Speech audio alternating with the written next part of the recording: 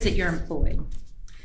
I was formerly employed with the state of California as a law enforcement officer, supervisor. Mm-hmm.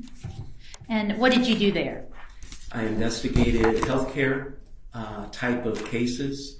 We were in the health quality section, so it ranged from overdose investigations, quality of care investigations, and then I was also part of working with the tactical diversion squad of the Drug Enforcement Administration, where we would respond to overdose deaths and conduct investigations, and also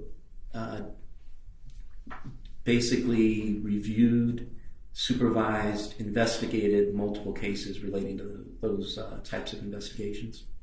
And when you say those types of investigations, are you referring to overdoses? Yes.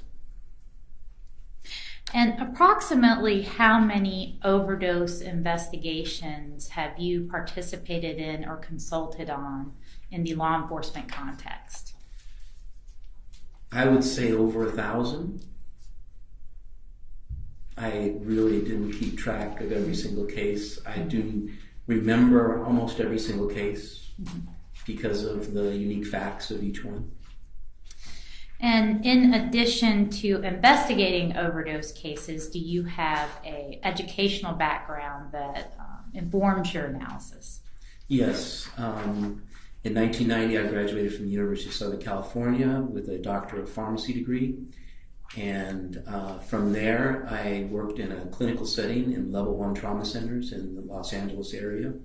I worked in acute care medicine, emergency room, burn intensive care, and psychopharmacology. I ended up becoming a clinical instructor with the University of Southern California, healthcare campus, with residents and interns rotating through different rotations in psychopharmacology, in acute care medicine, emergency medicine, burn intensive care, and cardiac care.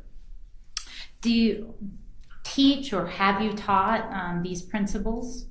Yes, I teach on a regular basis. Not only when I was teaching in the university setting, I also teach for the Department of Defense, both military and law enforcement investigative services. So I've taught NCIS, CID, OSI, Marine Investigative Services, all different types of topics, but I also do a week-long overdose investigation class. I've also taught for and certified coroners, sheriff coroners and coroners in overdose investigations through the Mississippi Bureau of Narcotic Enforcement. So you have taught law enforcement and coroners' offices how to investigate overdoses? That is correct. Are you published? Yes, I've published a number of articles, mainly in drug bulletins, but I've been part of other different publications relating to medical journals, and assisted in different investigational studies with different investigational drugs. And are you published in the area of investigations regarding overdoses? Yes. Tell the court what pharmacology is. Pharmacology is basically the study of drugs in the body, how they affect the body, and there's many facets of that, those particular concepts. Basically going from when the drug is administered all the way to when it is eliminated, and what happens during that time. Tell the court what pharmacokinetics are. Pharmacokinetics are the actions of a drug once they are absorbed. Basically, it starts from absorption, distribution, metabolism, and then elimination. And that's what we would use in the hospital settings to evaluate the clinical pictures with regards to patients. Patients would come in on multiple drugs. We wouldn't know why they were, may have been toxic already, or Maybe they were showing signs of adverse reactions or drug-drug interactions, drug-lab interactions. So we would take a look at that, look at the drugs, where they are, how much they're getting, decide on different, levels that need to be adjusted. And of course, we would be teaching, the residents and interns how to do this as well, so that when they went out and actually were in their own field, they would be able to do the same things. I'll grab some water. Please. You can go ahead, man. In an overdose investigation, do you typically rely on toxicological screenings? I'm sorry, could you repeat that? In an overdose investigation, do you typically rely on toxicological screenings? No, not alone. Mm-hmm. There's a whole facet of different things that we look at, excuse me, in an overdose investigation. I like to start with the coroner's notes, investigation notes, witness statements. There's certain things that are said. If there was a search warrant that was done, we look at what was found during that search warrant, different areas, anything that could be possibly related to toxicity or drugs. Or and I did a lot of expert testimony with regard to drug-facilitated sexual assaults. So I would take a look at if they did do search warrants, things like alcohol bottles, things that may have been tainted, things we may want to test at that point. Then we go into the autopsy, and then the toxicology, but then we use, we may take witness statements and we may go out and interview those people again, because there's so many times when, they say certain things and we want to not necessarily corroborate it, even though we're doing an independent investigation. We want to be able to ask a little bit more, it comes to mind many cases where, say the wife found the husband overdosed in the bathroom, and there were certain things that she said that we wanted to clarify. So that's a typical type of reasoning behind going out and doing that. But it's not just one facet of a particular overdose investigation. It's multifaceted, and there's not one that's exactly the same. I mean, every single one has its nuance and uniqueness. And we look for that uniqueness because it might be something that tells us a little bit more about what happened. Is it fair to say that toxicological results would be one part of the picture in an overdose investigation? Absolutely. Sometimes a small part, sometimes a big part. It just depends. And also, I can think of cases that just pop in my head in relation to, I remember we had an overdose of heroin and we ended up doing pharmacy audits on that particular patient and getting the PDMP, the Prescription Drug Monitoring Program reports. We found out that the person was getting large amounts of lorazepam, which had been a Valium-like drug, and we knew that benzodiazepine screens does not show lorazepam. So we went back to the coroner's office, asked, we still had samples of tissue, blood, and had them tested, and that's where we found a large amount of lorazepam in those samples. So again, there's times when certain things may be not necessarily missed, but not seen, and it's based on just doing these investigations over and over again, and knowing the drugs, where they're going to be eliminated, what testing is being done, what tests show more accurate levels of a particular drug, and so it's there's uniqueness to each particular investigation. So in order to come to a conclusion about whether an overdose occurred, is it important to take into consideration descriptions of the victim's behavior? Yes, everything has to be in totality. You have to look at everything that's out there. You can look at, say, levels or toxicology and say, okay, but that's just this. I start from the very beginning and go through statements, go through everything. That's the only way to really render, a objective opinion, and try to. It's almost like I'm trying to. We really want to find out what happened. And have you personally investigated or consulted on cases involving overdoses of the drugs acetaminophen, diphenhydramine? Not only have I investigated them, diphenhydramine is actually used as a drug that causes an additive or potentiation of other drugs. So we'll see, unfortunately, kids actually steal it out of the pharmacies, and they'll take it. It's like a depressant and a narcotic, depressant and a stimulant, depressant and a depressant. And basically, what they're trying to do is 1 + 1 is greater than 2. Get a better effect, an enhanced effect.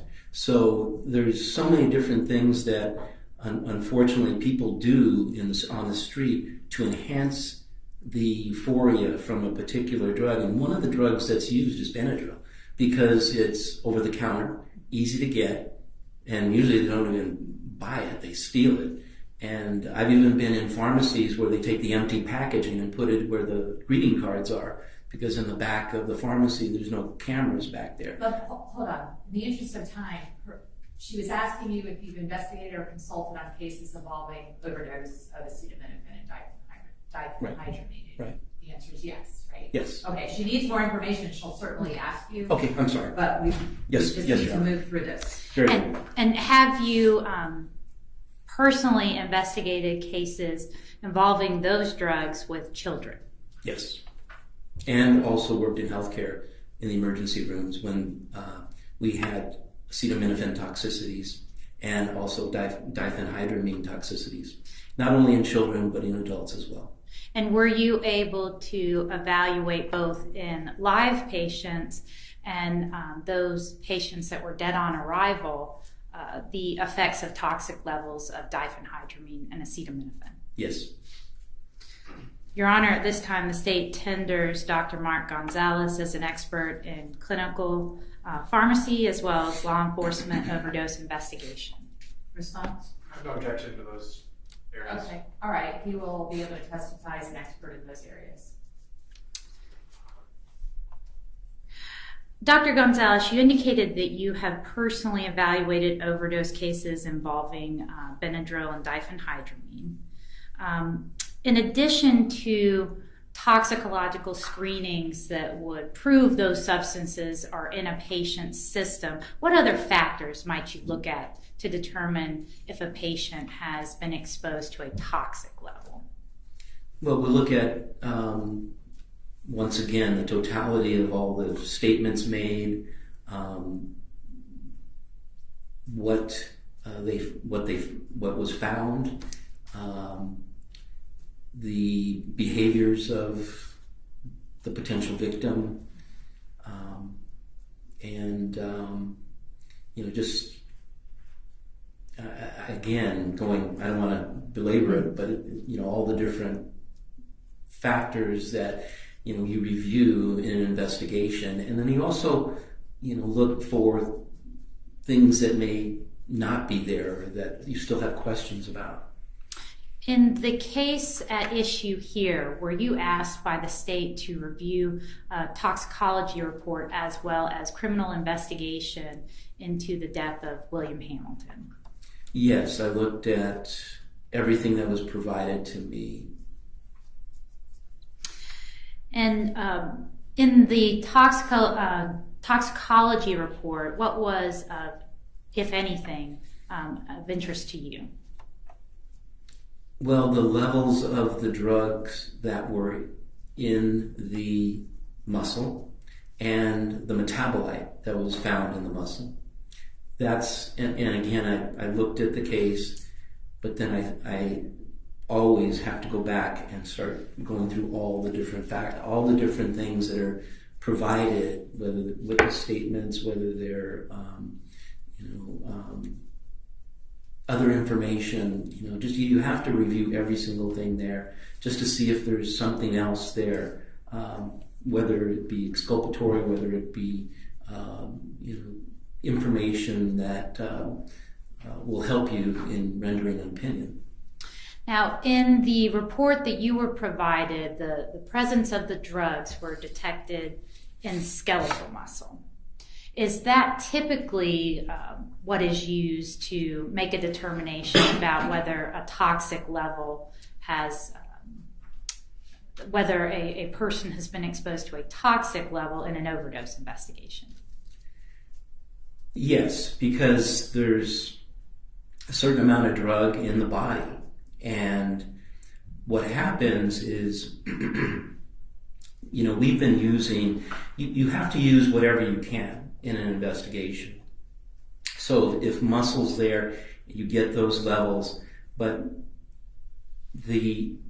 what it tells you is that there's, and we look at the optimum thing would be to get peripheral blood, preferably in the femoral artery. However, and because cardiac levels will concentrate and they'll be much higher. But other than there, you don't get higher concentrations in other tissues. They're always lower concentrations than what's in the blood, or equal to.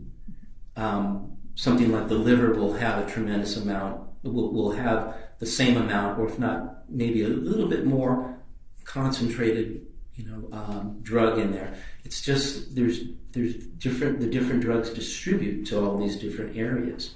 And so in the muscle, that's where, we saw these levels, and, that said to me, those were way above therapeutic. So you have to have that, that much, at least in the blood, while the person's alive, to get into that muscle and distribute. It's like the very simple biology experiment where you have sugar on one side and water on the other side, and you have a partition gradient in between. And eventually the sugar migrates over to the area of the water, and that eventually builds up concentration of sugar. But at no point is it going to be greater than this side, because it can only be this much sugar on this side. So it's basically a very, very simplified manner of explaining distribution. And yes, there can be variables with regards to the muscle itself, but the bottom line is there's drug there. It's at a toxic level. So the drug in the blood had to be at least equal to that level. In looking, and kind of jumped ahead of me a little bit, but what I'm getting at is in an overdose investigation, what is going to be the best evidence of what the drug level was? What is the preferred? Oh, no doubt peripheral femoral artery. It's a large artery, and that's going to give you the most accurate level at death. You're talking about blood? Peripheral blood. Peripheral blood. Okay. Yeah. And could you explain to the court what peripheral blood is? Peripheral blood is blood in the periphery, the arms, the legs. But again, in the leg, you have a femoral artery that is a large vessel. We don't look at, even though they test for it. Cardiac areas of the cardiac area, they may test for it, but you'll see some astronomical levels because the blood and the drug concentrates there in the central part of the body and the blood. And is it always available to you in overdose investigations to use peripheral blood? No.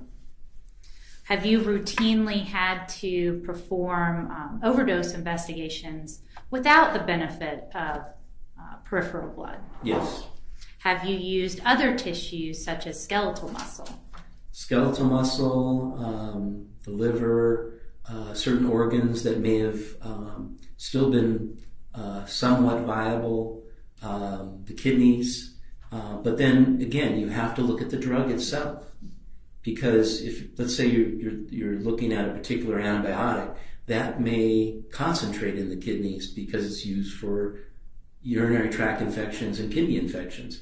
So once again, knowing the kinetics of the drug will tell you that, okay, that's a large level that's going to be in the kidneys or the urine, and that's because the drug concentrates there.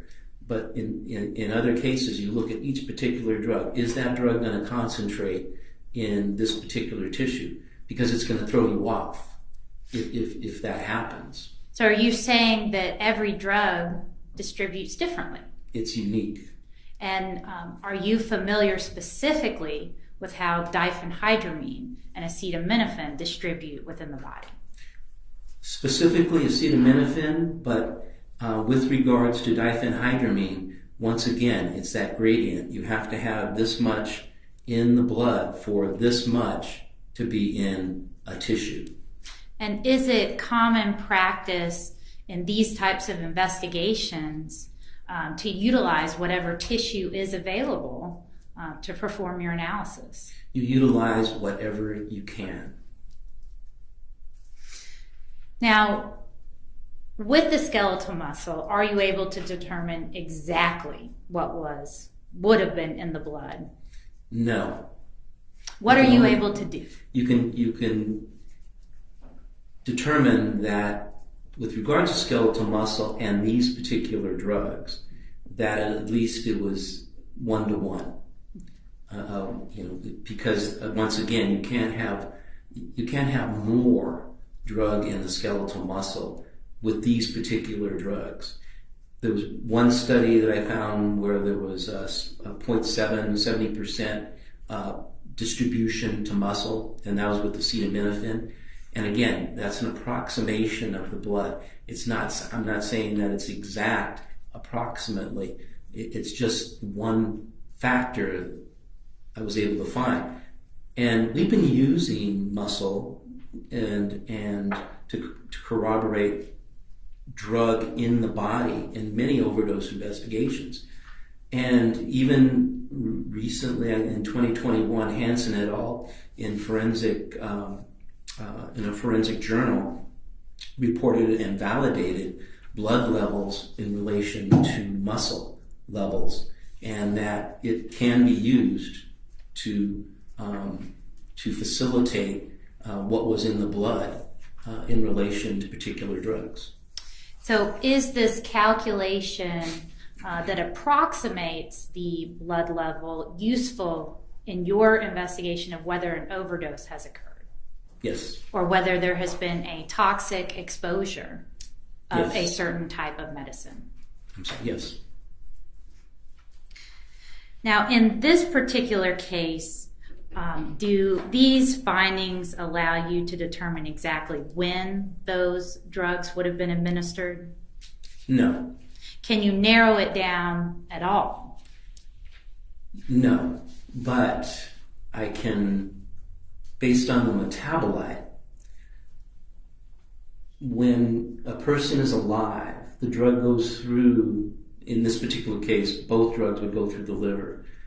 And if a metabolite is present, say in the muscle, that would tell me that the drug was given more than once. It wasn't, when we see acute overdose deaths, in other words, someone takes a bottle and they take the whole bottle of pills, they can succumb to the drug before there's any type or significant amount of metabolite formed by the liver. They have to be alive at that point.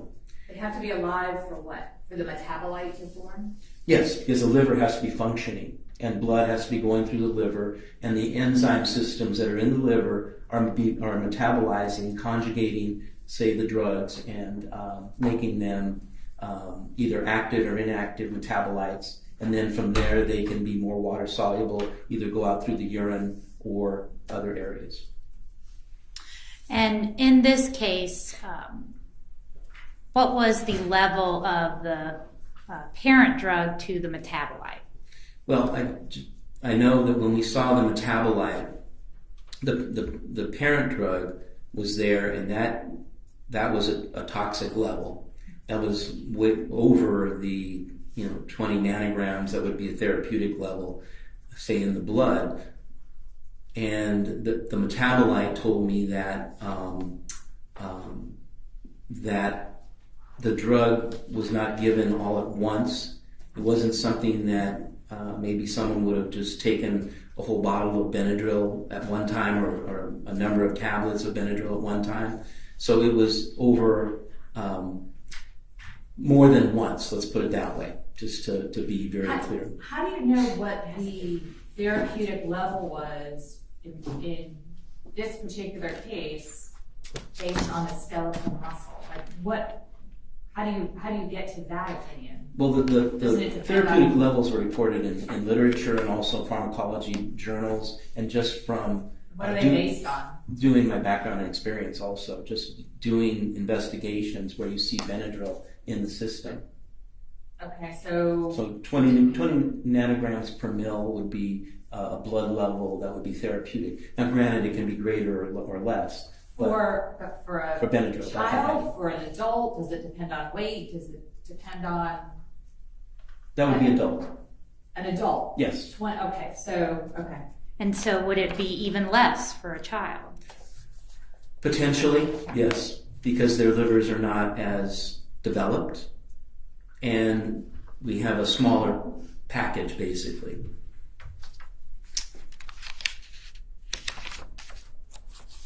And mark for identification purposes, States Exhibit 75.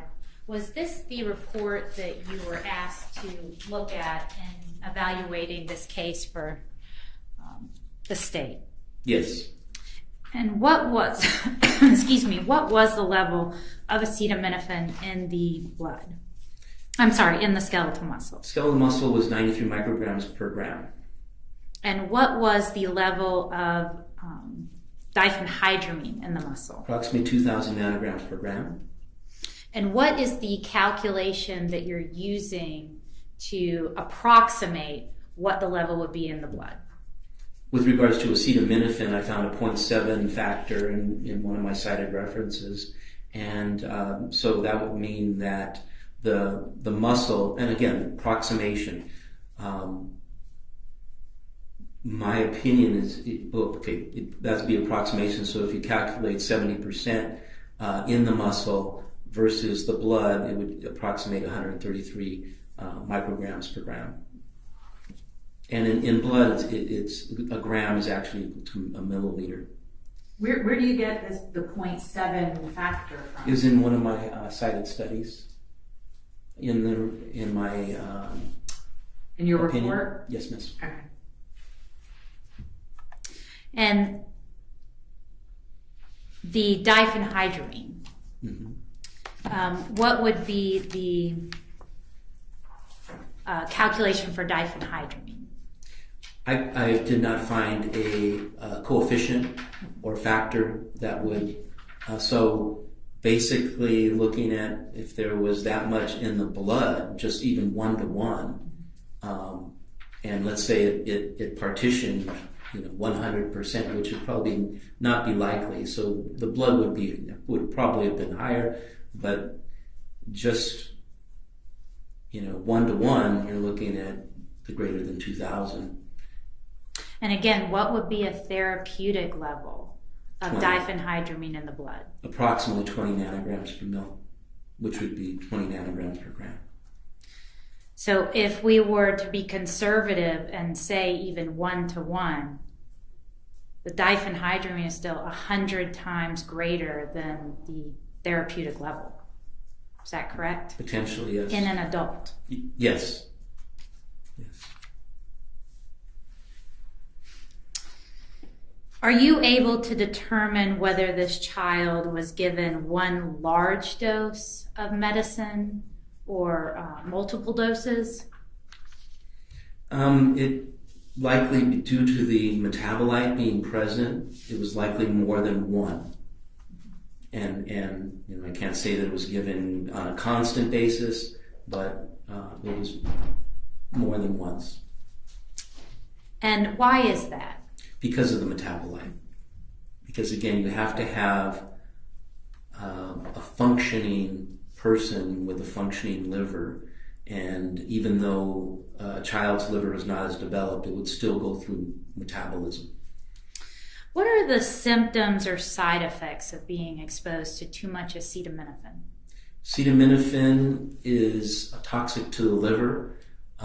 It can cause necrosis of the liver, and in high dosages, and even some researchers, and this from background and experience, have even mentioned the fact that even taking small doses once in a while can actually cause some liver necrosis, which is basically death of the hepatocell, the cells in the liver.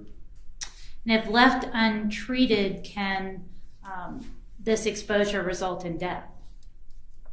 Yes, and there is an antidote, but yes, it can result in death. What about diphenhydramine? What are some of the side effects of being exposed to too much diphenhydramine?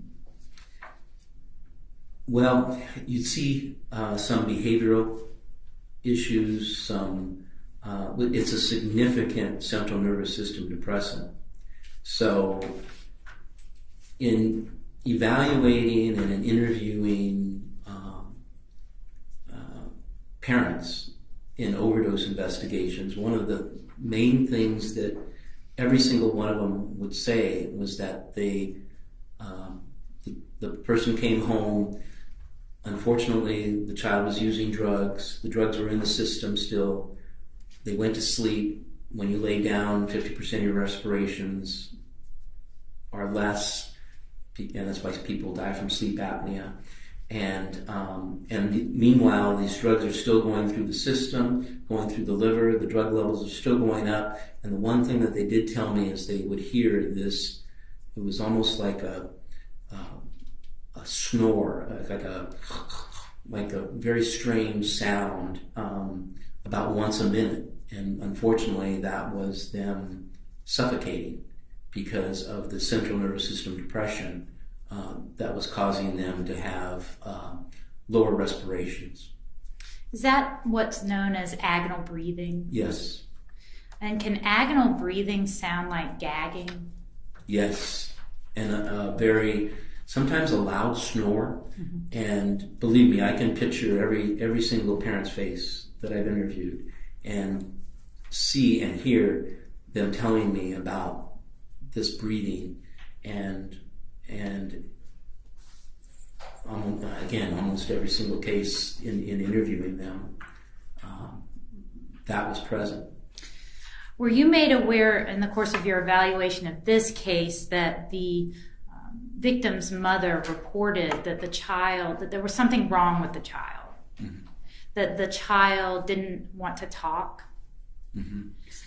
Make sure you answer yes, I'm sorry. My apologies. That the child didn't want to get up? Yes. That the child was gagging? Yes. That the child was lethargic? Yes. Drowsy? Yes. Would this child's symptoms be consistent with diphenhydramine and or acetaminophen toxicity? Particularly diphenhydramine, the listlessness could have been from the acetaminophen, or both. And was that the mother's own report of the behavior and symptoms that the child was having? Was that a part of your analysis? Yes. And do you have an opinion about whether this child was exposed to a toxic level of one or both of those drugs? Both of those drugs. Thank you. All right, Cross.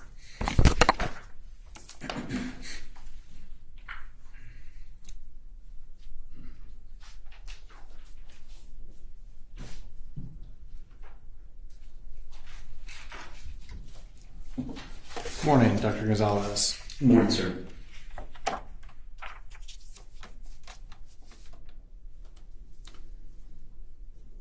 All right, I'd like to begin with a little bit about your background very briefly. You said that you have attended autopsies while you were in graduate school, correct? Yes, sir. And this was in the late 80s? Late 70s. Okay.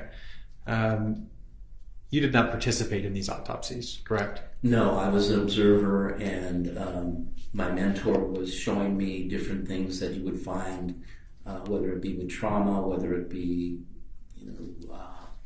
related to disease states, that you could actually determine based on the autopsy and your findings. All right. And you're not qualified to perform an autopsy yourself, right? No, sir.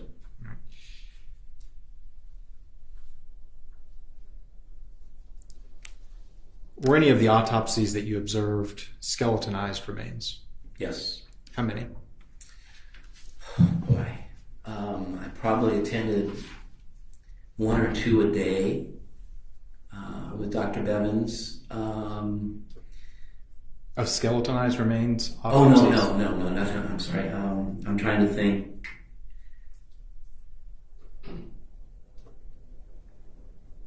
I would guess, and again, I wasn't counting each particular autopsy where it was just skeletal remains. We always had the skeleton in most cases, because even in burns they didn't burn. But let me clarify. Yeah, I understand most all autopsies have a skeleton. I'm Right. talking about if there's just a skeleton remaining. Okay. That's what I'm talking And about. we're talking without muscle then. Or let's say a severely decomposed, or Like in potentially, this case, is that like what in you're this talking case, or mummified Yes. tissue. Oh, absolutely. How Oh, many? yeah. Yes. I would say well over 100. 100 skeletonized remain autopsies that you Yes, did sir. while you were in grad school. Yes, we had 80 bodies show up to the Los Angeles County Coroner's Office every day, and about 30 of those were questionable, that Dr. Bevins and other coroners would do autopsies on. So there was a significant amount. And this is while you were in pharmacy school. Yes, sir. And you were taking a class with Dr. Jerome Bevins. Yes, is that sir. right? What type of class is this? Forensic pathology. All right. And how much of a part of the curriculum for a pharmacy student is forensic pathology? 1 year. All right. So for 1 year, Mm-hmm. you were going and watching autopsies every day, Almost every day, yes. and you saw over 100 skeletonized remains. I would say so. Now, you are not a forensic toxicologist either, right? No, sir. Right, you're not a member of the American Academy of Forensic Sciences, No, sir. and therefore you're not a member of the toxicology section of that academy. That is correct. All right, I want to talk about your ultimate opinion in this case is that the amounts of drugs that you are calculating first tell you that they have been administered on a chronic basis, right? Yes. And that the metabolite tells us that this was a chronic basis. Yes? Yes. And that your approximation using a formula of skeletal muscle ratio to blood tells you this is well above therapeutic levels. When we're discussing acetaminophen, I did not find a factor for diphenhydramine. But you did use a formula. You used a 1-to-1 ratio. It's just a simple formula, right? For acetaminophen. Acetaminophen was 0.7. Correct. And for diphenhydramine, you used a 1-to-1 ratio. I didn't approximate a level for diphenhydramine in my report. I just said So that. are you only saying that the acetaminophen was at a toxic level? No, they were both at toxic levels in the muscle. Right, that's what I'm asking. Yeah. You did approximate the diphenhydramine and acetaminophen levels, correct? In the muscle or in the body in totality? In the body totality, there was toxic levels of both. That's what you found? Yes, sir. That's your opinion? Yes, sir. Okay. All right. And you did not find a metabolite for acetaminophen, correct? No, sir. All right. And I don't think one was tested for. That's in the report that it was not tested for? I didn't see any metabolites of acetaminophen tested for. In the, I guess it's right here, there was no metabolites of acetaminophen tested for. Yeah, just diphenhydramine metabolite and acetaminophen. So not the metabolites of acetaminophen. All right. I'd like to talk about metabolites a little bit. Sure. The parent drug enters the body. It gets distributed to the muscles, right? Or all over the body. It gets distributed. Yes. Maybe not all over the body, but it Right. gets distributed throughout the body. Right. That's why you can, in skeletal muscle, you can find the active drug concentration, and that's what we're referring to as the parent drug, right? Correct. All right. Now, that drug begins to get processed by the liver, right? In this particular case, with those two drugs, yes. Some other drugs are processed differently. That is correct. All right. Now, as the drug is working its way around the body, it's going through the liver here and being processed, right? Yes.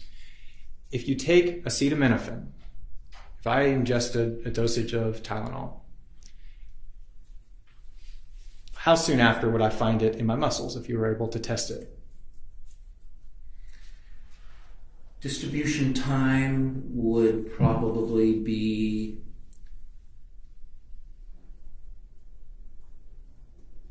within an hour. All right. Yeah. When would you start to see metabolites? Later. We're looking at, let's say it was given, I would say around 3 to 6 hours, depending on start seeing metabolites. When would you stop? And again, acetaminophen wasn't tested in this particular case. I understand. I'm just using it as an example. Okay. When would you stop seeing the parent drug in my skeletal muscle? It depends on the concentration, because once again, you have your little gradient, and if a level's here, if the blood goes down to a certain level, it's going to redistribute back to the blood and then be eliminated. Let's say I take a therapeutic dose of acetaminophen. Okay. You can start to see it in my skeletal muscle in around an hour. I promise I'm not holding you to these numbers. I'm just making an illustration here. You then start to see metabolites 3 to 6 hours, right? Excuse me, let me answer. Yes, I'm sorry. When would you suspect to stop seeing that parent drug in my skeletal muscle? In maybe 2 or 3 half-lives of the drug. So the half-life is, in general, for adults is about 3 hours. So you take three half-lives, and it would start to gradient away from the muscle.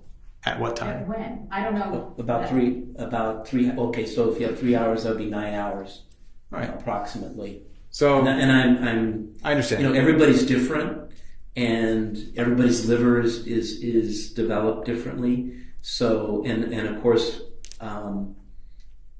depending on the individual, they may eliminate it faster or slower. Okay. So I'm being very general. I understand. And again, these general. numbers aren't being exact Yeah. here. Would you consider around the same numbers, ballpark, for diphenhydramine?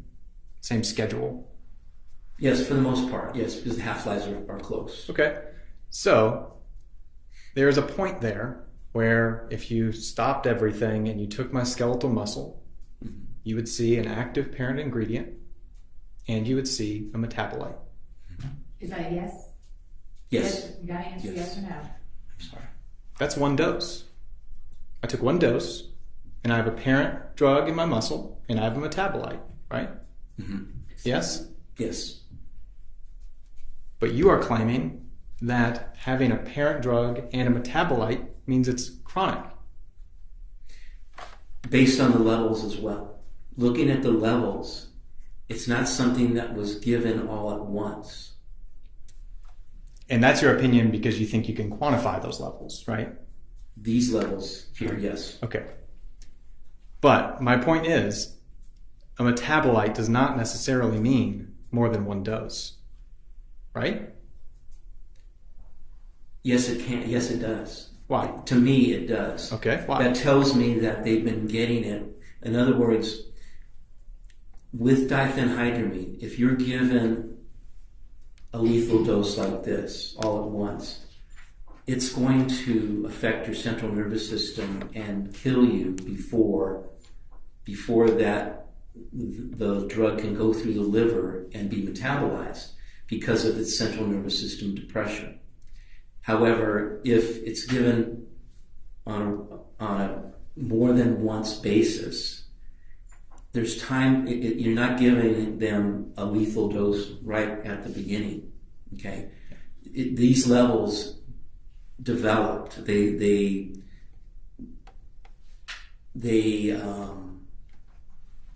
didn't get to this way with an acute poisoning. Now, I want to walk back what you just said. Okay. You are saying that this metabolite and active drug, parent drug, couldn't have been from one dose, in layman's terms, because the child would have died before able to metabolize it, right? Right. But that's assuming this was a lethal dose. Yes. And if someone disagrees with you that it was potentially a trace dose or a therapeutic dose, the child would continue to be alive to metabolize the drug. Well, I'm basing it on the level of diphenhydramine in the muscle. When you have this large of amount of diphenhydramine in the muscle, okay, and there was metabolite being formed, the metabolite would not have been formed. Because you believe the child would have died. Would have died from that level of diphenhydramine. What I'm asking you is, if someone, and that is because you believe that this was a lethal dose, right? Yes. Outside of that, you would agree, if this was a non-lethal dose, that there could be a coexistence. At the same time, there could be a metabolite and a parent drug, right?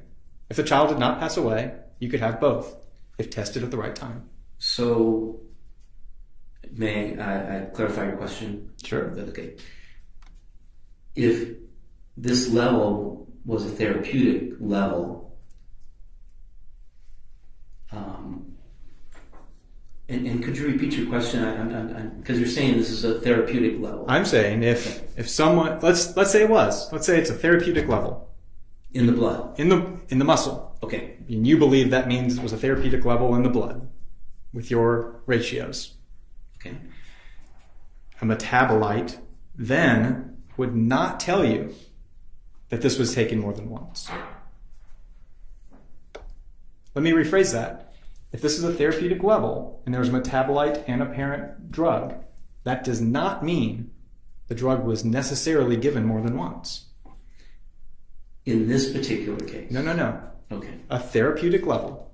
I'm not talking about this level. I understand how you feel about the level. Okay. If there was a therapeutic dose and that was found in the muscle, 20 nanograms per microliter, I think I messed that up.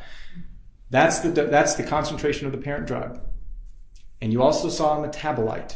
There's no reason to believe that metabolite and that parent drug didn't come from the same dosage, right? Correct. Okay. So, the whole point here is you believe this metabolite is from a different dosage or multiple dosages because you believe that this represents a toxic dose. Yes, if this person was given that much diphenhydramine to get to approximately 2,000 nanograms per gram, they would have died before the metabolite would have had time to develop. Okay. Now, you talked about the ratio that you used for acetaminophen. I'd like to start talking about the dosage derived from skeletal muscle. Are you talking about the methodology now? Yes. Okay, because that's what I want to get to. I understand, Judge. Yes, okay. This is the metabolite is still a portion of his opinion. No, I understand. Okay. The 0.7 factor Mm-hmm. you used for acetaminophen, right? Yes, sir. And you said you got that from the study that you cited, Yes, right? sir. That study was drug concentration in selected skeletal muscles. Yes, sir. And you cited 2 studies in your report, correct? I think there were 4 total. 2 related to skeletal muscle. Yes, sir. The other one was site-to-site variability of drug concentrations, right? Now, in the first one, where you got the 0.7 number, the article says, and I quote, "We suggest that muscle is suitable for qualitative analysis, but not for quantitative corroboration of a blood sample or as a quantitative alternative to blood," correct? That is correct. That's a source you cited, That right? is correct. You cited 2 sources on skeletal muscle use, and both of them say it is not suitable for quantitative analysis, right? Correct. The main reasons is that, and I'll quote from the same article, there might be variability in drug concentration between muscle samples, right? Yes. If Yes. I take a sample from one part of a muscle, it could be vastly different from another, right? In that study. Right, the one you cited. Correct. Okay. They say that within case variability of drug concentrations may be extreme, right? Correct? Correct. Now, this study was not even decaying bodies, right? No. Nor was your other study. No. The site-to-site variability of drug concentration study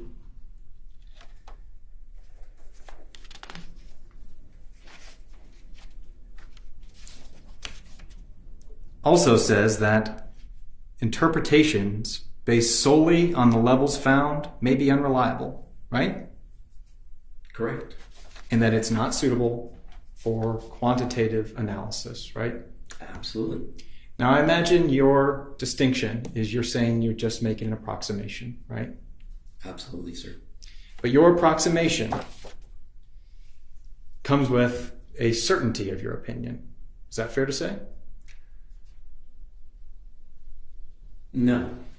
You are approximating the number, what that level is, but you are opining that whether that number's off a little bit, this represents a toxic dose, right? In my opinion, these levels in the muscle represent what's in the body as being toxic. Based on no study that tested decaying muscle. Correct. You understand that the scientific field says that this is an unreliable principle to quantify something. Actually, in the more recent study relating to validating blood levels and muscle, it has been validated. In that study, the rates or dates or timings of decomposition was a known factor, right? Is that the airplane pilot? No, that's separate. That's a different one. Which That's one? a case. That's a case. Oh, that was That's the case. it. Okay. It's the differentiation there.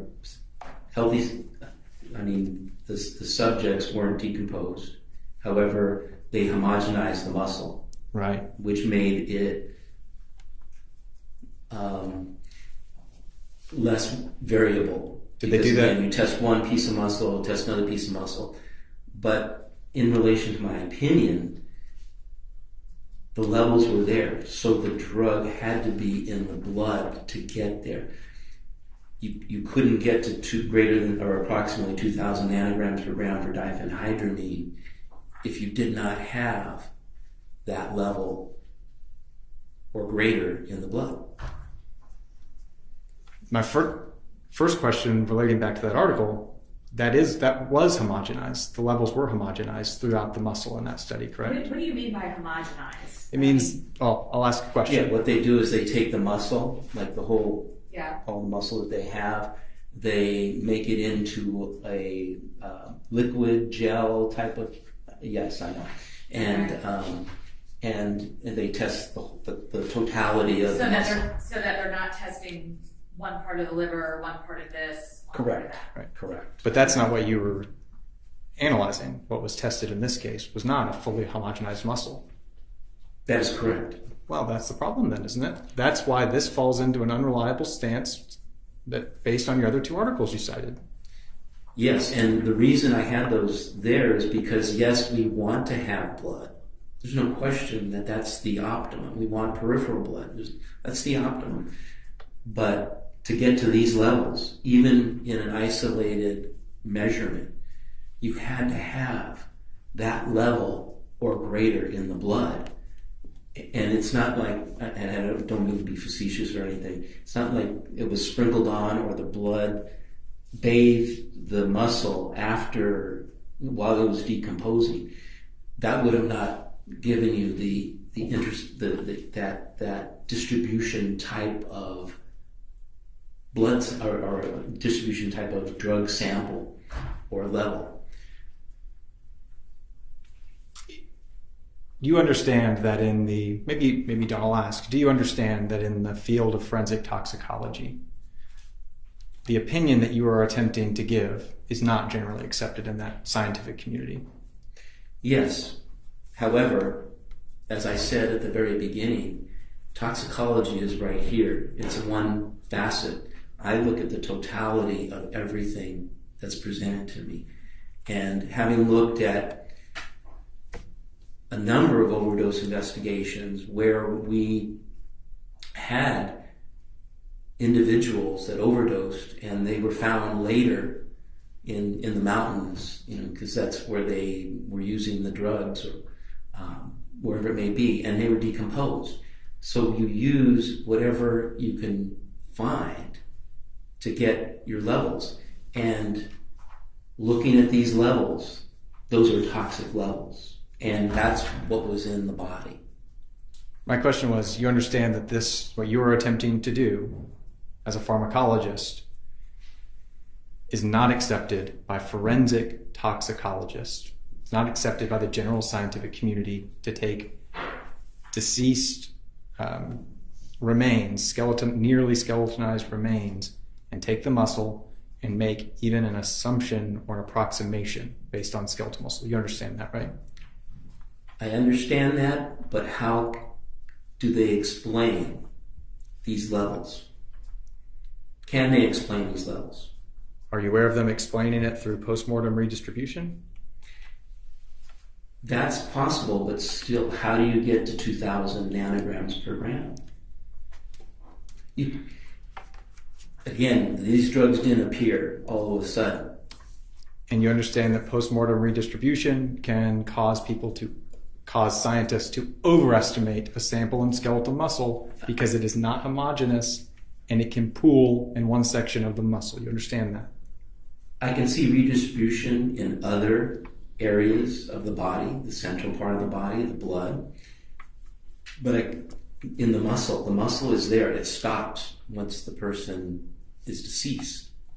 It stops. That level got there. I have no further questions. Thank you. All right, Connor, Just want to make sure we're very clear on this. 2,000 nanograms per gram of diphenhydramine is 100 times a therapeutic dose in an adult. That's correct. Is it possible to be given a therapeutic level of diphenhydramine and end up with 2,000 nanograms per gram somewhere else in the body through the process of post-mortem redistribution? No.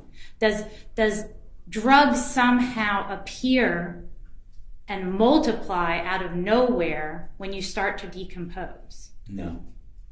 Did this child have to be given at least that much or more for that amount to end up in the muscle based on your expertise? Yes. Even if we completely disregard the approximation used to calculate acetaminophen, let's say we take that out of the equation. Can you discuss that 2,000 nanograms per gram in the skeletal muscle would represent a toxic dose to this child? That's correct. Nothing further, Your Honor. Anything else? Nothing further. When you indicate, hold on. When you indicated that your opinion was an approximation, was there a margin of error? It wasn't mentioned in the study. They just gave a coefficient factor for partitioning and distribution into the muscle in that particular study. You're talking about the 2021 study? No, the 2021 study, they actually validated blood and muscle. Well, I guess what I'm asking is, in your analysis, in your report, you said it was an approximation. What is your margin of error in your coming to that opinion? There was no margin of error reported in the study. It was 0.7, so that would be 70%. Okay. All right. Thank you. Anything else? We're not going to All say right. that. All right, you can sit down. Thank you.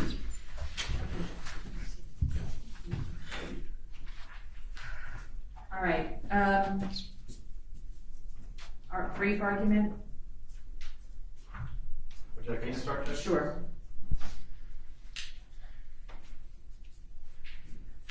I know we've argued this before, so I know generally what the arguments are. Right. So just kind of summarize for me now that we have the benefit of this testimony.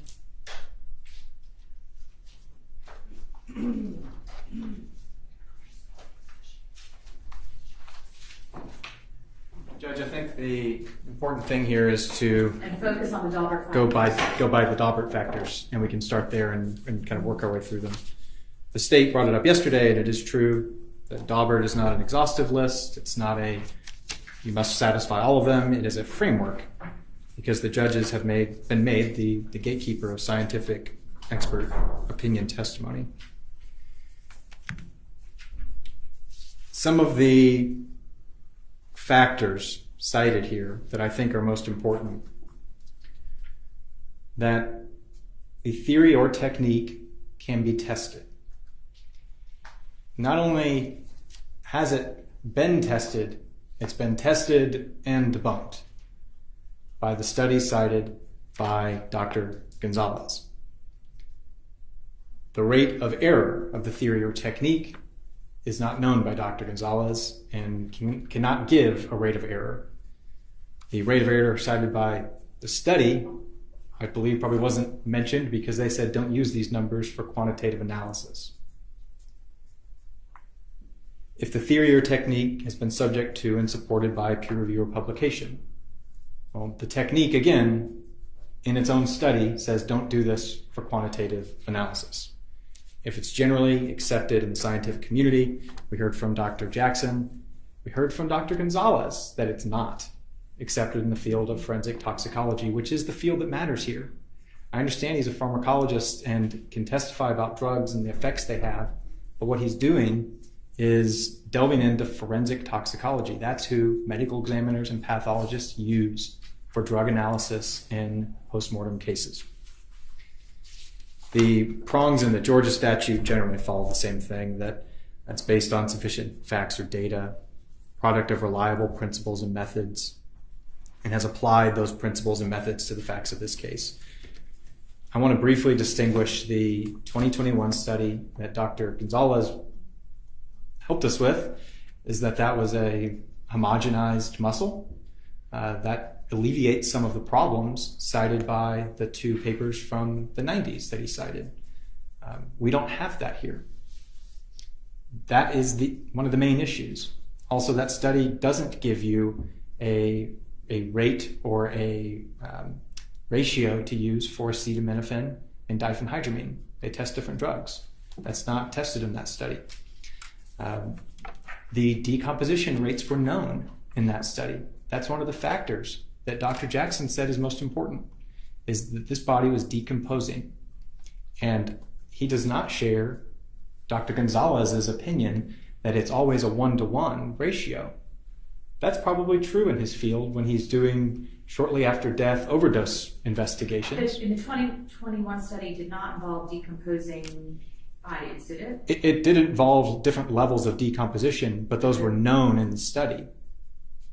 So we knew the rates because that was a known Because they knew rate how of long decomp. bodies had been, Right. samples had been decomposed. Okay. Right, and we don't have that. Right. Okay. So that study is why Dr. Jackson was able to distinguish it from our present case.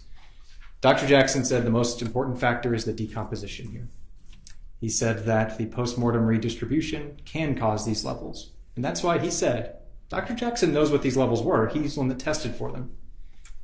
He knows what they were, and he cannot say that this was any more than a trace dosage, as much as he could say it was an appropriate therapeutic dose, as much as he can say an overdose. Those are the three options here. Was the child given too little? Was he given the right amount, or too much? He knows that 2,000 level, and because he understands postmortem redistribution, he understands he still can't do anything with it, because it can go more than a 1-to-1 ratio in postmortem redistribution. That's the problem. That's a problem that Dr. Gonzalez is ignoring. So he's trying to apply a principle that is unfounded, based on unfounded data and resources, and trying to do what every other forensic toxicologist refuses to do because they understand what they're working with. This is not his direct field, and this is what happens when people are brought in to testify about fields that are not their expertise. The only thing that I think appropriate that he could testify to as a pharmacologist is what the effects would have been if a child is given a toxic dose of diphenhydramine and acetaminophen. He can say he understands what the symptoms were from the child. He can say it's consistent, but nothing more. He can't talk about the dosage. It's not supported. And if you can't support the dosage, you can't support the conclusion that this is a toxic dose. There's no basis. So I went a little long on this, Judge, and this is my point. The metabolite issue. He agrees that he only thinks it was a chronic basis in I'm sorry, let me start that over.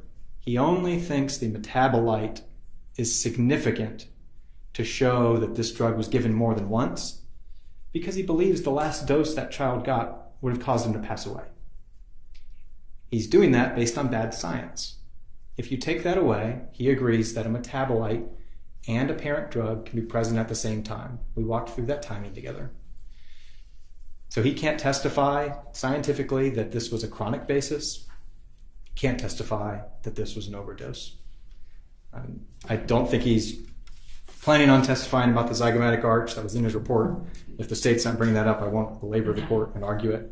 I think the only thing he can testify to is if this symptoms were consistent if the child was given a toxic dose and not that they were. Okay, Thank you. Thank you. All right, Ms. Hodder.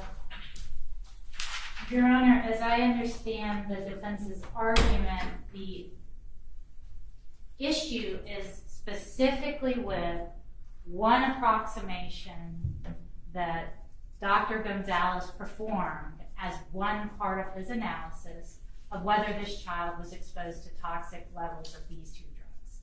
And that is when he approximated the amount of acetaminophen in the blood with the 0.7 ratio that he used from one of the earlier studies, which he said did not have a demonstrated error rate. Now, he is not coming before the jury, and he is not going to say that this is what the child's blood level would have been. He's going to say that we're able to approximate the blood level.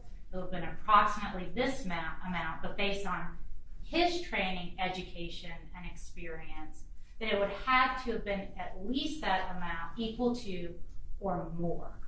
And the defense did not question or disprove anything using pharmacological principles that his assertion that had to be at least the same or more was incorrect. He is merely attacking one calculation that was used. He's done nothing to demonstrate that this expert doesn't have the knowledge and basis and background to say that it had to be higher in the blood. And with the diphenhydramine, he didn't even use a calculation. We're just using common sense here. The doctor is saying a therapeutic dose in an adult would be 20 nanograms per gram. This child had 2,000 nanograms per gram in his skeletal muscle. I mean, it doesn't just appear out of nowhere, Your Honor, and that needs to be explained to the jury. The forensic toxicologist has a very different role. They are simply receiving samples and they are screening them for drugs. And then they interpret those amounts. This pharmacologist studies the effects of drugs in both live patients and patients that have arrived deceased after an overdose. He has real life experience with these two specific drugs in the context of an overdose, both in cases where children have survived and where children have died. All right, question. What were the levels of that he was given from, is it Dr. Jackson? Dr. Jackson won't opine about what I'm not talking about the extrapolation. The initial, whatever they tested, what was the result, that numerical value? 2,000 nanograms per gram in the muscle. In the muscle. Diphenhydramine. Okay. And that was determined by Dr. Jackson? By Dr. Jackson. Okay. All right. And so, because the forensic toxicologist won't discuss what that number means, because that's not his job, that's not what he does, we need a pharmacologist to explain what the therapeutic level would be and how this is significantly higher. We don't even need to discuss the ratio of acetaminophen and trying to quantify a blood level. That's not even relevant to a discussion of the diphenhydramine. But we need to be able to demonstrate to this jury that 2,000 nanograms per gram is a massive. And it can't just appear out of nowhere, Your Honor. That amount of the drug had to be in the child's body. And the pharmacologist is the best person to explain what happens when the drug is ingested, how it distributes through the body, and his opinion that you couldn't have a metabolite with this specific drug, diphenhydramine, because the child would have died with this amount of drug before it would have ever gotten the opportunity to metabolize. This is very important information for the jury to know, because that tells us that the child had received this drug on more than one occasion, that it had a chance to develop in the liver. And the defense has had no line of question to discredit any of those opinions. Their argument has been solely based on the one calculation regarding acetaminophen. And so Dr. Gonzalez should be allowed to testify to his evaluation of the toxicological report and his understanding of what those amounts mean, so that the jury can understand the values and why these values are problematic. And Dr. Gonzalez testified that he has participated in thousands of overdose investigations, specifically involving these drugs, specifically involving children, and involving children that both passed from them and that survived. He has knowledge that will be useful and relevant to the jury, and his reliability has not been attacked. Again, as the defense even pointed out, this list of factors in Daubert is not exhaustive and it's not required. They're suggestions. They're suggestions. but it is ultimately the court's role as the gatekeeper to determine if scientific testimony is going to be relevant and useful and reliable to the jury. And in the case that I provided to the court earlier, in Ray Jacoby airplane crash litigation, this is a United States. Yeah, I read that one. I've got it. If I can refer the court to page 15, sort of middle of the page, the court emphasizes that the list is non-exclusive and that each factor need not be applied in every case. That the inquiry needs to be tailored and that you should consider those factors only in as much sense as they're reasonable to make your reliability determination. That the court's inquiry must be based solely on the principles and methodology and not on the conclusions they generate. Right. That an expert's testimony need not be flawless for it to be reliable and admissible. That the grounds for the expert's opinion merely have to be good. They do not have to be perfect. But they have to be reliable. They have to be generally accepted in the scientific community. And in theory, they should be subjected to peer review and publication and things like that too. I mean, that's not me, that's Dauber. That's what the law says. It's not that the state needs the evidence or that the defense needs the evidence. And again, we're hyper-focusing on On the one law? on one calculation for acetaminophen.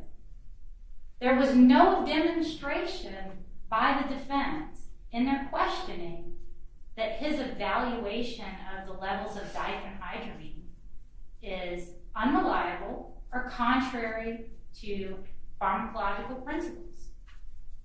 Okay. There was none. And that information is useful and relevant to the jury's inquiry. Your Honor, the court's role as a gatekeeper is not intended to serve as a replacement for the adversarial system.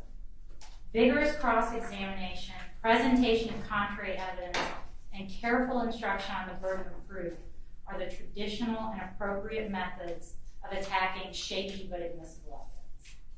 All of those arguments go to the weight of the doctor's opinion, not its admissibility.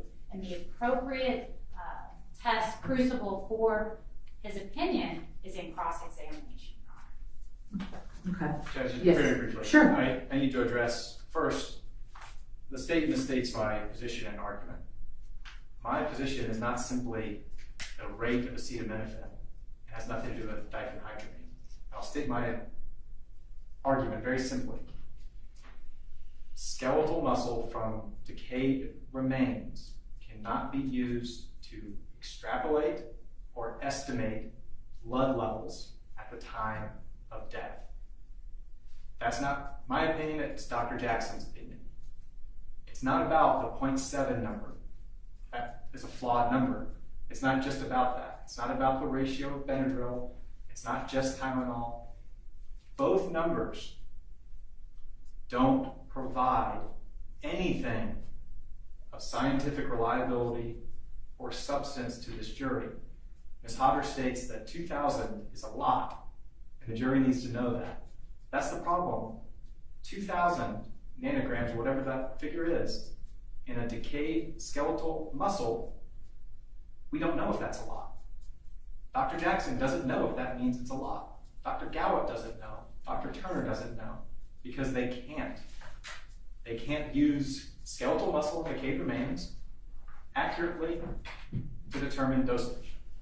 The airplane crash case, Jacoby airplane crash, I want to point out the testing there seems similar on its face to ours, but they tested in multiple locations. They tested 10 different types of tissue and fluids, and the error rate was known. That's on page 20. They cited another case, coincidentally, the Sheeshley versus Cessna aircraft case that's starting on page 22, that brings up a Benadryl test that was excluded because the error rate wasn't known in part.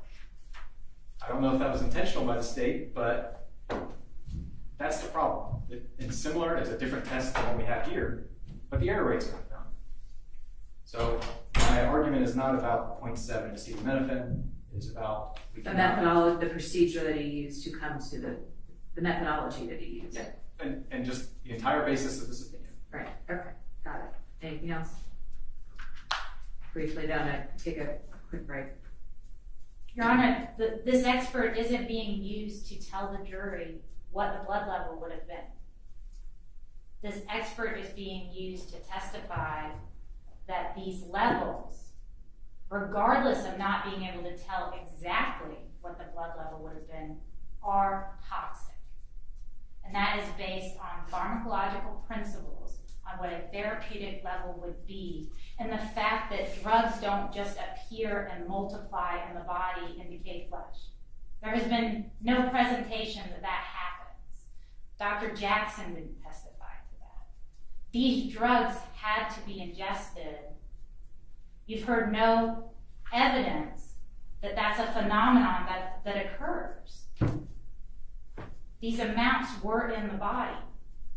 And Dr. Gonzalez can explain, and so while no one's willing to say this is what would be in the blood because we don't have a for sure method of doing that, we can still talk about these levels. They can still provide some instruction to the jury that's going to be helpful to their determination if this was an inappropriate amount. But your other experts aren't going to be able to say that, right? They're in a different field, Your Honor. Yeah. We're talking about pharmacological principles. A toxicologist is not going to discuss the pharmacological principles because they're not going out and evaluating the case. They're testing a sample and they're telling you what is present in the sample. The inquiry was completely different. Okay. Judge, even pharmacologically, Dr. Gonzalez can't provide anything to say it is a one-to-one on decayed muscle. No one can. Pharmacist, toxicologist, doesn't exist. That's why he hasn't cited it anymore. All right. I'm constrained by what Daubert allows me to do, and there is, and I agree with the defense that the skeletal remains cannot be used to accurately extrapolate or establish blood levels at the time of death. His methodology, the methodology that was used by Dr. Gonzalez there's no evidence that his theory or his technique has been tested, that it's been subject to peer review and publication. He had no rate of error at all when I asked him what the margin of error was for his approximation. And the evidence clearly indicates to me that this extrapolation method by use of the skeletal muscle is not generally accepted within the scientific community. And those are things that Daubert requires before the opinion is allowed. So I am simply following the law, but I'm not going to allow those opinions. He can testify that the symptoms of what a toxic dosage was, that the child's symptoms were consistent with a toxic dose, but not the extrapolation. Your Honor, can Dr. Gonzalez discuss what a therapeutic level would be and tell the jury, I can't tell you what was in the blood? I think that's appropriate. But a I don't have a therapeutic problem with level that. would be, I think that's fine. and that It's just it's that extrapolation. I'm okay with him as a general, is his experience and expertise in pharmacology being able to testify as to what a therapeutic level would be. As long as he doesn't say there's a 1-to-1 ratio and that this 2000 was the blood level, and I should be able to ask, this is not blood level, it's the skeletal muscle level. Are we on the same page? Yes, Your Honor. Okay. All right, then that's the ruling. All right, let's take a 10-minute break and then we'll bring the jury back in. All right.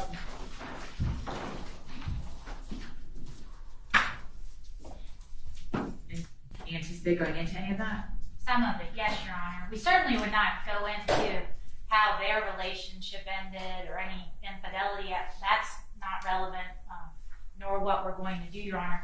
But we do think it's absolutely relevant to discuss the nature of their relationship and how they parented their daughter, the fact that he was not allowed to see his daughter when the relationship ended. I think this does show a pattern, and it doesn't necessarily implicate bad character, not allowing someone, not wanting to have a relationship with someone after the romantic relationship has ended, not wanting them to be in your life, and not wanting them to be a part of your child's life doesn't implicate bad character per se. She might have had good reasons for doing so. All right. I mean, I don't necessarily think it's bad character, but so it's character at all. So it's 404A is going to be evidence of a person's character or trait of character shall not be admissible for the purpose of proving action in conformity therewith on a particular occasion. So these traits that they're going to bring up about a past, so it's important to realize that all of these events happened after, much long after, and I think it's the state trying to get into propensity. Well, is this the next witness? No, Your Honor. All right, let's hold off on this then until right before that witness. Can you let us know when that witness is going to testify? I'm going to get the jurors back in here. It will be the second witness, and this next witness isn't going to be terribly long. So Okay. All right, change my mind then. Let's see. And I'm having trouble getting the...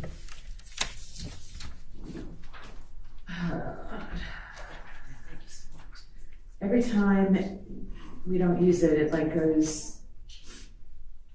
All right, is it not? It's displaying now. Is that not what's supposed to be?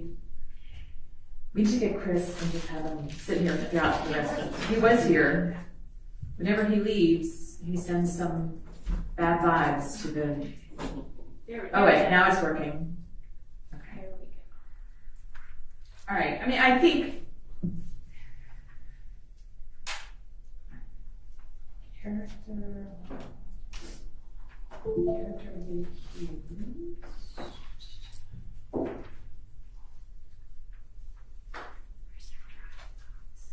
Character evidence is any evidence that directly or indirectly suggests that the defendant has a bad or a criminal character, and therefore is more likely to have committed the crime charged as presumptively inadmissible character evidence. Character evidence.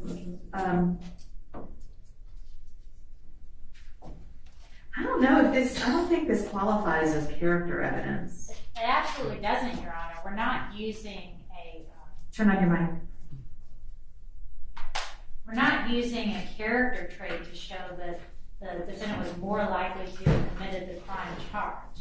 We're exploring the relationships we had to show what her relationship was like with her family, with her child, because she made statements to the police that she had no one to care for them. You know, she made all these statements about her family and her history and her background that we believe these statements from Mr. Black could be used to impeach. Okay.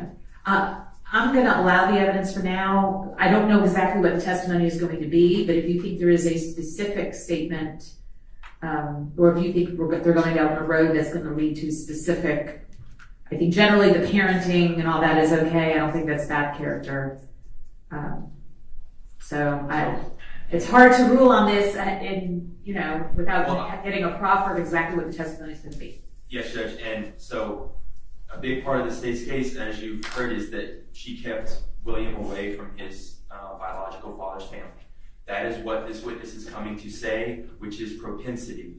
And it's going to say that she did it with this man, and she did it in the past with this other. So, Judge, if it's not, I don't see how it's relevant to this particular case if it's not going to her character as a mom that keeps her son away from his dad. Ms. Hodder?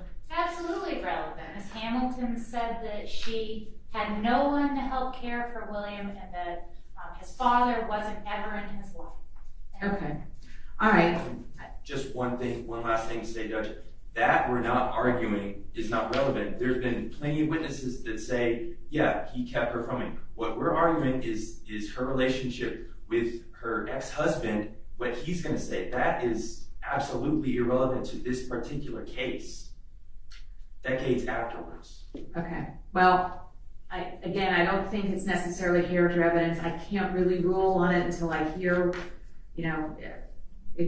exactly what it is. If you want to reassert your objection when you think you're getting into that, we can reevaluate it. But for now, I'm not going to keep it out at this point.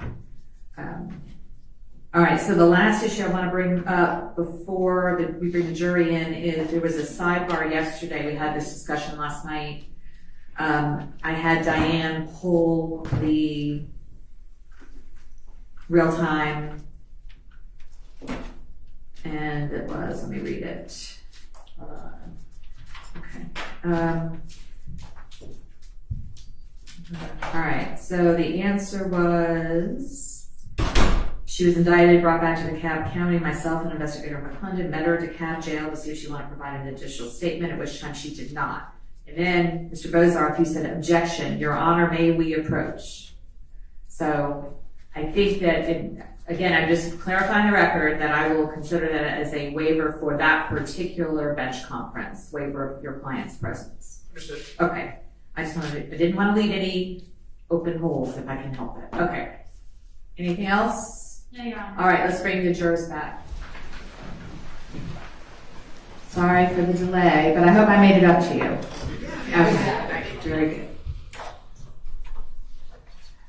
All right, we are ready to proceed. We got everybody? Yes. Okay. Call your next witness. Your Honor, the state calls Wanda Hamilton.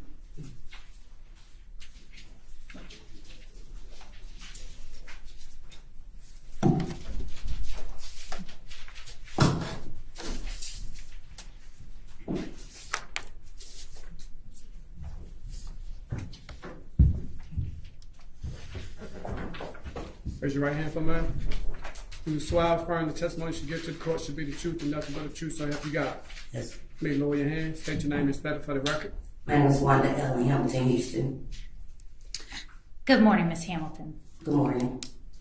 Miss Hamilton, did you know William Dashawn Hamilton? Yes. How did you know him? I'm his aunt. And is that on his mother's side or on his father's side? On his father's side. And what's your brother's name? William Harris Hamilton. Is that William Dashawn Hamilton's father? Yes. And Margaret Hamilton, who is that to you? My mother. And is that William Harris, your brother, Hamilton's mother as well? Yes, ma'am. Did you know, or do you know Teresa Ann Bailey? Yes. How'd you know Teresa Ann Bailey? We was friends. Do you see her in the courtroom? Yes. Could you please describe what she looks like, what she's wearing? She have on brown on a suit and a white shirt and braids in her hair. Your Honor, let the record reflect that the witness has identified the defendant. Any objection? No objection.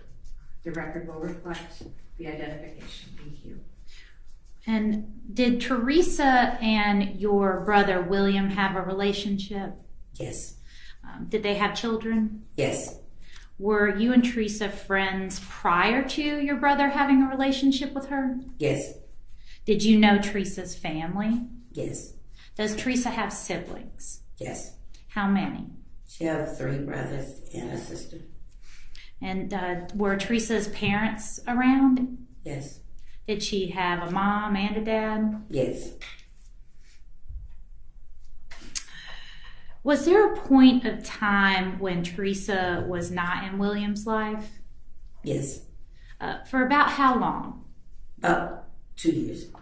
And during that time, who was looking after William? Her parents. While Teresa's parents were looking after William, did the father's side of the family, your brother William, did that side of the family get to see little William? Yes. How often?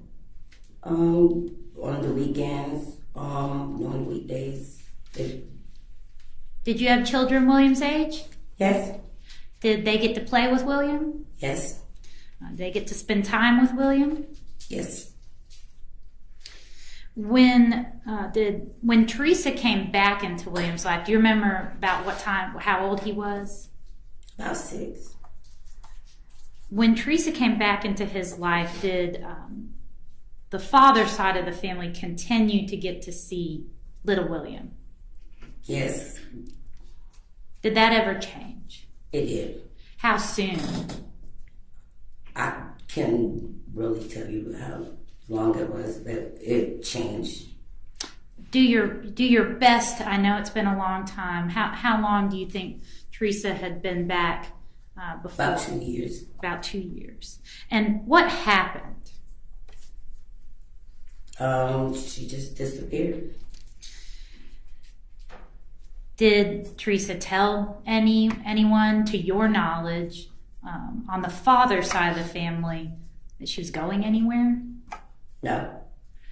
Did Teresa reach out to anyone on the father's side of the family, to your knowledge, for any help with William? She did. I don't know when it changed. I couldn't tell you exactly when it changed. Well, specifically before she disappeared. Before she disappeared? Right before she disappeared, did she reach out and ask for help? Yes. Did she ask for anyone to take care of him so she could? And leading up to the 2 years that she was in his life before she left, she would ask the father's side of the family for help. At times. And would the family members on the father's side of the family member help out? Yes. What sort of things would your side of the family do to help out with William? Babysit, clothes, whatever he need, money, whatever she needed for him. What was little William like? He was awesome. He was a joy. He would light up the room. He had a very good, beautiful smile. It would just melt your heart. He was a sweet guy. How old do you think William was when you last saw him? About 6. Did you ever speak to Teresa after you last saw William? Yes, I saw her. I did. Did you ask her about William? Yes. What did she tell you, or where did she tell you he was? She told me he was in a love with his godfather. Did you want to speak to him? Yes. Did you want to see him? Yes. What did Teresa say? She would give him, I asked her, she would give him my number and let him call me, but she never did. He never called. Did you keep asking Teresa to see William? Yes. Did you ever look for Teresa on social media? Yes. Were you able to become friends with Teresa on social media and link up that way? Yes. Do you remember when that was? In 2017. Permission to approach the witness, Your Honor. Okay. I'm going to show you what's been marked as Exhibit 76. Do you recognize this exhibit? Yes. How do you recognize that? Because I befriended her on Facebook. Excuse me, I'm just speaking to I befriended her on Facebook. And is that a snapshot of your Facebook profile? Yes. Is that the one you used to contact Teresa? Yes. Your Honor, at this time, the state tenders 76 into evidence. Any objection? No objection. All right, 76 is admitted. And I'm showing you Exhibit 77. Do you recognize this exhibit? Yes. Is that a screenshot of Teresa's Facebook profile? Yes. And is that the profile you reached out to? Yes. And were you able to talk to Teresa after you reached out to her? Yes, I was. And based on the conversations you had and the pictures you observed on that profile, were you able to confirm it was in fact Teresa's profile? Yes. Your Honor, state tenders Exhibit 77 into evidence. Any objection? No objection. Submitted.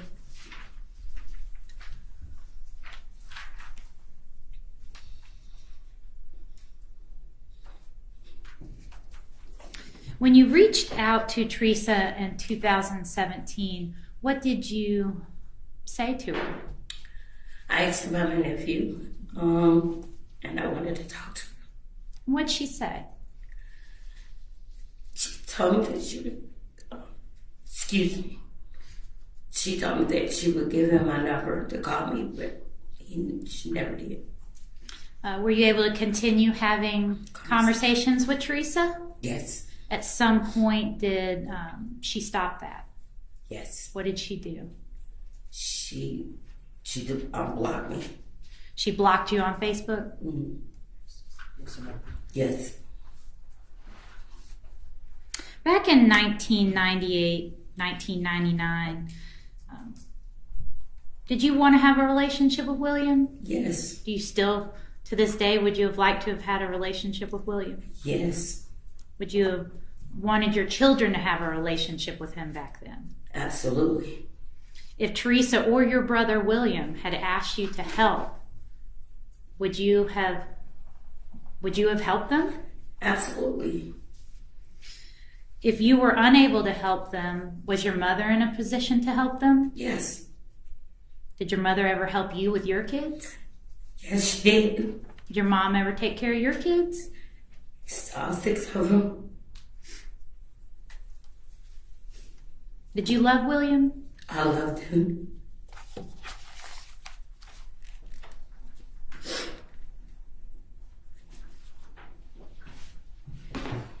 Anything else? No, Your Honor.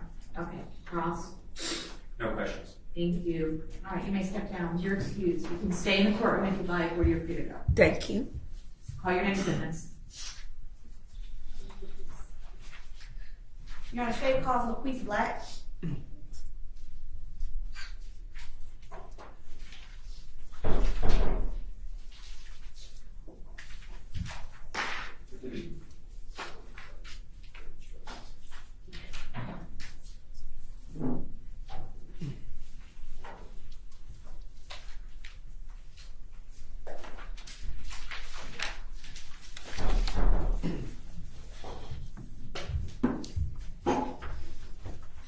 Sir, raise your right hand.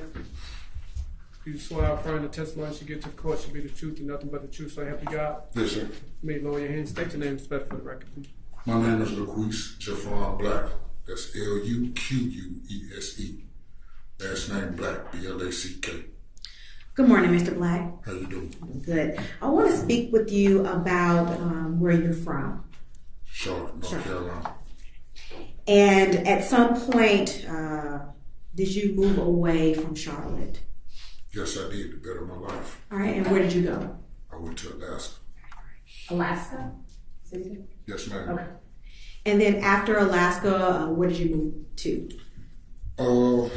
Had a family altercation, so I came back home. And then home is where? Charlotte, North Carolina. Okay. And so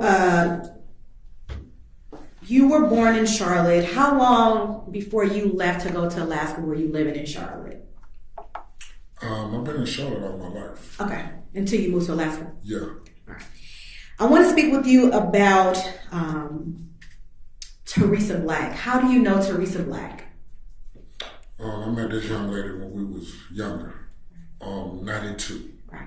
All right. And who was she to you back in 1992? Just a friend. Just a friend. All right. And did you all date in 1992? No, ma'am. At some point, did you all begin to date? Yeah. What year did you begin to date Teresa? It was in 04.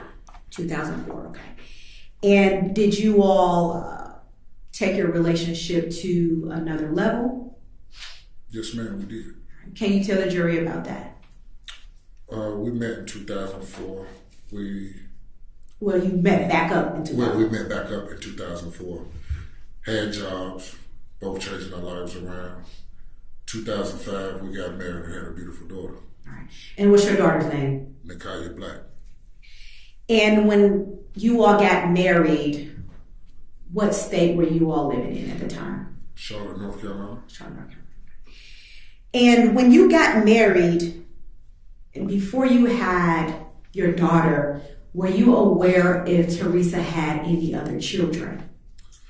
I was aware that she had a child, Okay. But he... When did you become aware that she had that child? Did you become aware at the time you all first began to date or after you all were married? After we was married. So during your dating phase, did Teresa ever tell you that she had a child? Yeah, like when we first started back talking, she admitted that she did have a child. Okay. And did she tell you that child's name? Yeah. And what was that child's name? Lil William. That's what we call him. Lil William. Yeah. All right. And you said that's who we call. That's who called. You said that's what we call him. Who is we? My family, her. I mean, that's what we represented him as, Lil William. That's how we knew him. Okay. And this was around 2004. Yes. Okay. Where did you meet Teresa? Double Oaks. Is that a neighborhood in Charlotte? An old neighborhood in Charlotte off Statesville Avenue. So you met her from being in the neighborhood? Yes. All right. She also told you that his name, well, you all referred to him as Lil Will. Did she tell you what his age was back in 2004? I think she did. I just can't remember. Was it in the teenage age range or the early toddler age range? What was? He was in the early teen, I believe. Okay, early teen. All right. And did you ever meet him in person? No, ma'am, I didn't. Did Teresa ever tell you where little William was staying? Yeah. Where was he staying? He was supposed to be in Atlanta with his family members. I believe that was either her family members or William's family members, his dad. All right. Do you recall which family member he was with? Was it uncle, auntie, grandmother, grandfather? At that time, it had to be like older people, like his grandparents or something like that.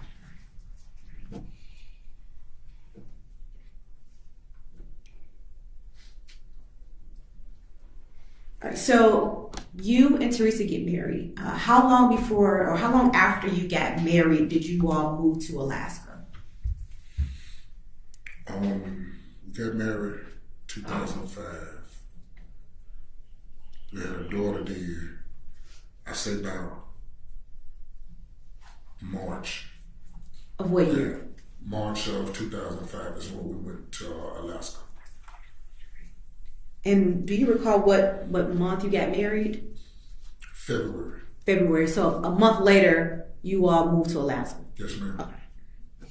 And at that time, was your daughter born or was... Yes. She was born? Yes. Okay. She was born January 27th. Of 2005? Yes, ma'am. Before you all moved to Alaska, were you and Teresa living together with your daughter? Yes, ma'am. All right. And was that a house in a neighborhood or in another metropolitan neighborhood within Charlotte? We stayed in a different metropolitan area. All right. And do you recall if that the area that you all were living in, was that close to the neighborhood where you met Teresa or some distance? Both of them was some distance. Okay. Yeah.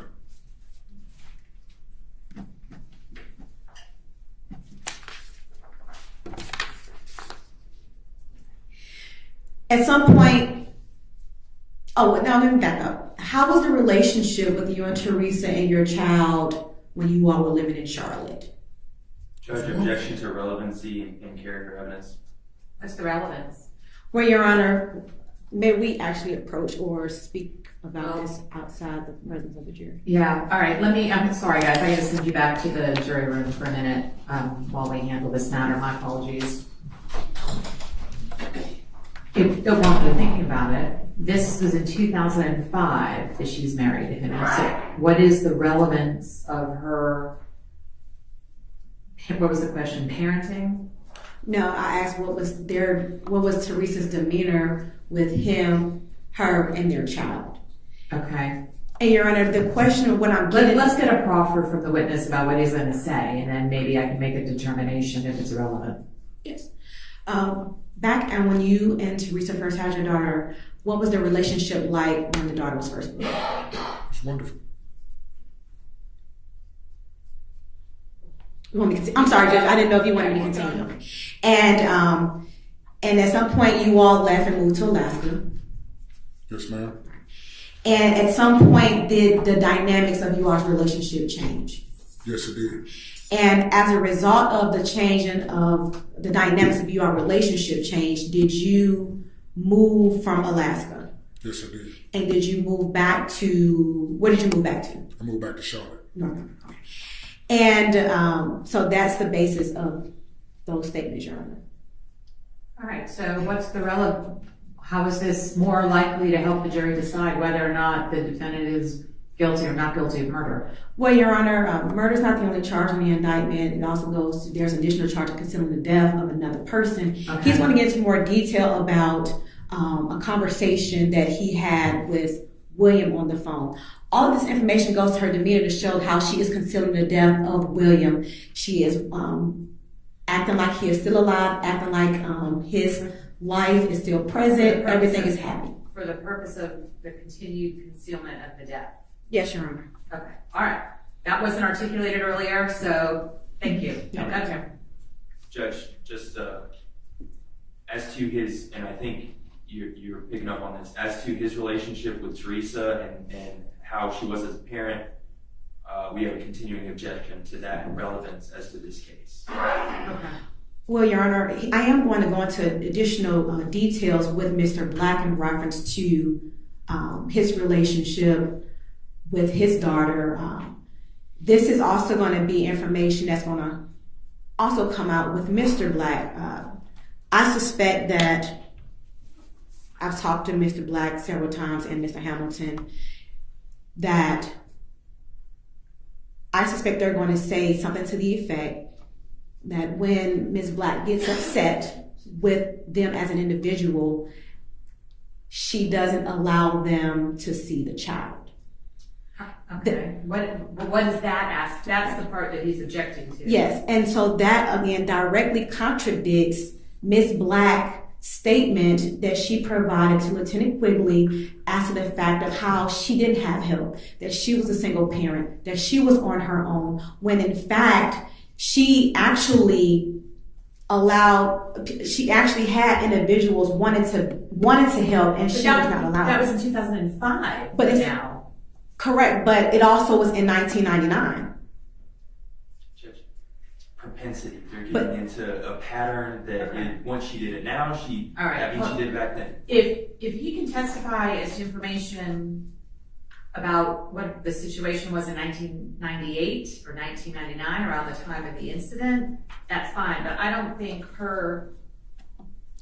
assuming she kept him from seeing their daughter in 2005, I don't think that has any relevance.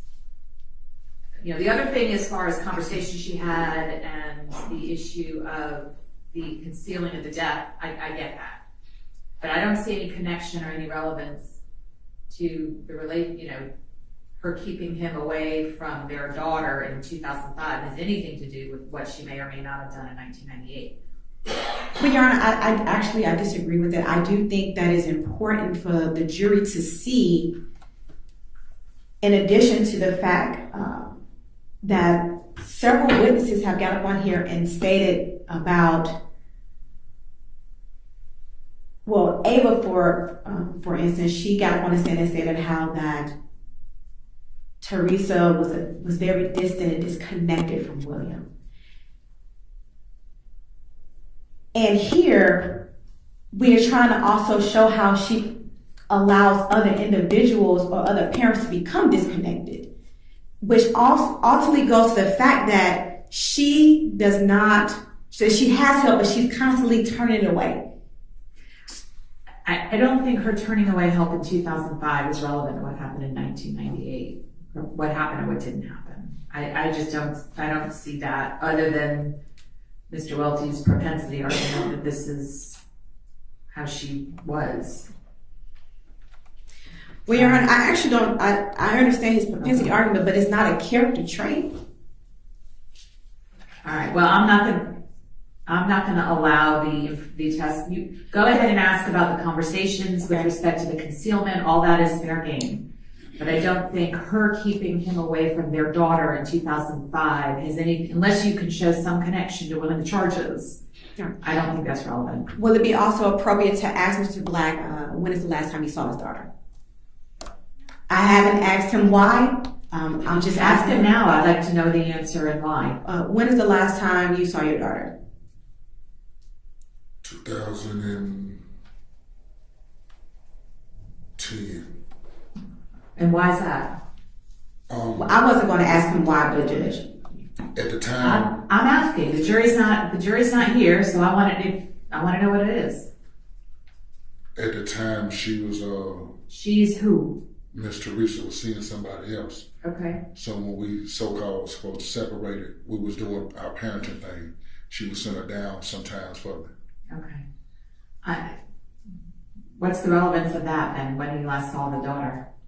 Your Honor, again, I think it goes to the fact that he's testifying that he's also willing to help. He wants to see his daughter, and Teresa Black is not helping and not allowing that. Okay. Just as people were trying to take care of William, she's not allowing that to happen. I know. She did it now. That's how it's the reverse propensity. As opposed to she's done it before, she's done it now. Now you're saying she did it then and she's still doing it now. It's the same principle, just the timing is off. So I'm going to sustain the objection. He can talk about anything having to do with or anything relevant to the concealment charge, however. But we're not going to get into his relationship with the daughter in 2005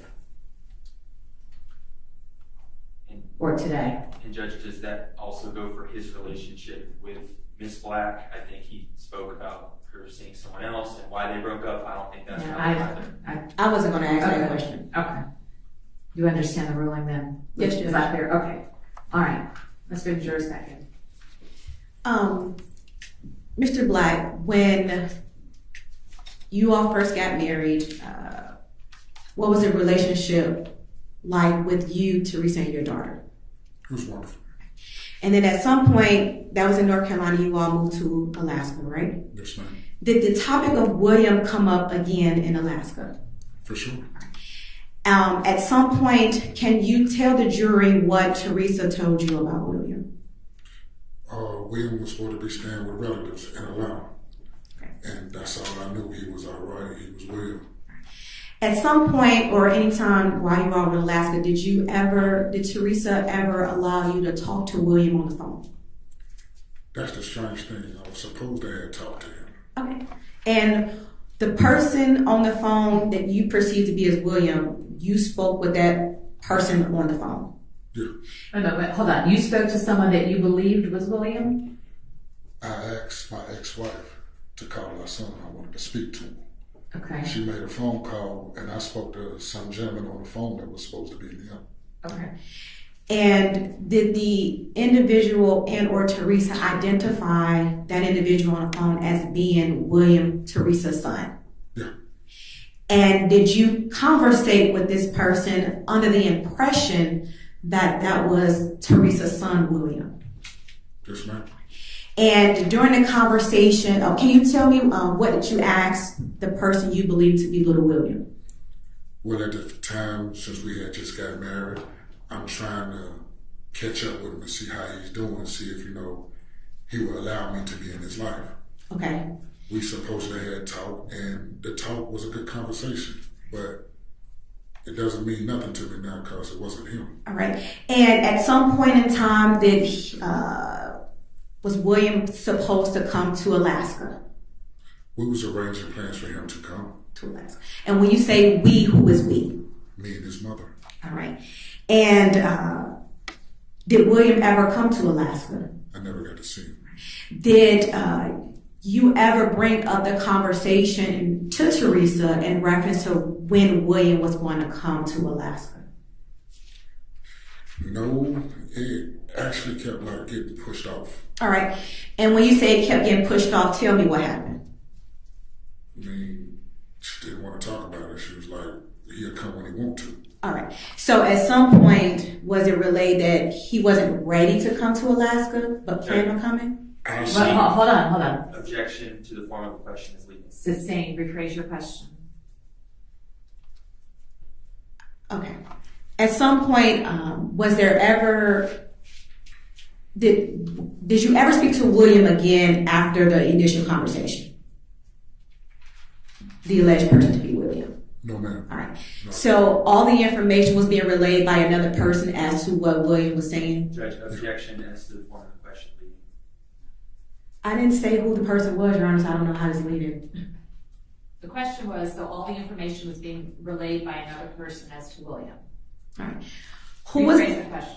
Who was the person relaying the information to you in reference to William thoughts on coming to Alaska? It was supposed to be William I was talking to.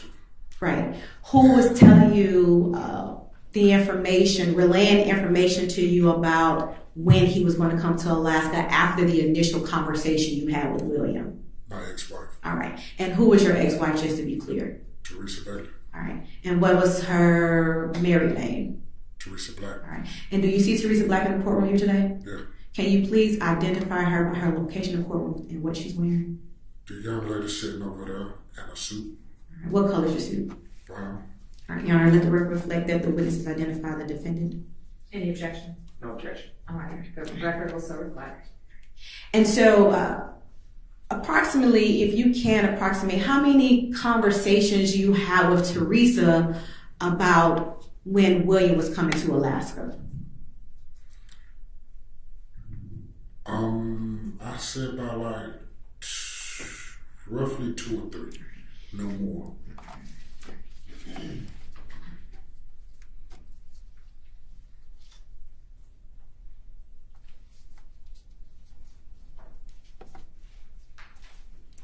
At some point, you ended up leaving Alaska and you moved back to North Carolina. Did you move back to North Carolina by yourself?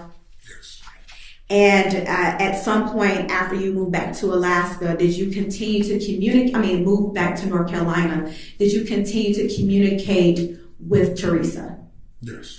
And at any time during that communication, did she speak to you about her son, William? No, ma'am.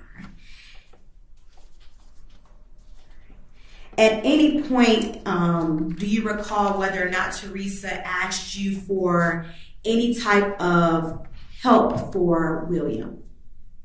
No, ma'am. And who was he with when he was in Georgia?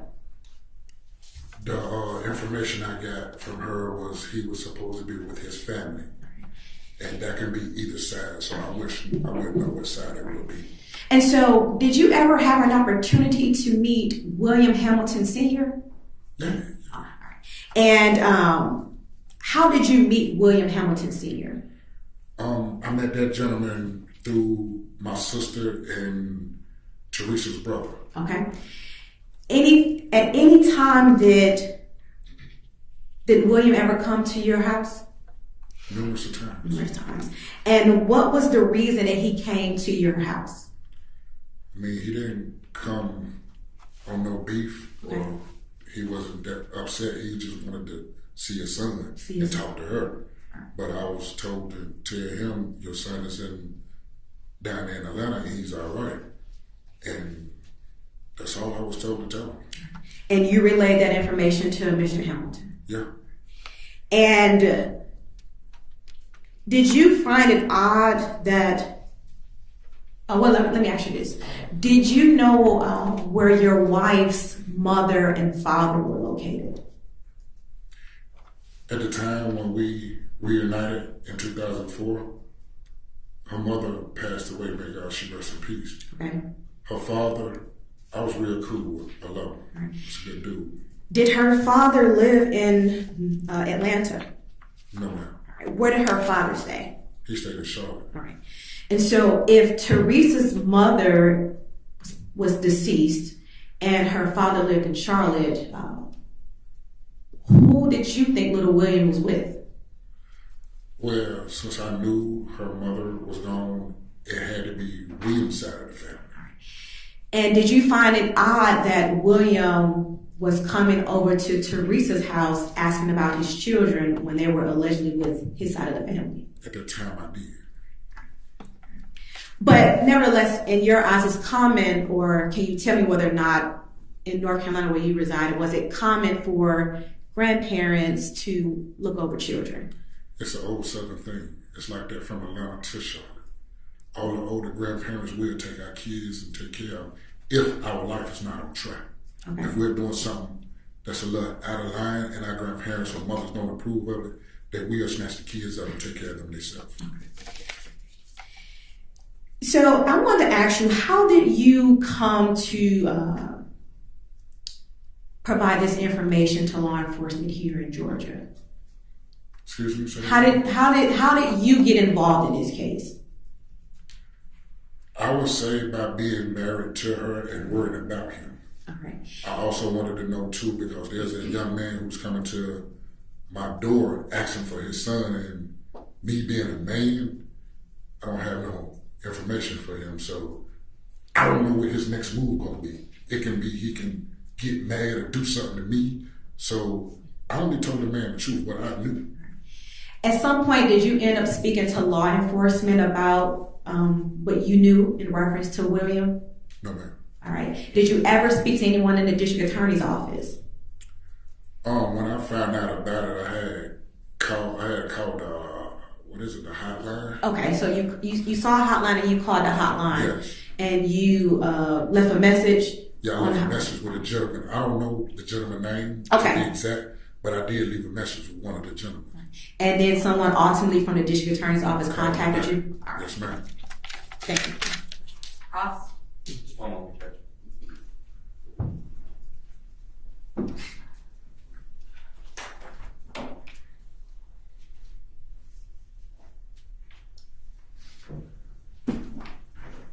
No questions for this witness, Judge. All right. Thank you. Maybe excuse. Yes, Your Honor.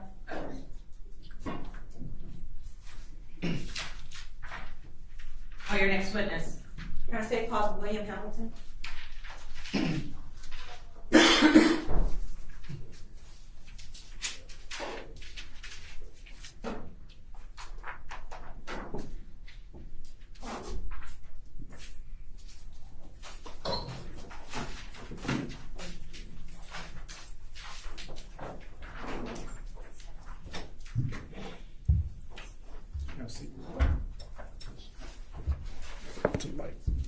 Raise your right hand.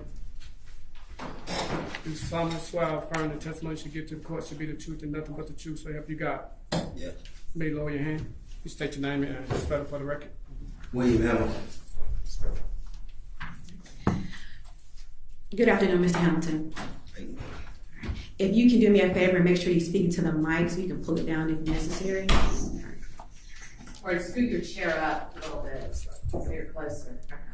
Mr. Hamilton, where do you live? Charlotte. Charlotte. And how long have you lived in Charlotte? All my life. And do you have any children, Mr. Hamilton? Yes. How many children do you have? I got 5 boys. All right. What's the name of your boys? William Dashawn, Nairobi, and William Jr. Got 2 sons. I got 3 boys named William. 3 boys named William? Yeah. Okay. All right. So you have 3 boys named William. William Dashawn Hamilton. Where does he fall age-wise? That's my oldest son. Okay. And who is William Dashawn Hamilton's mother? Teresa Black. All right. And when was William born? 92. 1992. Okay. All right. So tell me, how did you meet Teresa? She was a neighbor, and my sister kept, my sister. Right. So what's your sister's name? Wanda Hamilton. Okay, Wanda. And so were she friends with Teresa or? Yeah. Okay, so they were friends, and ultimately you met Teresa through your sister. Tell me about that. I was hanging with a brother too, though, but okay. My sister, she liked me well, so she kept on insisting I talk to her, so we just hooked up. All right. And you stated that you also knew Teresa's brother. Were you good friends with her brother? Yeah. What was his name? Edward. How long would you say that you and Teresa dated approximately? Off and on, I'd say about 5 years. And at the time when William was born, were you in a relationship with Teresa? Yeah. And roughly, at some point, the relationship ended. Approximately how old was William at the time you and Teresa ended you all's relationship? I mean, I don't think it ended. I mean, the relationship was already over with, but I'm saying he was young when she started. Well, she was young. I mean, he was real young when we split up. Okay. All right. Do you see Teresa in the courtroom here today? Yes, ma'am. Can you please identify her by what she's wearing, her location in the courtroom? Brown suit. With braids in the hair. You're gonna let the record reflect that this witness has identified the defendant. Any objection? No objection. All right, the record will so reflect. So I want to talk with you about your relationship with Teresa when William was first born. Can you tell the jury how you all's relationship were? So it was decent, you know. It was alright. Were you able to see William when he was first born? Yeah. Oh yeah. Were you able to take William around your family? Yeah. Were you able to provide any type of items for William, be it toys, clothes, shoes, anything of that nature? Yeah. And did Teresa accept those items and take them in for William? Yeah, we was together. We stayed in the same house. Okay, so you all were living together at the time when William was first born. Right. Do you recall where you all were staying? Dearborn. All right. Was that in the house to which Teresa's father lived, or another house that you and Teresa got together on your own? We got her father left in the house. Okay, and that's where y'all was staying. Yeah. And so it's safe to say that, or not, just tell the jury when little William was first born, you were there with him around the clock because you all were living in the same house. Right. Did you help in bathing him and feeding him and things of that nature? Yeah. Is that a yes? Yes.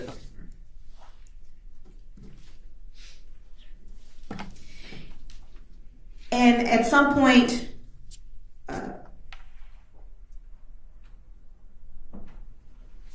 your mother was also able to see William and your sisters.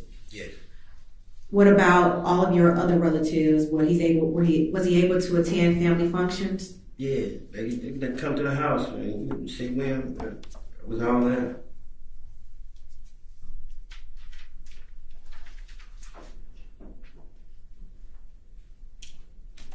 Your Honor, may I approach? Sure. My husband has been marked as State's Exhibit 78 for identification purposes. Oh yeah. Mr. William, do you remember, Mr. Hamilton, do you remember what's depicted in State's Exhibit 78? Yes. What is depicted in State's Exhibit 78? Me, William, and Teresa. Is that a photo of all three of you all back around after William was born? Yes. Is that a fair and accurate picture of you, Teresa, and baby William when baby William was first born? Yes.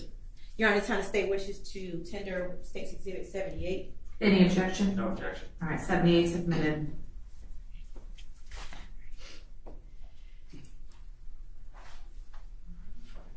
So, you all took a family photo together.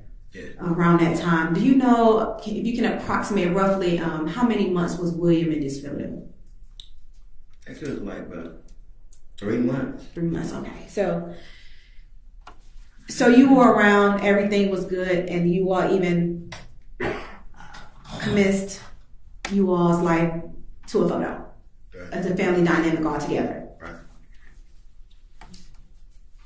All right.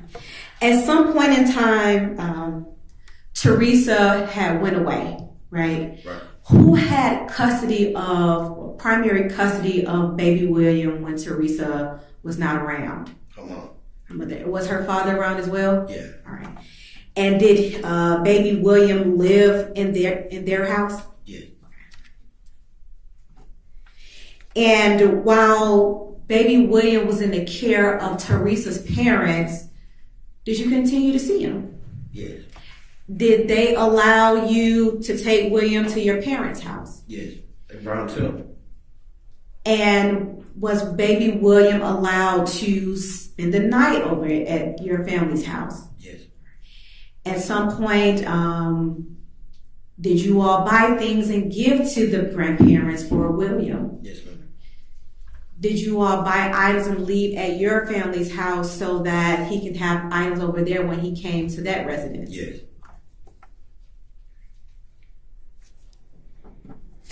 How would you describe your relationship with William while William was living with Teresa's parents? Good. How would you describe William's relationship with your family, to include your mother and your siblings, while William was in the care of his grandparents? That's good. At some point in time, Teresa regained custody of William. Yes. Can you explain to the jury whether when Teresa was back in the picture, what the relationship was like with William? And it was, I mean, I used to try and come and get him all the time, but she was, she had another, she was messing with somebody else. I couldn't never really get to see him. Okay. I mean, one time I went to go see him and she pulled out a gun on him, so I couldn't come to see him. Okay. Judge, objection. All right, I need to send you all back out for a second. Sorry.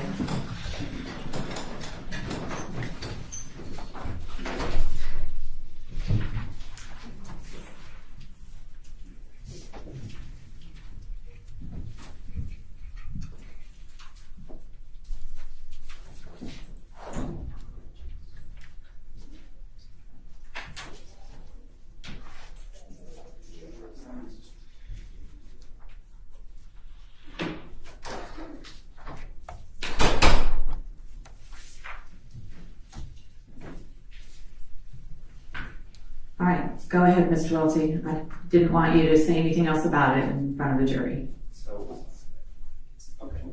You can have a seat. Yes. Yeah. Judge, our position is that there is no basis for this testimony in any of his prior statements, any of the other witness statements. They've never said anything like this. This hasn't come up in this entire investigation, and he's never said this before. No other witnesses have said this. And it's But nobody there, but Hold on, be quiet. Stop, don't. and it's extremely prejudicial and irrelevant. Well, one, Judge, first, I didn't elicit the information. I understand. Second, it's still intrinsic information. This is going to the dynamics of him trying to see William. He can certainly impeach him since he stated that no one else or no other witnesses has made that statement, but nevertheless, no other parties was present during his time trying to get custody of his son. What's the relevance of her pulling out a gun? Well, Your Honor, I think it's intrinsic. No, sir, hold on. I think it's intrinsic evidence to the fact that it's showing the dynamic of the relationship when he's trying to see his son and the reaction he is getting, showing that Ms. Black is not allowing help, not allowing someone to care for William when they are trying to, not, which goes in direct contradiction to her statement that she didn't have any help, she didn't have any family, any resources, and it shows in fact that she did have resources, and that's how she treats those resources. She had resources in that he was willing to help. Yes. Understand. Perfectly admissible. Not a problem. The problem is, what is the relevance of her pulling out a gun? That's what drew the objection, was the reference to the gun. That is potentially character evidence, unless there is some. But that wasn't the objection. The objection wasn't character evidence. He said it wasn't relative and it was prejudicial. Okay, I'll add character evidence to the list. The gun was what sparked my concern. So, what is the relevance of? Why does the state want to introduce evidence of the fact that she had a gun? What's the purpose for that evidence? Well, I didn't want to elicit that information. Okay, so you.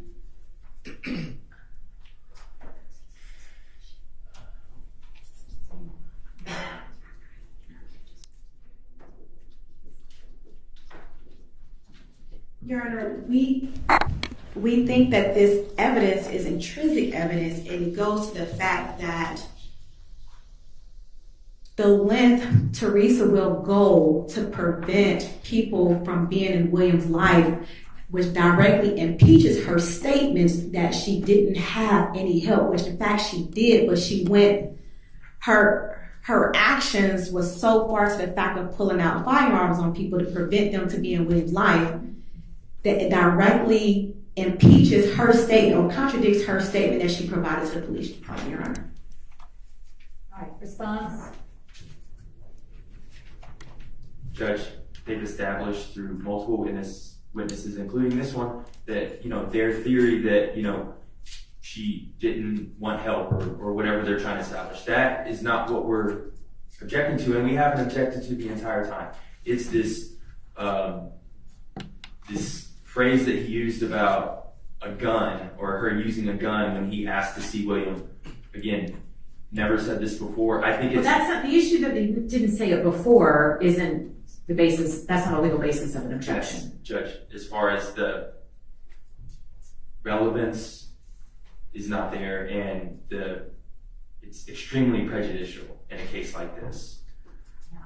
Okay. Well, I Your Honor, I don't think it's extremely prejudicial. I think it is probative. Of course, all evidence is prejudicial to some extent, but whether or not the probative value is substantially outweighed by the prejudicial effect, that's a question of issue. Correct. I disagree that the probative value is substantially outweighed. What Mr. Hamilton is saying and arguing and articulating is that the level that Teresa went to prevent him from seeing his son directly impeaches or contradicts the statement that she didn't have help. That she didn't have help. I understand. You've articulated a reason. So I'm going to overrule the objection. It'll be admitted for that limited purpose. Do you want a curative or a limiting instruction for that?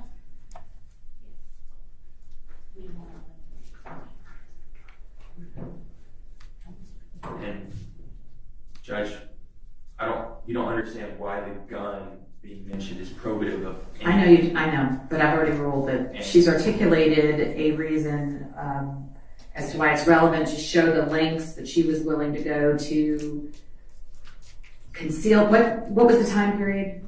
The gun?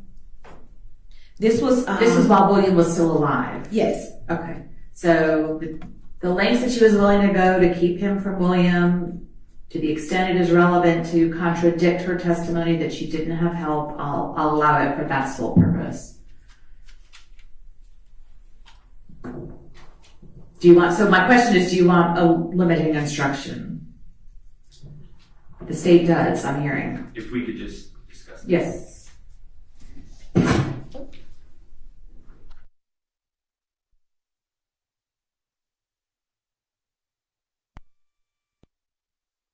That specifies what purpose this is being offered for. Okay. Here's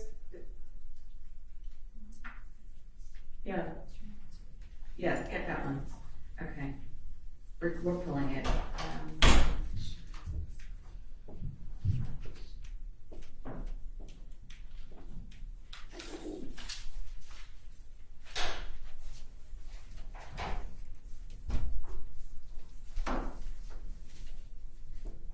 It's going to be something along these lines. You've heard evidence that a defendant had a gun. You are directed to only consider this evidence for the purpose of how it contradicts the defendant's statement that she had no available family to help and not for any other purpose. Whether or not this testimony contradicts such evidence is entirely for you to decide. It's going to be something along those lines. It's fine. Okay.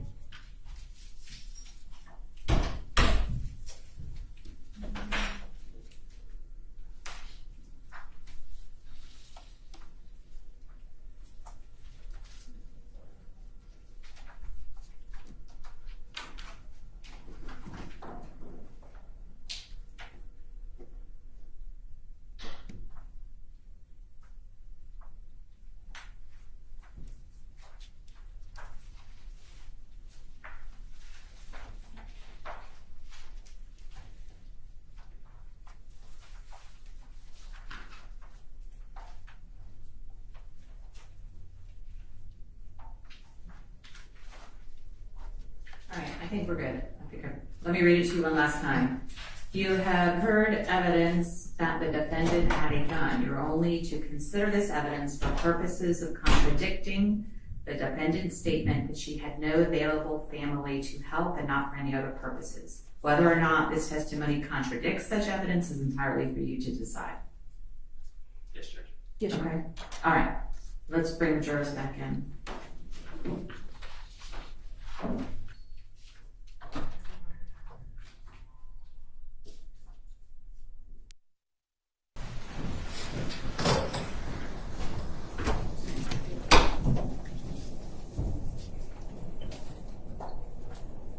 All right, let me give you this some additional information. Ladies and gentlemen, sometimes evidence is admitted for a limited purpose. Such evidence may be considered by the jury for the sole issue or purpose for which the evidence is limited and not for any other purpose. You have just heard evidence that the defendant had a gun. You are to only consider this evidence for purposes of contradicting the defendant's statement that she had no available family to help and not for any other purposes. Whether or not this testimony contradicts such evidence is entirely for you to decide. Okay, you may proceed. All right, so let's pick up where we left off, Mr. Hamilton. At some point, you went over to Teresa house to see your son. Can you tell the juror what happened? A couple of times I went over there. Like me and my mom went over there one time. Let's go back to the last incident you were talking about. You went over there by yourself. Oh, she had a little friend with her or something. I don't know, but I couldn't come. I couldn't see him. She wouldn't let me come and take him with me, and then she wouldn't let me take him to go see his brother and none of that. All right. You said his brother. So, what is William? I mean, you say you have 3 sons named William. What is the second William's name? No, my second son is Dashawn. So I believe once I had Dashawn. And what is Dashawn's whole name? Dashawn William Hamilton. Okay. And what is your first son's name? William Dashawn Hamilton. Okay. So now you have Dashawn, right? Dashawn Hamilton. Did you want to have William Dashawn Hamilton and Dashawn William Hamilton to have a relationship with each other? Right. And Dashawn, we're just going to call him Dashawn just so we can not be all confused. Is Dashawn mother someone other than Teresa? Yes. Okay. So roughly how long after William was born was Dashawn born? How many years apart are they? Dashawn is 25. I said about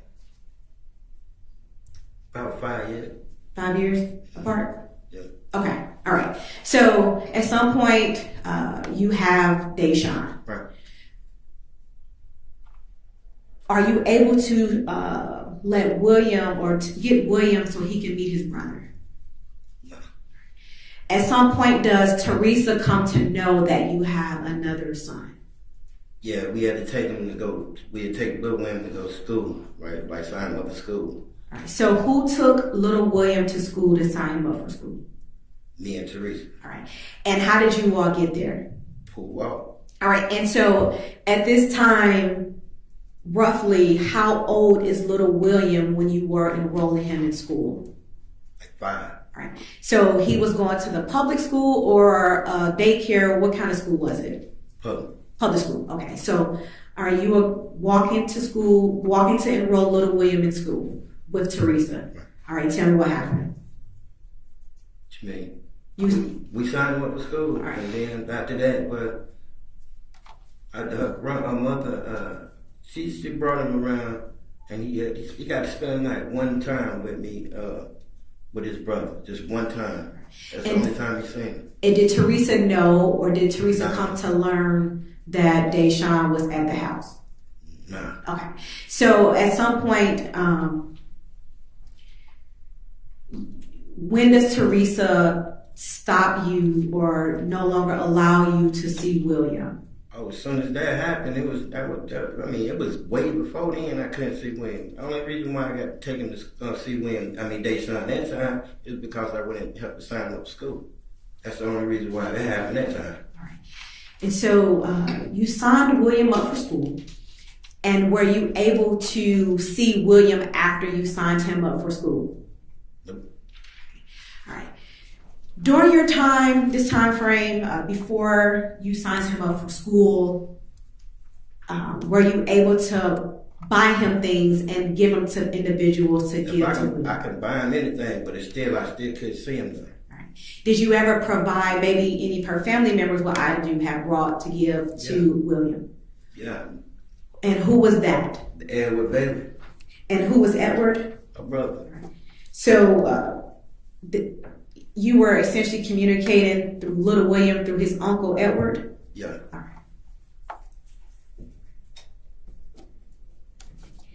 right. Do you recall whether or not your mother was allowed to get William during this time? Oh yes. Sometimes she'll go get him. That was like a couple of times too. Do you know whether or not were you present at some point when your mother got William and went to take him back to Teresa's house? No, I wasn't there. Okay.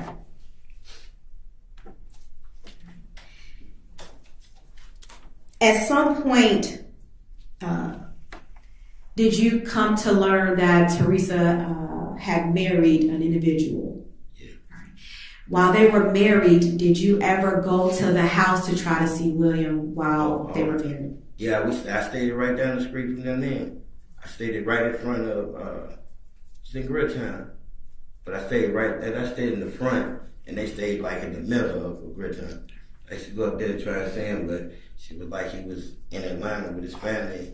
That's all I ever heard was he was in Atlanta with his family. And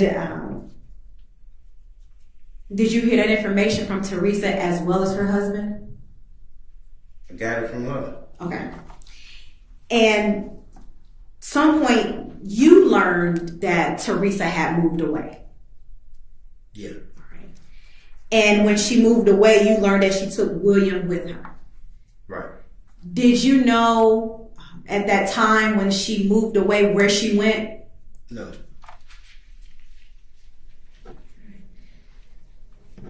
Did she tell you why she was moving? No. Did she talk to you about taking William from Charlotte to another place? Nope. Did she talk to you about where William will be enrolled in school once they moved? Nope. Did you go to the school and with Teresa or by yourself to withdraw him from school in Charlotte? Nope. When he was withdrawn from school, were you even aware that he was withdrawn from school? Nope.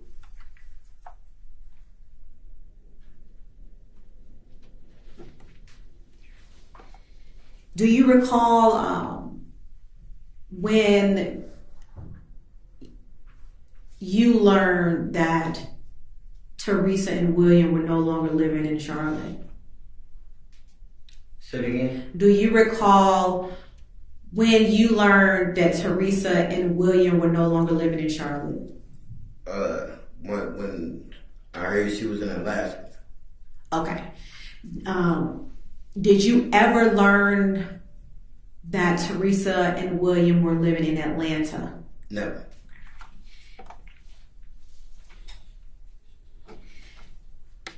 At some point, you ran back into Teresa after learning that she had moved. Right. Can you tell me what that interaction was like? It's like I used to ask what was William at, and she'd tell me like he that's when she was telling me he was in Atlanta with family. He stayed with family in Atlanta. And she'll get in touch with him and let him call me or whatever. But that never happened. I seen her several times after, you know what I'm saying? But I never seen William with her though. Right. And so that's when you learned that at some point Atlanta ties came into play? Yeah. Okay. And so when Teresa was telling you that William was living in Atlanta with family, at that moment in time, was there any kind of animosity between you and her? No.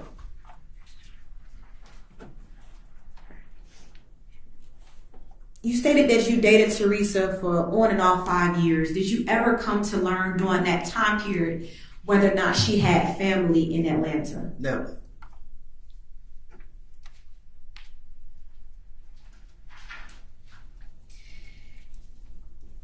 At any time did you try to reach out to any of Teresa's family members about William's whereabouts? Yeah. Who did you try to speak with? Both our brothers, Thomas Grill, Edward Bailey, other brothers in prison, so just them two. Okay. And so when you reached out to her brothers, what did they tell you? Did you learn whether or not William was in Atlanta? Nah, they didn't know. They didn't know. They didn't even know either.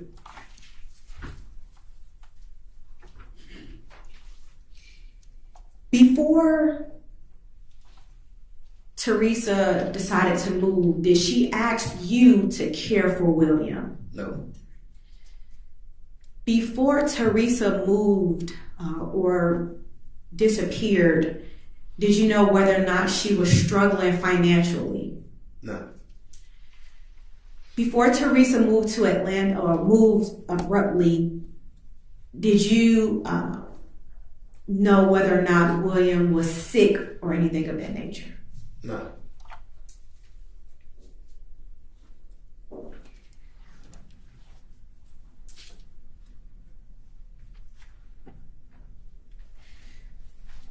If you can't possibly inform this jury, when you was speaking with Teresa and she was telling you that William was in Atlanta, roughly how old would he have been at that time?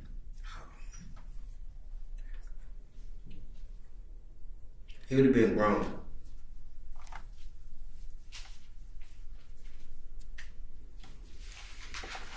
When Teresa abruptly moved, did you all ever communicate via phone or anything while she was living out of state, out of North Carolina? Me and her? Yes. No.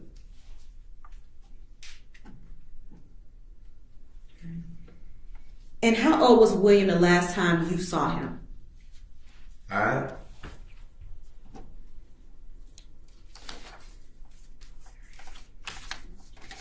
And do you recall the last time you saw Teresa?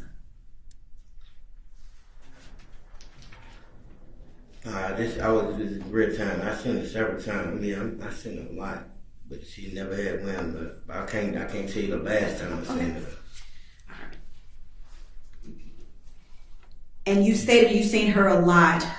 Did her story ever change in all the interactions that you saw Teresa in reference to William whereabouts? No, there's always he in Atlanta. I mean, even when he was when I talked to her, my sister talked to him from Facebook or whatever. He's supposed to have a family and everything down here.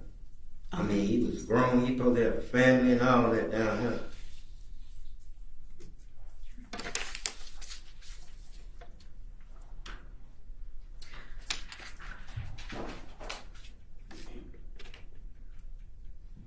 Hold on a second here.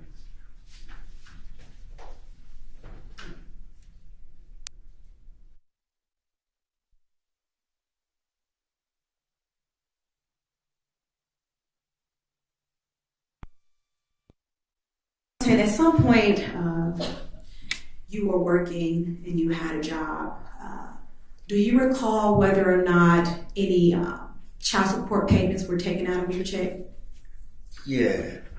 I was when I had moved to Taylorsville. She came to Taylorsville. Who was she? Teresa came to Taylorsville. And where is Taylorsville? What state is that? It's in Mecklenburg County. Yeah, North Carolina? Yeah, North Carolina. Okay, so let's break this down. You moved to Taylorsville. Around what year did you move to Taylorsville? Oh man, I can't even recall. I think I was I was early 30s or something like that. Before I was like 20 something like that. But yeah, she came down there. I still was asking what William was there. He was still in Atlanta, whatever. Then when she left, I guess she was trying to figure out what was there. So when she left, I got some papers in the mail, and it said child support papers. William was already gone. And I never knew that though, because I'm getting child support papers, like, you know what I'm saying, he's still alive, I'm not taking care of him or something. But she could have broke William with me anytime. All right. So, to be clear, are you saying that money was being deducted out of your check for William Dashawn Hamilton? Yes. Not any of the other two Williams that are your children? No. Do you speak to your other children's mom at that time on a daily basis? Yeah. Did you ever reach out to them and ask them whether or not they placed you on child support? Yeah. They had there was no reason for them to do that. So she was telling me, no, I didn't take out no child support on it. And there was no reason to do that because were you in the children's lives? Yeah, took care of my kids.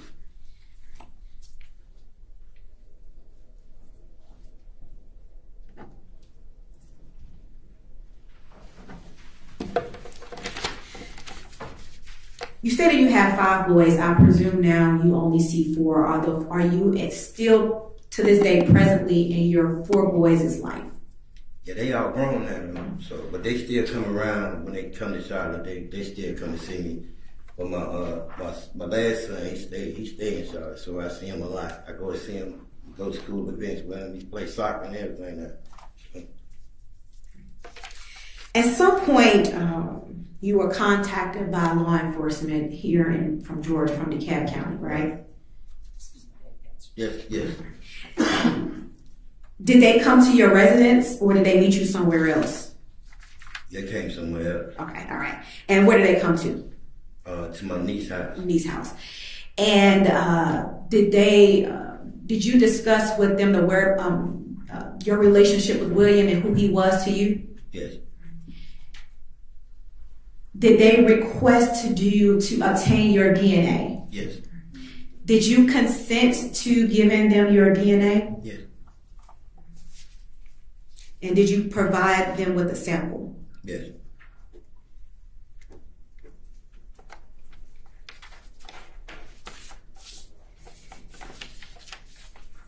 How long we are?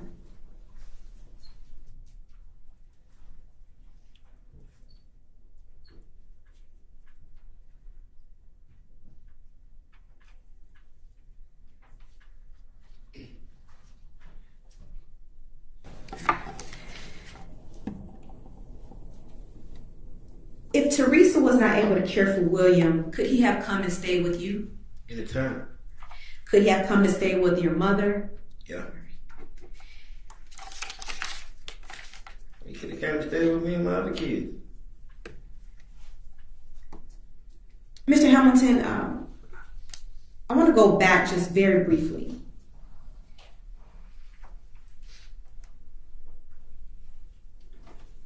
When Teresa started to prevent you from seeing baby William at times, how was her demeanor towards William that you recall?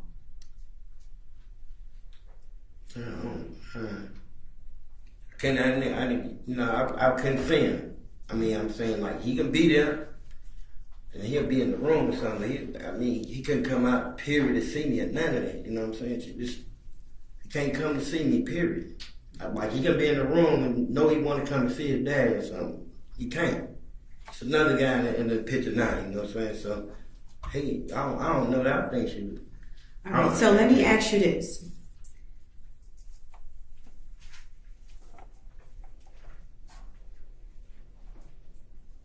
How was William when he was around you? Oh man, he's sweet. I mean, he's big. He loved me to death. And then when Teresa came back into his life, did his demeanor change? Yeah. All right, tell me how his demeanor changed. Quiet and, like scared. And before that, when he was living with his grandparents, when he was able to come with you, was he scared? Nah, he was full of life and everything. Just full of life.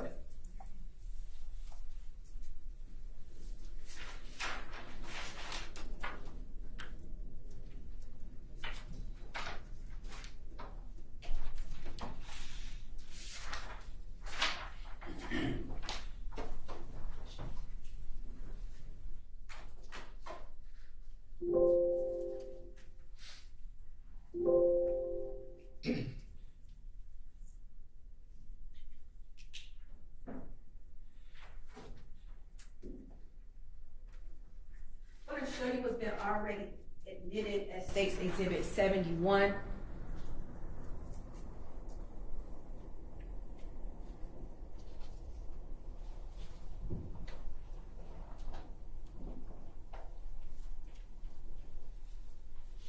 What's just up?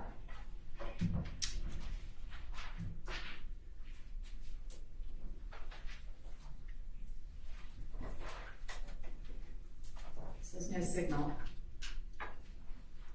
I'll try unplugging the netting.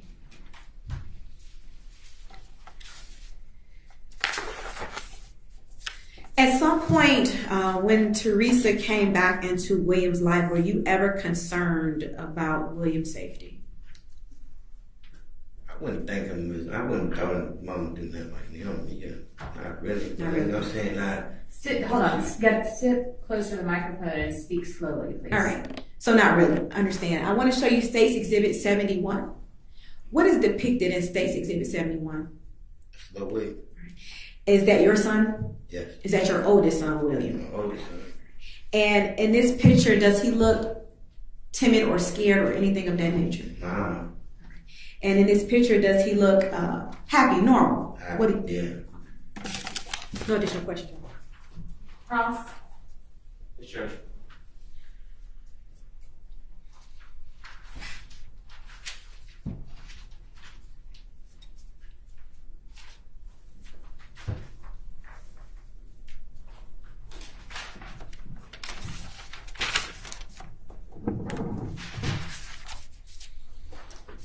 All right, Mr. Hamilton, what's your date of birth? 2274. And what's your middle name? Harrison. Mr. Hamilton, around the time of fall of 1998 through the spring of 1999, you were not available to help Teresa or keep William. What? Say it again? My question is this. Around the time of the fall of 1998 through the spring of 1999, you were not available to help Teresa or to help William or to keep William. Yeah, I was. Your testimony today is that you were available. Yeah. Mr. Hamilton, isn't it true that... Objection, Your Honor. May we approach? That is some jury out or some jury out. Okay. Are y'all ready for lunch?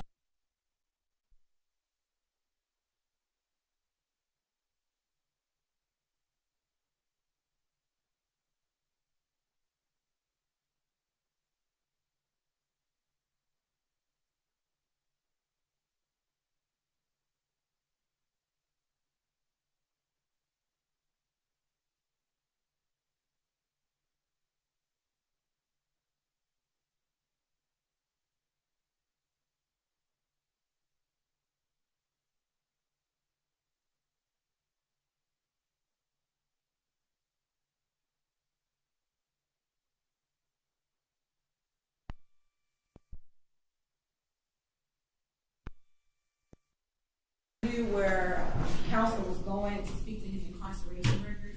I just wanted to advise that we shouldn't say that he's in custody versus he was absent, just in the same manner as Teresa. That we're doing for Teresa. Response?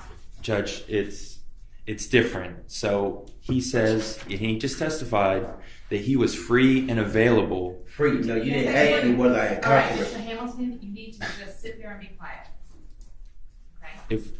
Since we're taking a lunch break, he can come off the Yeah, stand. why don't we do that? Let's go ahead and you can step off the stand, go to lunch, and be back at the court system.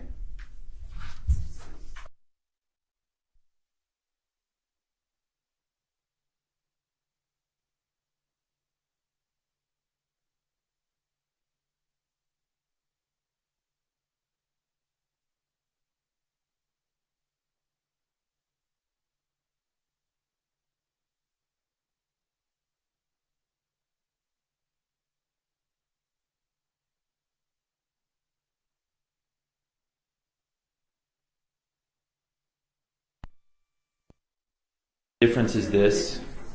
In her statement, Teresa was honest about her incarceration and her conviction, and we agreed to keep that out because it was improper character evidence. This is different. He has lied on the stand about his availability during this time and that he was able to come and watch William and take care of William financially or otherwise. He was not, and that's verifiable by his incarceration record, and I have certified copies here. Ms. Jackson? Well, Your Honor, first off, You can sit, just use the mic, please. Mr. Welty asked, was he available to care for William? He didn't ask whether or not he was free or incarcerated. Correct, that is true. He also stated between the fall of 1998 and the spring of 1998. 1999. So when was he in custody? Let's start with that. his custody date is April 13th, 1998, and it says it's in the impact program. So my question is whether or not he was admitted into the North Carolina Department of Adult Corrections on April. Use your mic. Pull it closer use the base and pull it closer to you. Okay. So here he was admitted on April 13th, 1998. April 13th, 1998. He was released from the impact program on July 2nd, 1998. He was then admitted again on October 14th, 1998, and was released on March 2nd, 1999.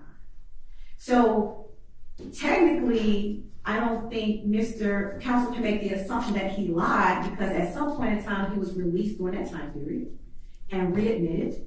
I think it needs to be more fleshed out or more clarified, and also by summing it to to seasonal months within the years that can be left up for interpretation. Let me look at the question. Around that time.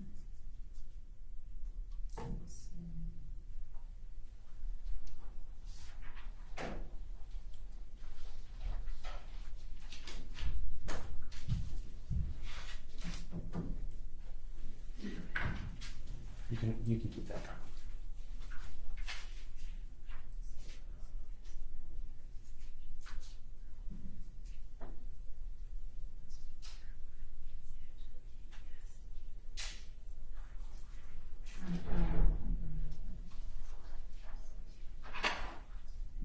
Let's go back to the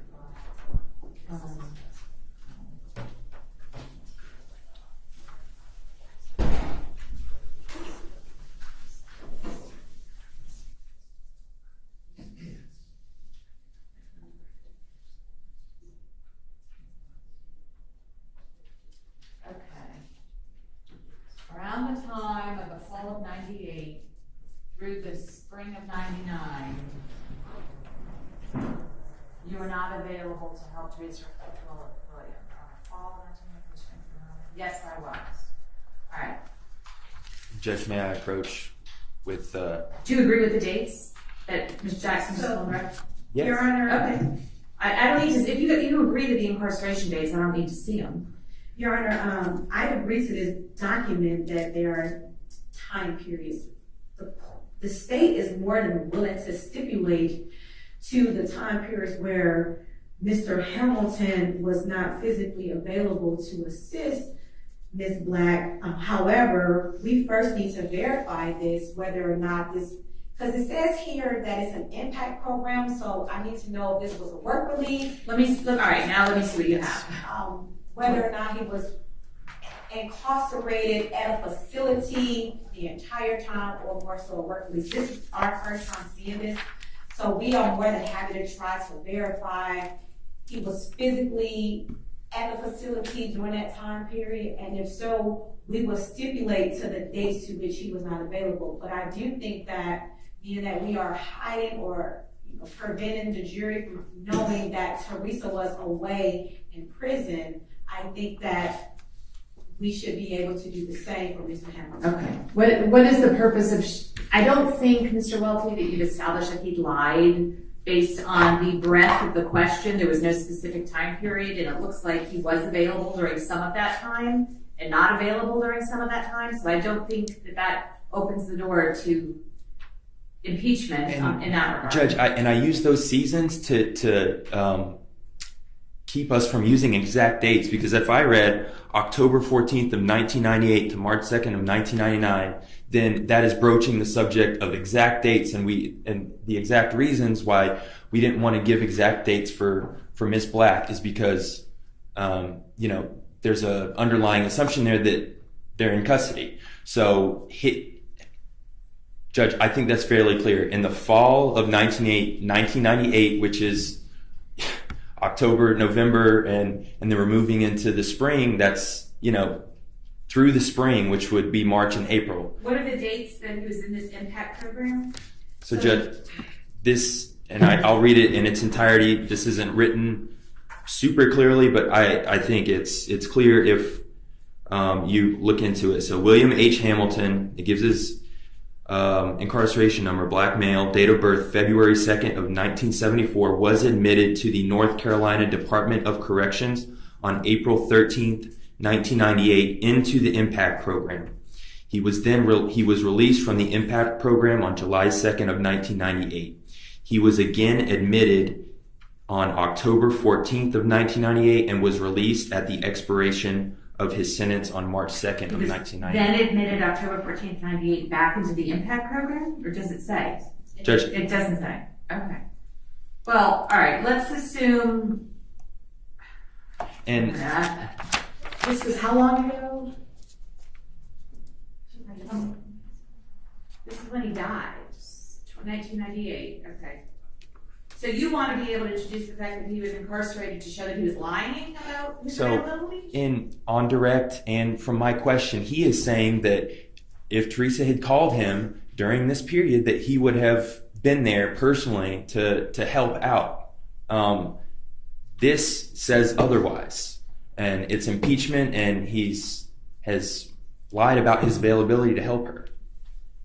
Ms. Jackson. Your Honor, I don't think he lied about his availability to help. He advised that he was willing. I said, if you were not available, would your family been able to watch him? He was like, yes, my mother, my sister, all of my family been able to watch him if he was not available. Okay. And Judge, then I asked, I stated, you were not available, and I didn't ask your mother, whoever, you were not available to help Teresa during this time period. And his answer was, yeah, I was available. All right, well, look, this is so nitpicky. So, Your Honor, we will stipulate to the dates. We're just, the state is just asking that it not be stated that he was incarcerated. I agree. Just like we were doing. We're going to do the same thing we did for her that we're going to do for him.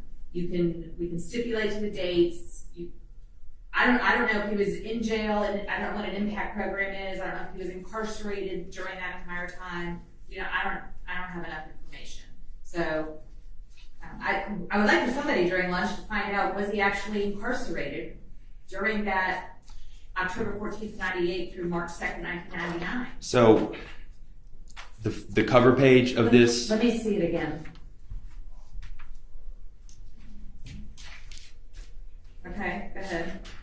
So, Judge, the cover page of this gives the context. I requested, in response to a recent request, enclosed, please find a certified copy of the dates of incarceration in the North Carolina Department of Adult Correction on behalf of William H. Hamilton. Well, the actual letter says he was released from the impact program on July 2nd, 1998. He was again admitted on October 14th, 1998, and was released at the expiration of his sentence on March 2nd, 1999. I don't know if that means he was again admitted to the impact program or if it means that he was actually incarcerated in a state of North Carolina facility or not. So find out during lunch.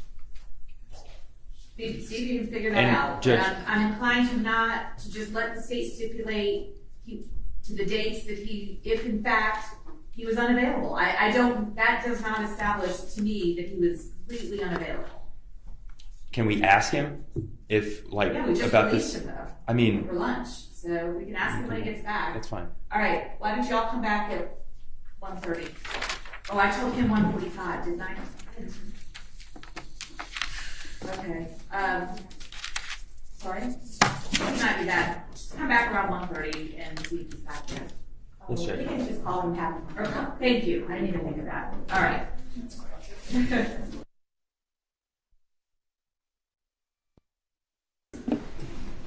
Witness.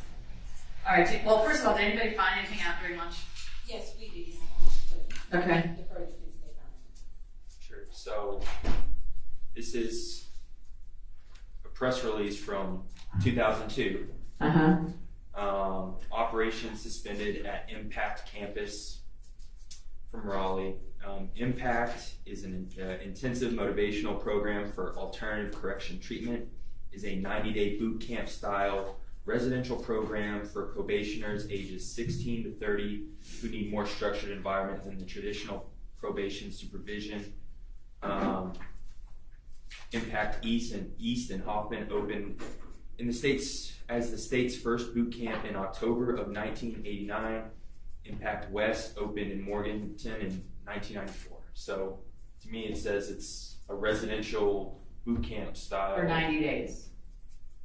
And he was there for more, but yes. Okay. Yeah. Yes, Your Honor, I agree with counsel. Also, at the court's direction, I did ask Mr. Hamilton when he was admitted again October 14, 1998 to March 2nd, 1999, did he go back to the impact program? And he said yes. So the state has no problem with conceding to the dates. We ask that it just be placed on the record, those dates. Yeah, I don't think it's necessary, Mr. Welty, for you to get into the fact that he was incarcerated. Same thing I did for Ms. Black. The state's going to stipulate to the dates that he was unavailable. I think what you're trying to do is to impeach the witness by showing that he's been in jail, but there's no prior certified copy of a prior conviction being used. I think counsel, and I don't want to speak for counsel, wanted to impeach him because he stated that he was not. I know that he was available. I don't think it was yes. clear. I agree. I don't think the question was clear enough to warrant opening up this can of worms. So, opening this can of worms. On the state's direct, they're going painstakingly through about how he was, if she called, he would have been there, and that's a pillar of their case at this point. It's but they're stipulating to the dates that he wasn't, so you were free to talk to him about that. Judge, am I free to talk to him about? Not where he was, but that he was unavailable during those dates, and we can instruct the witness he's not to mention that. Okay. And just as a hypothetical, Judge, if Ms. Black got up on the stand and she testified that during her period of incarceration that she was available to take William, I believe the state would have more than right to introduce her history of incarceration because she is opening the door on her own history. I don't think the question was clear enough to have opened the door to the fact that he was incarcerated. The state is willing to stipulate to the dates that he is unavailable, and you can use that information to impeach or cross the witness as you see fit. but I do not think that the probative value of the fact that he was incarcerated, I don't know enough about his impact program. I don't think it's relevant for anything.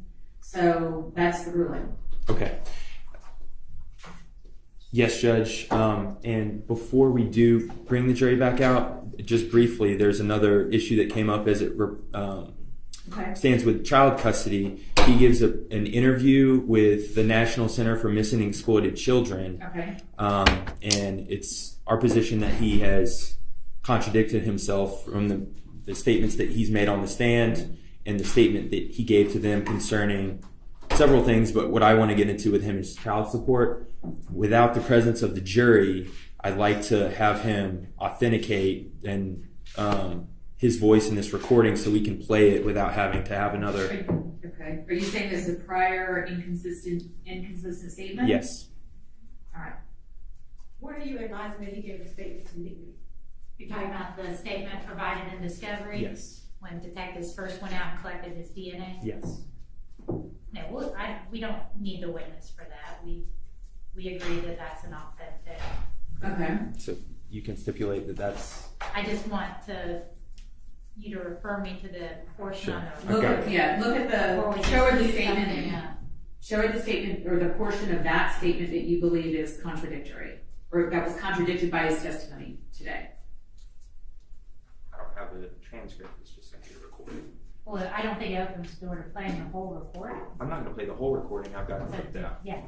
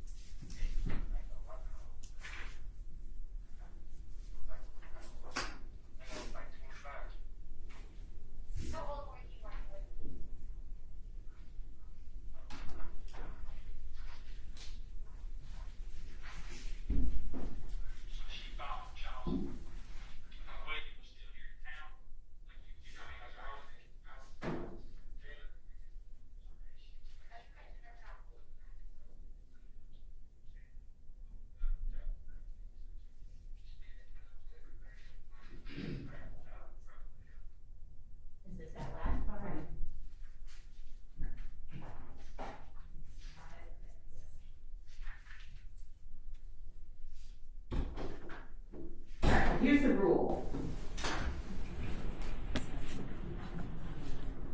You can cross-examine the witness about any, about anything that contradicts the sworn testimony from the witness stand, as long as you have a good faith basis to believe that it's true, which you clearly do. However, if the witness denies the contradicting fact,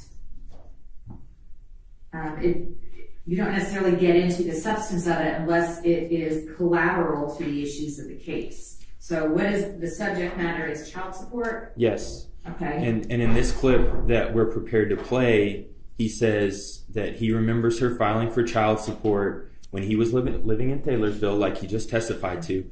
In this clip, he says he was around 25. On the stand, he says he was around 30. And then he says, yeah, she filed for child support, but it didn't do any good because I didn't have any money. On the stand, he says that money was taken directly out of his paycheck to give her child support when he was 30.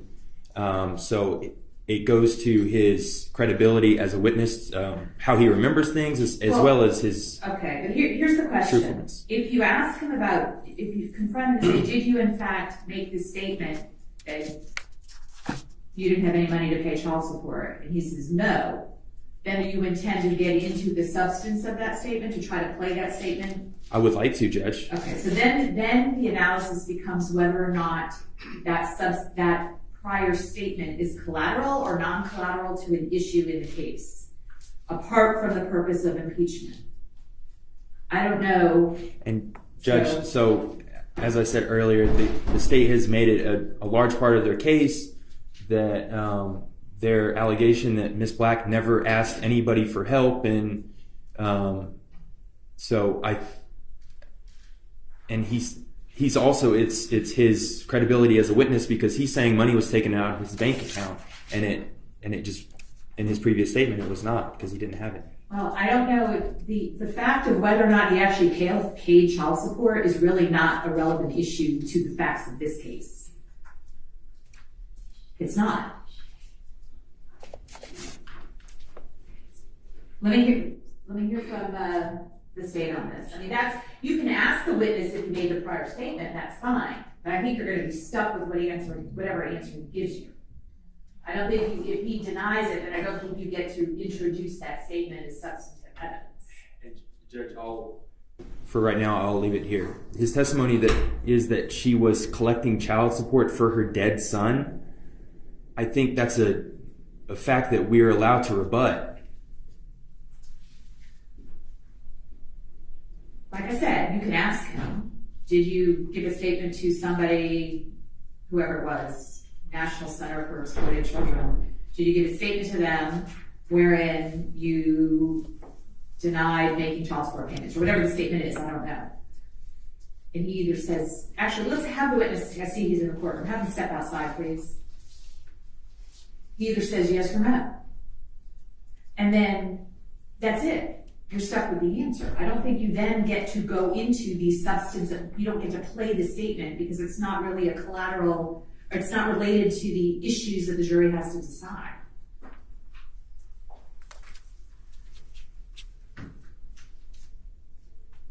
Collateral versus non-collateral. A fact is non-collateral if it's relevant to the case apart from its impeachment used to contradict a particular witness.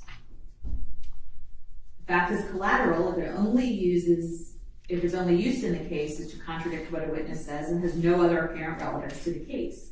So it sounds like it's a collateral issue. I might have misstated those words before. It's an unrelated issue. The substance of what he's saying doesn't have anything to do with the facts of the case.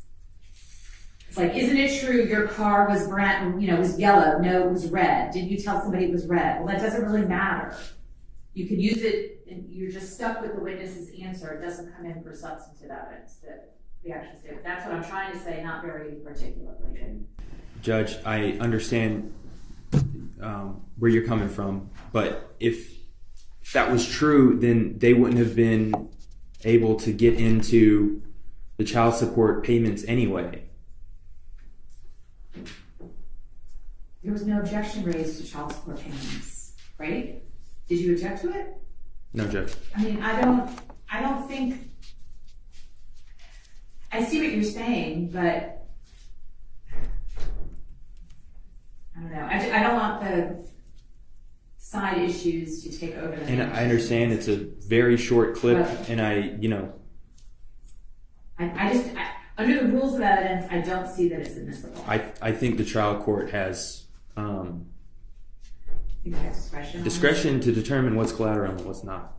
And it's not just for this specific question on this specific witness. It's a theme that the state is establishing, that she never asked for help, and she's never done any of this. And his timeline on the stand is much different and much less sympathetic to her than what he says in this statement. I don't know how much discretion I have. OCGA 246-608B does not allow extrinsic evidence as admissible to follow up an attack. Scott versus the state, 309 Georgia 764. A party may not use extrinsic evidence to impeach a witness by contradiction on a matter collateral to the material issues at trial. And Your Honor, I'm looking at... So you're saying that the state has made it non-collateral by introducing evidence of child support. Is that what you're saying? Not just evidence of child support, but evidence that she is not asking anybody for help. I think this has become an issue. All right. Anything else, Ms. Jackson? Your Honor, well, the only thing I will speak on is that counsel has stated that we've made this a central issue in reference to that Ms. Black didn't have support.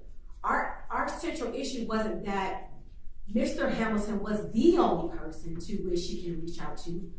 we have brought up at least 4 witnesses: Ava, Margaret, the grandmother, the sister Wanda, as well as Mr. Hamilton, and we asked them all the same question. If, with the exception of Ava who elicited herself that she would secure William, but 3 other individuals stated that if Miss Black needed help, they would have helped her. I understand that. The issue, that's not the issue. So I don't think we made it a non-collateral issue. I'm not talking, we're beyond now the help issue. We are dealing with the child support payments. Yes. That's the child support payments. Well, that's what Mr. Wilson was hinting on, that it became non-collateral because our entire testimony was based on the fact that... What's your entire testimony? But you did ask about, were you paying child support, right? Yes, Judge. I don't think it rose to an issue where it became non-collateral. I guess does that make it collateral or non-collateral? Okay. It's a blurb. It's a little blurb. Yes. Okay. I will allow it only because the state introduced evidence that he was making child support payments. So, but we're not going to nitpick every single. We're going to be here for a month. And Judge, I understand. Okay. Ms. Black is entitled to a thorough cross-examination. She is, but it also has to be relevant. Absolutely. So I'm cutting you some slack. So I don't really think this is. Yes, Judge. I don't plan on this being long at all. Okay. But just because I did it this time doesn't mean I'm going to do it again. Understood. Okay. All right. Are we good? Yes, Judge. Anything else? Do we still need to question him about the program, or? I've already ruled on that. I think can he just be made aware what the ruling is? Yes. The ruling was that you're stipulating. Yeah. I just want to make sure I'm clear before I tell him that you are stipulating to the dates that he was unavailable, and he's not to mention that he was incarcerated or in any type of impact program. Judge, are you going to read the stipulation to the jury? Write it out for me. Yeah. Will it be the same stipulation that you read in reference to Ms. Black, Judge? We didn't read it. Okay. We're still waiting on a juror, says Jocelyn. So I just want to clarify that ruling, Judge. So the last question I asked him was, we can run it back, but it was essentially, were you free in the fall of 1908 through the spring of 1999 to either help Teresa or take William? And his answer was, yes, I was available to help. Okay. So he's been impeached by, I want to be able to. Not yet. You can. I want to be able to impeach him by using those specific dates. All right, and we'll notify him. We can tell him that the state and the defense have agreed before, when he gets up here, before he testifies, that there's a stipulation between the parties that you were unavailable from October 1998 to March of 1999. And Judge, can I ask him to clarify that after the jury comes back out? Because that's right where we left it. The dates where he is not available. What do you want clarified? That he was not available. Right. Okay, but you can ask him that question. Okay. I will. Yeah, I just want to know if I was able to ask him that question. All right. I do not want to get into the incarceration, the boot camp, I won't. Name anything. Well, not intentionally. I don't want him to rattle anything off about it either. So let's bring him back in, and I'll advise him of what my ruling is.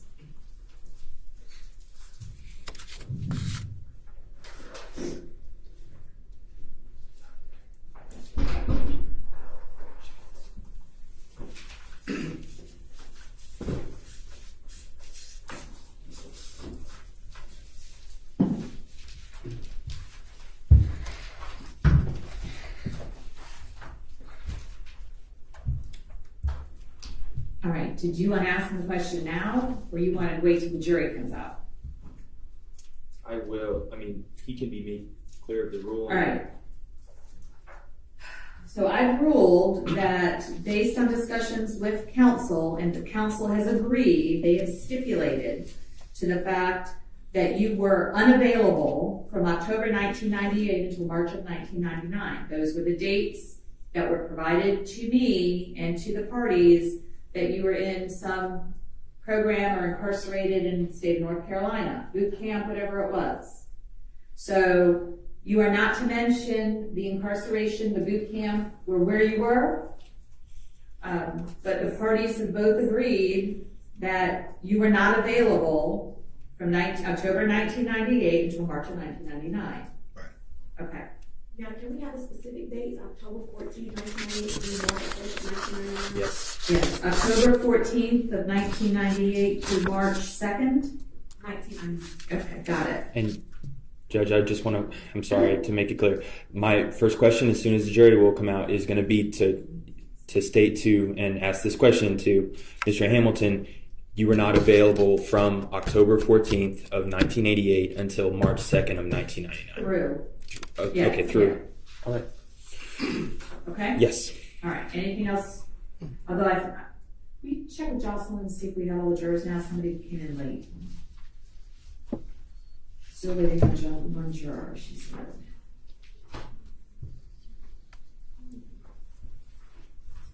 John, we're still waiting on one. Okay. Maybe somebody thought I did say 2:45. I didn't, did I? No, one part. Did anybody hear me say 2:45? Okay, just want to make sure. It's not a perpetual relay drive either.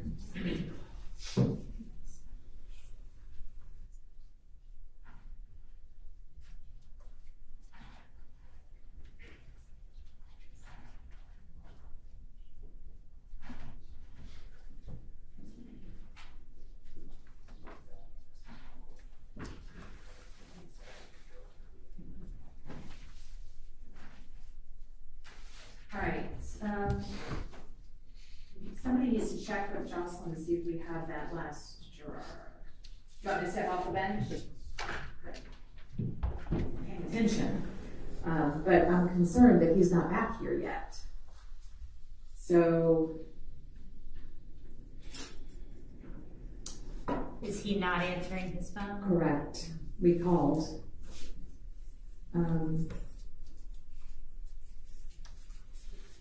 Wait until 2:30. I don't understand. No, nobody. No one else heard 2:45, right? No. Okay. It's always something.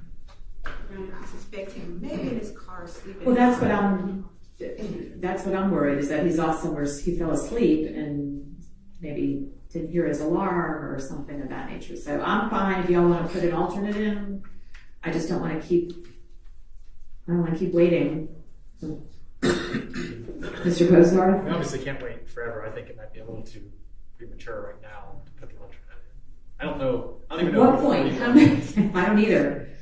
You're supposed to be here at 37 minutes ago. So, all right, I will. 2:45. Can we have the deputies walk around the parking deck and just see if they can locate him? I don't think they have staff to go walk around the parking deck to. If I knew he was at a particular location, I would send somebody to go get him. But they don't have the staff to go perusing the parking lot, looking in cars to see if somebody's sleeping. So, how many more witnesses for today? You have one that needs to get on a flight later, correct? Yes, Your Honor. Okay. Well, two that need to get on a flight. We have 4 more. 4 more witnesses total. Yes, Your Honor. Okay.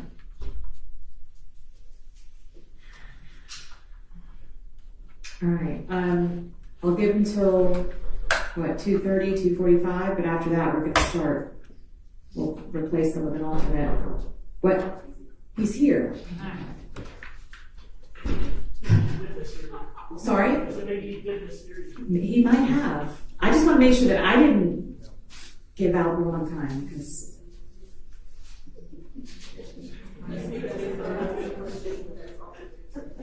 It is not out of the realm of possibility that I misstated something. All right, we don't have to worry about it now. Although after we're done today, I do want to address the fact whether or not he's actually working at night, because he's not supposed to be working even at night if he's on jury duty, to ensure that they're paying attention.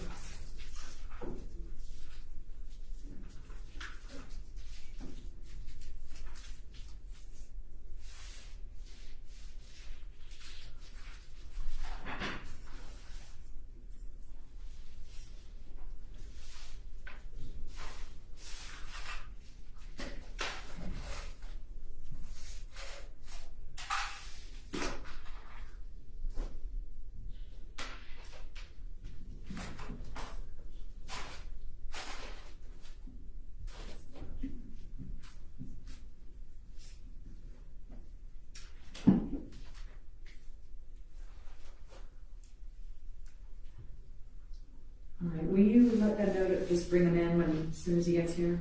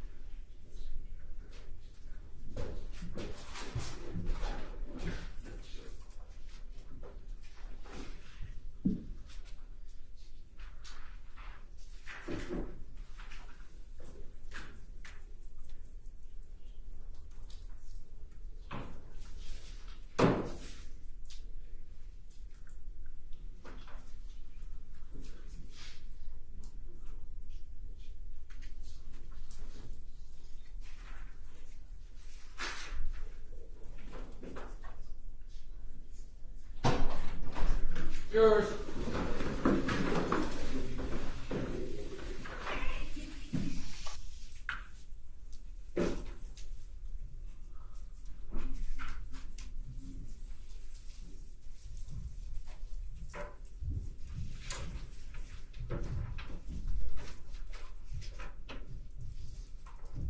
All right, y'all can have a seat.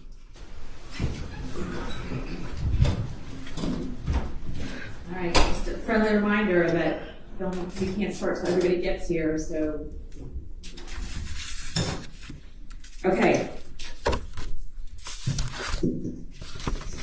Go ahead. Would you want me to read the stipulation first? Yes, Your Honor. Mr. Walt, do you Yes. understand? Okay. All right, folks, the parties have entered into another stipulation that this witness was unavailable from October 14th, 1998 through March 2nd of 1999. Okay, go ahead. All right, Mr. Hamilton, just to catch us up from where we left off, your answer to the question of were you around at the time of fall 1998 through the spring of 1999, your answer was that you were in fact available to help Teresa and to help William, correct? Yeah, but no, well, I wasn't. Okay. And my family was still there. I was. Okay. And you were not available personally to help William or help Teresa through this time, correct? Right. Okay.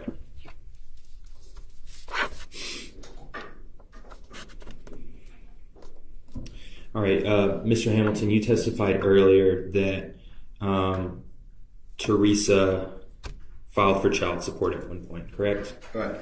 And your testimony was that some of that money came out of your bank account. No. Your testimony was not that... You didn't ask me was the money taken out of my bank account. You asked me did I have child support taken out of me. You never asked me was the money taken out of them. So, Mr. She Hamilton... took out child support on me. Okay. That's the only thing you asked. That's the only thing I said was she took out child support on me. Did you... Okay. Did you ever pay any money in child support? Yeah. She took it out of my checks. Okay. When I was working. All right. Your testimony today is that Teresa filed for child support. And knowing that the child was already gone. Okay, Mr. Hamilton, your testimony today is that Teresa at some point filed for child support, correct? And your testimony today is that it was around sometime when you were around 30, correct? I can't tell you the exact date, but all I know is I was in Taylorsville, and she came to Taylorsville and took out child support on him, knowing that he wasn't alive. And Mr. Hamilton, when the district attorney today asked you if Teresa had taken out child support, your answer was that that was around when you were 30 years old, correct? I just told you I don't remember what age I was. All I know is I was in Taylorsville. I was around, I don't know what age, but I was in Taylorsville. She know what she did. Okay. And your testimony today is that money was taken out of your checks based on that child support. Okay. Mr. Hamilton, at some point, you remember speaking to people from the National Center of Exploited and Missing Children, correct? Say again? Mr. Hamilton, the National Center for Missing and Exploited Children, those are the folks that came to get your DNA, correct? Yeah, I'm sorry. And you talked to them about your life with Teresa, correct? No, they just came and got my DNA and asked me whether it's my child, and that's all they asked me. But we ain't have no discussion about Teresa, none of that. Okay, but you talked to them, right? Yeah, they came and got my DNA. Okay, and they asked you some questions. I can't remember back that far. Okay, but your testimony today is those people came to talk to you. They came and got my DNA. That's what they came and done. And while they were talking to you, you're saying that they never asked you any questions? What you mean? Yeah, they left the act just for DNA. Okay. That's the question, right? Is that a question? Mr. Hamilton? I'm asking you, is that a question? Hold on, Mr. Hamilton. Mr. Hamilton. Yeah, Mr. Wilson, hold on. Just answer the question he asks, okay? Okay. All right. Okay. Mr. Hamilton. Yeah. It is your testimony today that when those people came to get your DNA, they did not ask you any questions. Yeah, they asked me questions. Okay. All right. And for the record, the state has stipulated to the authenticity of this recording. Mr. Ham. You have to confront him first. Do you not? You have to ask him about it first and give him an opportunity to say yes or no. So, in Mr. Hamilton, it was your statement at that time that Teresa did file for child support, but it did not do any good because you had no money. At that time? You saying at that time that they said at that time, when these people came to talk to you, they didn't ask me about no child support. They didn't ask you about any child support. They didn't ask me about no child support. Your testimony today is that the people from this organization... Hold on, let him finish the question, Mr. Hamilton. Your testimony today, Mr. Hamilton, is that those people from the National Center for Missing and Exploited Children that collected your DNA did not ask you anything about child support. Nope, they didn't. Your Honor. Yes. Now you may. And the state has stipulated to the authenticity of this recording. Ms. Jackson, if we're still going to object, I think he didn't lay the proper foundation in reference to who Mr. Hamilton was speaking with. Is not okay. Go ahead. Sustain the objection. Do you know these people that took your DNA? No. All I know is they came from Atlanta. I'm not from Atlanta. I don't know these people. I don't know nobody up there.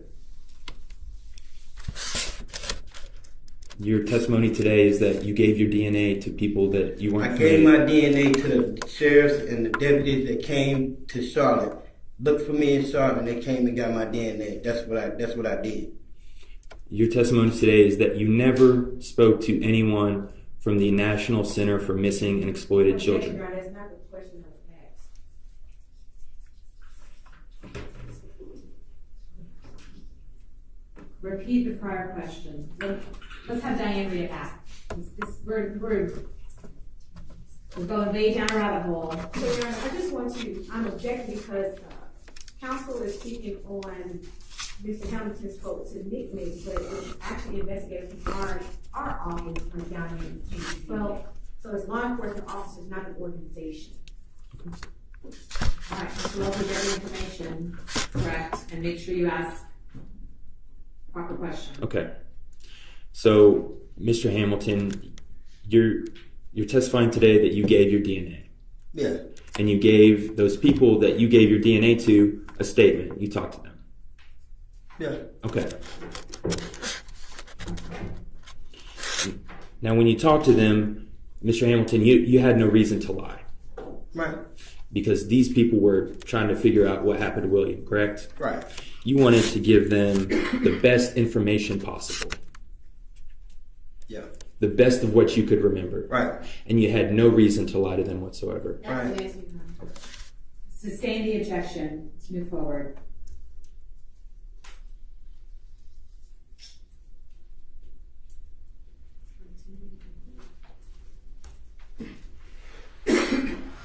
Your Honor, permission to tender this as an exhibit. What exhibit number? This is defense 2. Any objection to defense 2? No objection. Okay. Mr. Hamilton, I'm going to play you a portion of that interview. Your Honor, can you make sure I'm all right? No, they have to, I'm sorry.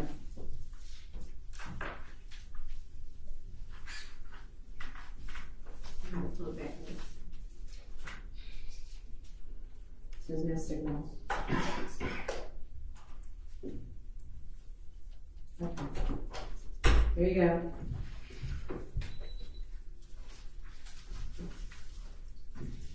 Did you ever have his social security number? Did she ever file for child support? She filed for child support one time when I was there at Taylorville. You know when that was? It's been like a while. How old was I then? Go back where how old I am. I think I was like 25. How old were you when William? I was 10 years old. So she filed for child support. When William was still here in town. I was in Taylorville. And she was like, so she said, oh, fill out child support. She didn't end up good because I ain't winning. You know what I'm saying? If I had a job, I probably would have helped her. All right. Mr. Hamilton, you heard that recording, correct? Mm-hmm. And you said, Is that a yes? Yes. Sit up, sir, so you're Yes. the microphone. and you said you were around 25 years old when. Okay, I just told you. Go ahead. Let him ask the question, please. Mr. Black, you said in that clip you were around 25 years old when Teresa filed for child support. Okay. That's what you said. Okay. What do you want him to say? Is that a yes or no? Yeah. Okay. And Mr. Hamilton, you said in that clip that Ms. Black did file for child support, correct? Yeah. And even though she filed for child support, it didn't do any good. Not at that time because I ain't had no job at that time. Okay. All right, I'm going to move on, Mr. Hamilton, okay? We're going to talk about when Teresa was still in Charlotte with William, okay? Yeah. At this point in your life, you were able to see how Teresa interacted with William, correct? No, because I could never see William. So how can I see how she interact with William if I can't see him? I don't know what's going on. Mr. Hamilton, you were never able to see Teresa and William together in Charlotte? Let me see. Nope. You never saw Teresa? When we was together, that's when I seen William. Okay. When we was living together, when he was little, that's when I seen William. I seen William when I took him to school and signed him up to school. That was about the last time I saw him. Okay. And you saw Teresa and William together, correct? Yeah, we went together. Okay. So you were fairly familiar with how she acted around William, correct?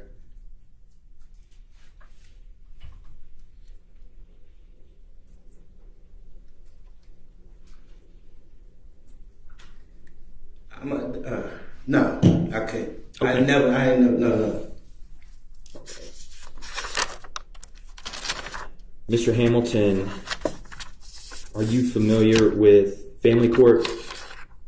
Yeah.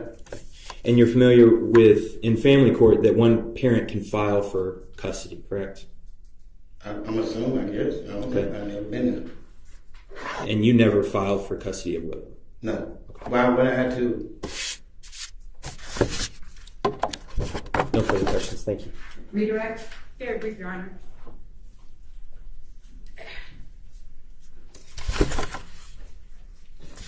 Mr. Hamilton, we already stated that you were not available between October 14th, 1998 through March 2nd, 1999. Did you move to Taylorsville after those dates? Yes. And while you were in Taylorsville, at some point were you unemployed when you were in Taylorsville? Yeah. At some point while in Taylorsville or thereafter, did you obtain employment? Yes. So I want to speak with you in reference to the child support. When Teresa filed for child support at that time, were you employed or unemployed? Unemployed. At some point after the filings, did you obtain a job? Yes. And when you obtained that job, did they begin to take payments out of your paycheck? Yes.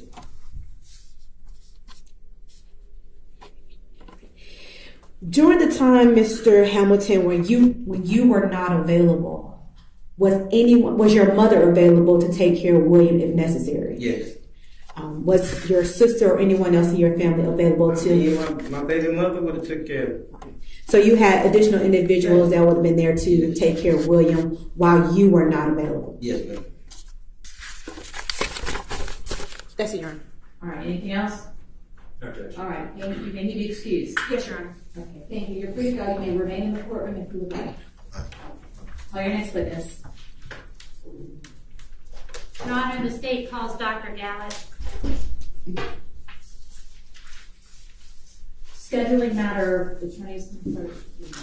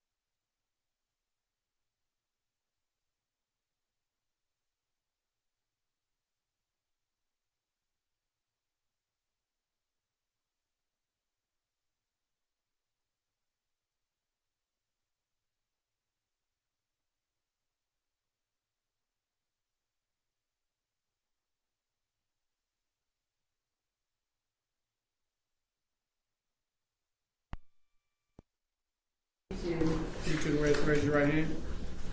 You solemnly swear affirm the testimony you give to the court shall be the truth and nothing but the truth, so help you God. I do. May you lower your hand. State your name and spell it for the record, please.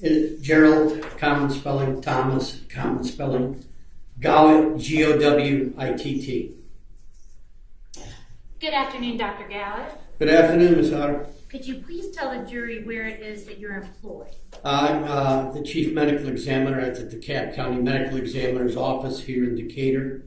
It's right off of Kensington Road, just down from the MARTA station. And how long have you been the chief medical examiner here in DeKalb County? 24 years. And were you working with the same office prior to becoming the chief? Yeah, I became chief in the year 2000, and I was the deputy chief from 1995 to 2000.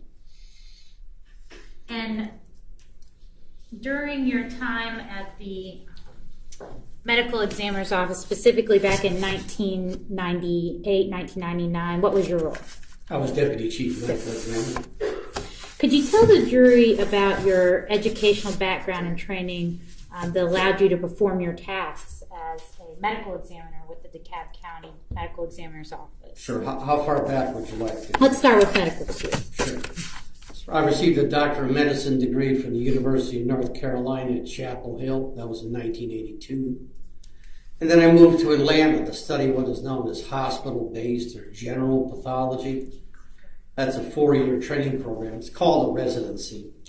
And I completed that residency at Emory, Grady, and the Atlanta Veterans Hospitals. Then I took a year of subspecialty or advanced training in the field of forensic pathology, also known as death investigation. I completed that year at the Fulton County Medical Examiner's Office here in Atlanta. I finished that in 1987. I then became the chief medical examiner for the counties of Gwinnett and Hall from 1987 to 1988. In the latter part of 1988, I returned to the Fulton County Medical Examiner's Office as their deputy chief medical examiner, a position I held for the next 7 years, till 1995. During that 7-year time, my office in Fulton County also had a contract with the Georgia Bureau of Investigation, the GBI, and we assisted them with performance of autopsies. In 1995, I became the Deputy Chief Medical Examiner for DeKalb County. And then in the year 2000, I was appointed as the Chief Medical Examiner here in DeKalb by the County Commission, and that's the position I've held ever since. In my career, I've conducted approximately 14,000 autopsies. I've been involved in over 40,000 death investigations. And I've been qualified as an expert witness in the field of forensic medicine and forensic pathology approximately 750 times here in Georgia, as well as 21 other states. I have 25 scientific publications in the medical literature, most of them either dealing with general pathology or forensic pathology. I hold academic appointments at the Emory University School of Medicine, the Philadelphia College of Osteopathic Medicine, the Medical College of Georgia, the Lincoln Memorial University of Osteopathic Medicine in Knoxville, and several other places. I am certified by the American Board of Pathology in the disciplines of anatomic, clinical, and forensic pathology. In fact, my entire office is accredited by the National Association of Medical Examiners and has been for the last 10 or 15 years.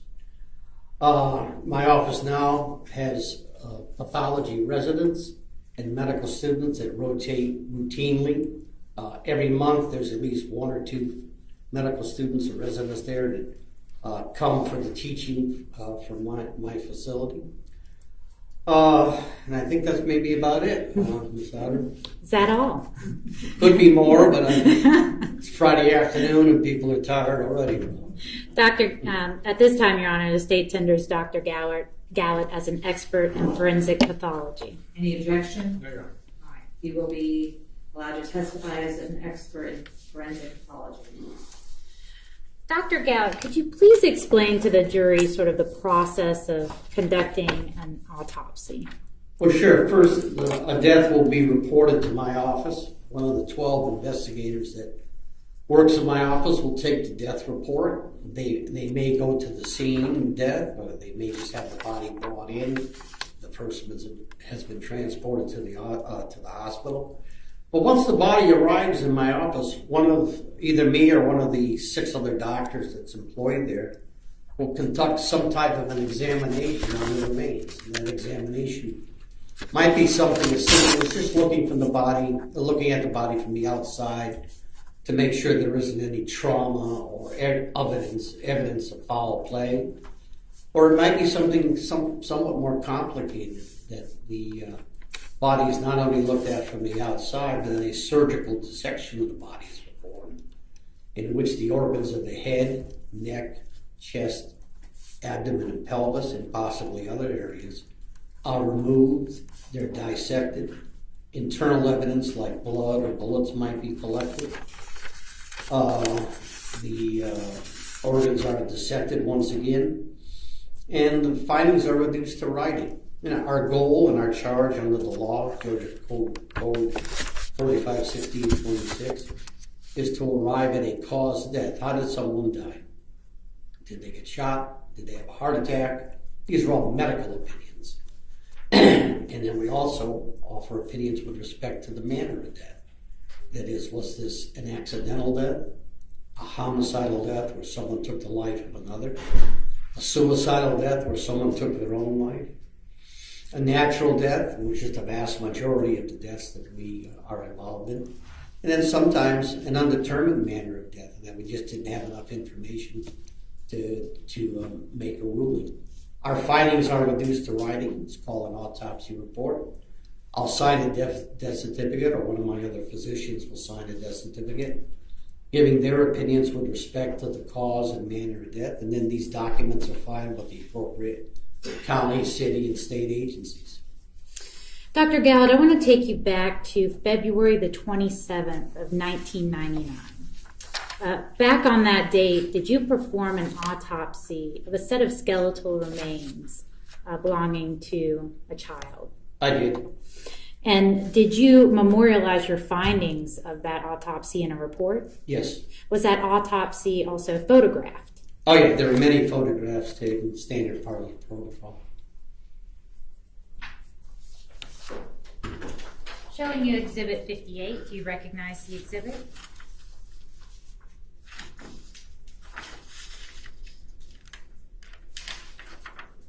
Uh, 58 is a copy of my autopsy report, dated May 18th, 1999. And is it a true and correct copy of your report? It is. Your Honor, State tenders 58 into evidence. Any objection? No objection. Okay, 58 submitted. Showing you Exhibit 48 through 57, do you recognize the exhibits?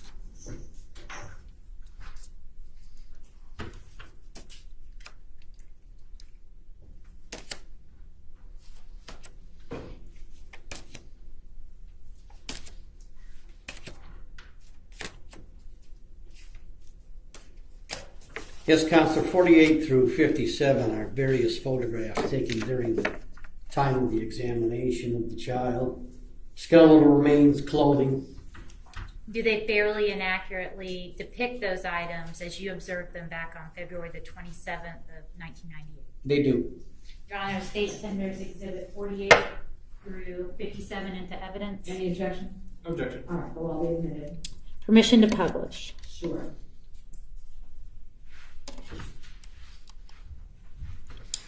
We're looking at Exhibit 49.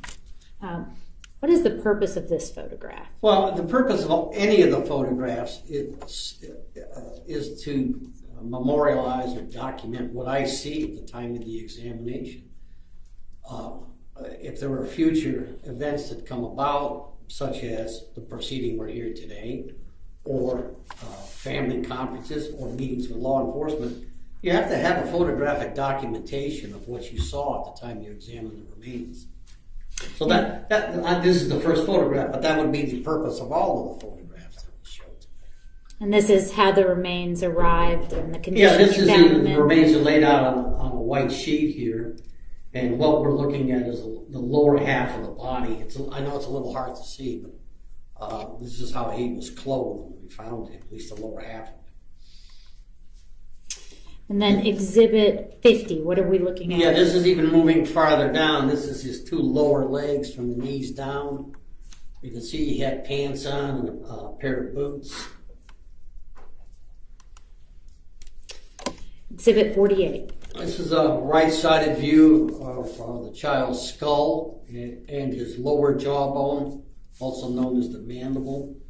And again, this is all photographically documented. You know, sometimes you have to identify people from teeth or from old trauma to their head. So again, all of this is going to be clearly memorialized on digital imaging. This is a previously admitted exhibit. What are we looking at here?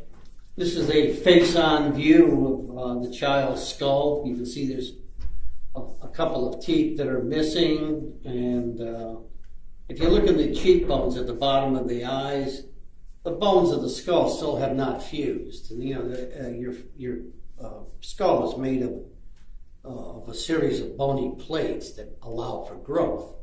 So there are parts of them that come together, margins that come together that don't completely fuse until you're 18, 20 years old, something like that. So that's what we're seeing here, that he doesn't have fusion of the upper jawbone to the cheekbone, and that he has some teeth that are also missing. This is Exhibit 45 for the record. Then previously admitted Exhibit 46. Yeah, lower jawbone with some teeth still in place, and then if you look more towards the front of the jaw, you'll see empty sockets.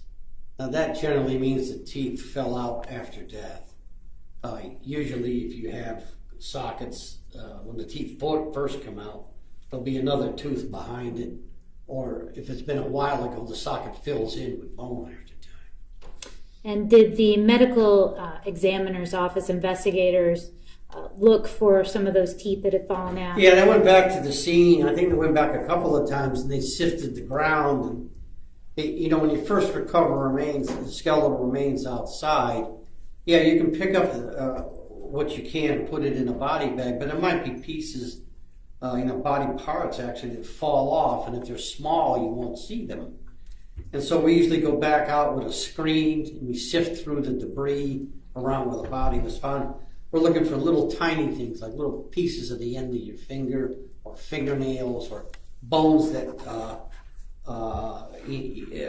hard to detect if they're laying in soil or laying in other foliage.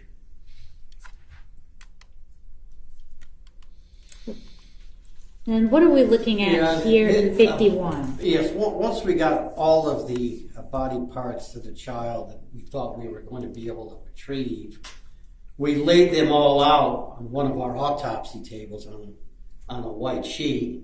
And beginning on the right side of the photograph, in what I would call about the 3 o'clock position, if we look at this like a clock, there's the skull, there's his jawbone, there's his breastbone and the ribs that we could recover that were attached to it, his upper arms and his forearms, and then his pelvic bone is in the middle of the photograph, in roughly about the 6 o'clock position. And then his thigh bones are the next thing that you see moving towards the 9 o'clock position. I think the thing that's important here is that from the top of his head all the way down to his knees, he's skeletonized. There's no organs, there's no real tissue attached to him. I mean, he's basically a skeleton. But below his knees, into his feet, he had tissue. There was muscle tissue and other tissues there as well. Yes, they were in a relatively advanced state of decomposition, but they probably got preserved because he had pants on and he had boots on, and so we did have something to. And here's the next photograph. In the 3 o'clock position, we're looking at his 2 thigh bones, and in the 9 o'clock position, we're looking at his 2 lower legs. So what we had here is, yes, a largely skeletonized body, but there was still something we could work with in the lower legs, let's say, below the knees. Was most of the skeleton recovered? Yeah, the vast majority of it was recovered. And in most remains that are outside where they've had a chance to become skeletonized, it's not only challenging, it's almost impossible to recover every bone, or every fingernail, or every piece of the remains. Were you able to make any determinations about the age of this? Many people have looked at him with respect to age, and about the best that we could come up with, but he was somewhere between 5 and 7 years old. Were you able to identify any evidence of trauma to the skeleton? Yeah, on the right side of his face, what we call the cheekbone, there's a bone that kind of spans from the eye socket to the side of the cheek. That bone was broken.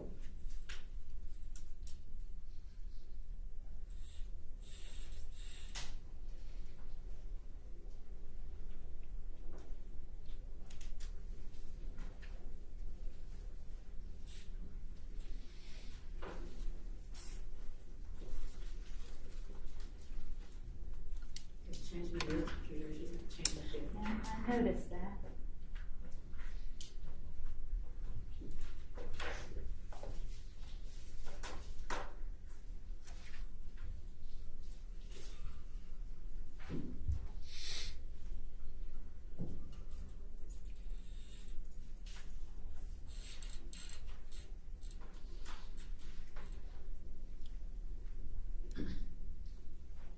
Let me try it again.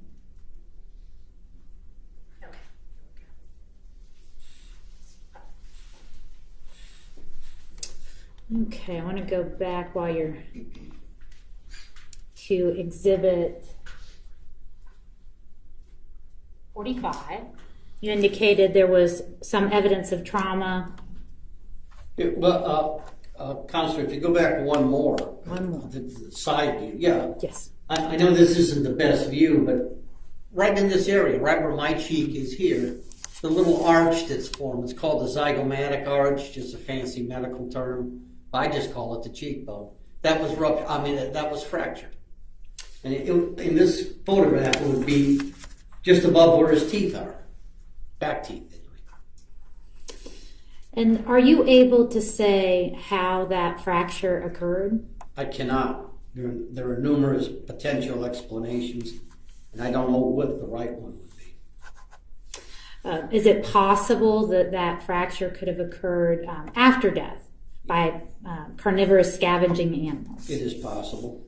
Is it possible that that damage could have been caused by a traumatic injury, such as a blow to the head or a car accident? Sure. I mean, before that. Is it possible that both could be at play? That the child could have had a traumatic injury from a blow to the head and then been left in the woods and also been disturbed by animal activity? All the scenarios you present are potentially possible.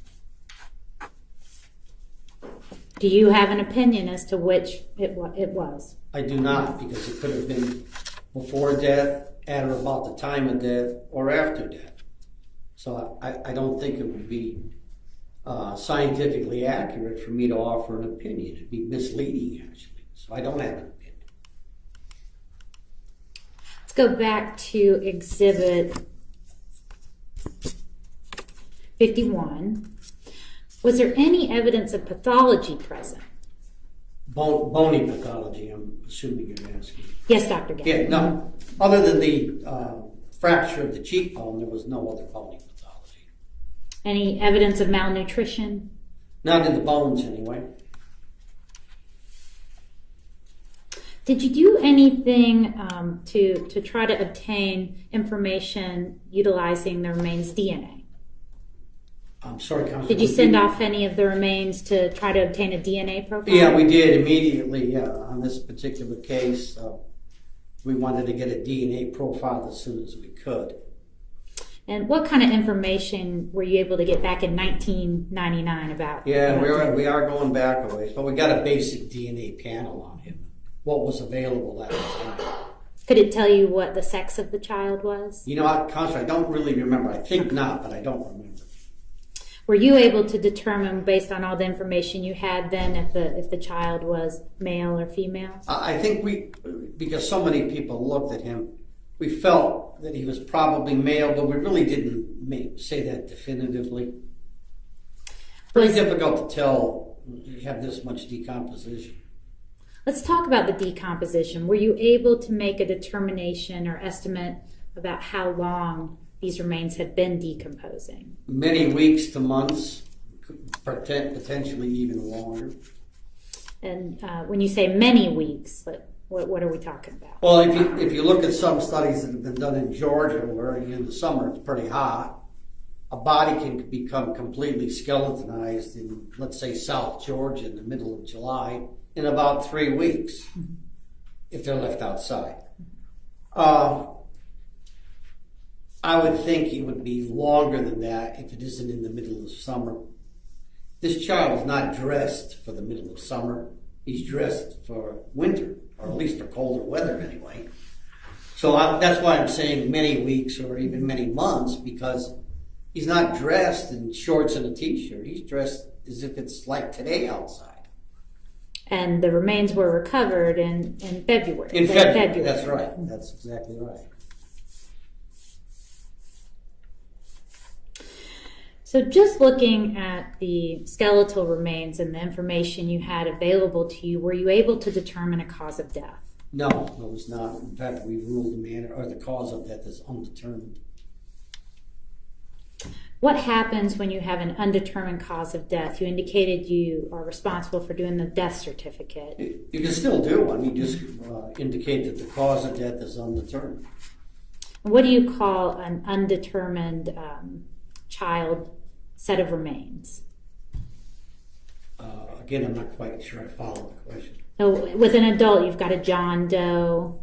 What do you call a child that you can't identify? I don't know that we have any special designation. You're not referred to as a child Doe? You can, sure.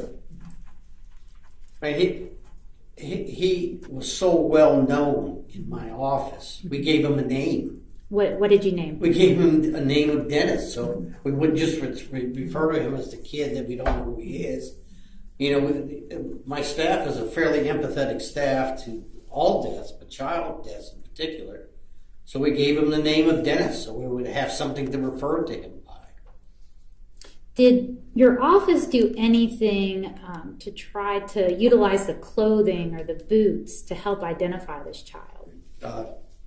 Ms. Otter, I can't tell you how many hours were spent. The child was relatively well dressed. If you don't mind, let me just read this to you. Well, what do you can't read? It's in evidence, Your Honor. Just like we would publish it over the screen while the witness tests, it's in evidence. It wouldn't go back with the jury. I don't need to read it. I can remember what it said. He had on, a jacket, pants, and shoes that all had brand names in them. In fact, he had Timberlake boots on, which are not cheap boots, even in a kid. One of my investigators spent many hours tracking down the serial number of these boots and where they may have been shipped to and what stores might have gotten them. It didn't help us a whole lot, but we made the effort to try and see where the boots were purchased, as well as the other clothing too. It wasn't like he was just a skeleton out there with nothing else. I mean, he was a skeleton out there with clothes on that you'd expect to see in a well cared for child. And I'm showing you Exhibit 55. Is that, if you'll look at the screen in front of you? Yeah, I see it. Is that the shirt that was recovered for the child? It is. And Exhibit 56, are those the pants that were recovered? Those are the pants. And Exhibit 57. And those are the boots in question. Did you do anything with the tissue, the leg tissue that was available? Yeah, the muscle that was still present on the lower legs, we took a piece of it and we sent it to a reference toxicology lab. And what were the results? Yeah, the determination that was made by the toxicology lab is that the muscle tissue contained a drug called acetaminophen. You might know it as Tylenol, a very common drug. It also contained another drug called diphenhydramine, also commonly known as Benadryl. Both of these drugs are over-the-counter drugs. You can go into any drugstore and purchase them. They were over-the-counter then, they're over-the-counter now. Would that be common in over-the-counter medicines such as Tylenol PM? Yeah, a PM is just they could have something else in it. If they were together? Yeah, Mm-hmm. Yes. Now, did the results of the toxicology screening allow you to determine when the drugs were administered? Well, fairly recently, Counselor, I don't think they would have been there. Shortly before death, he was given these drugs. Are you able to determine whether the child was given one dose or multiple doses? I could not.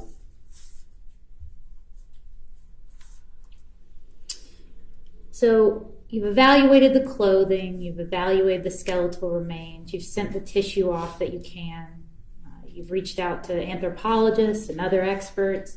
Did you ever utilize the media or send out the information the office had? We most certainly did.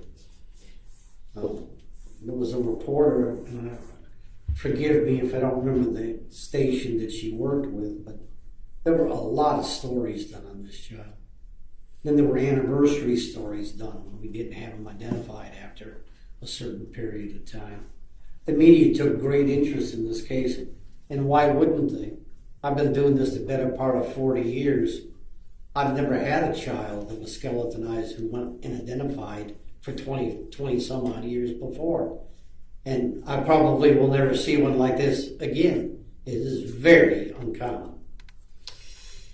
And in those stories and the media coverage, did you ask for help?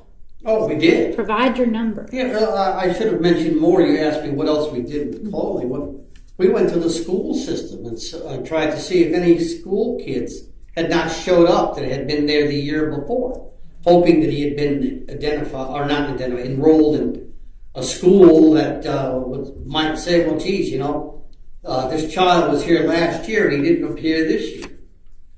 So yeah, we did. When we run out of science, we try to do some other things, and the media was one of them. Were tips coming in? All the time. And did any of them pan out? Well, not until recently.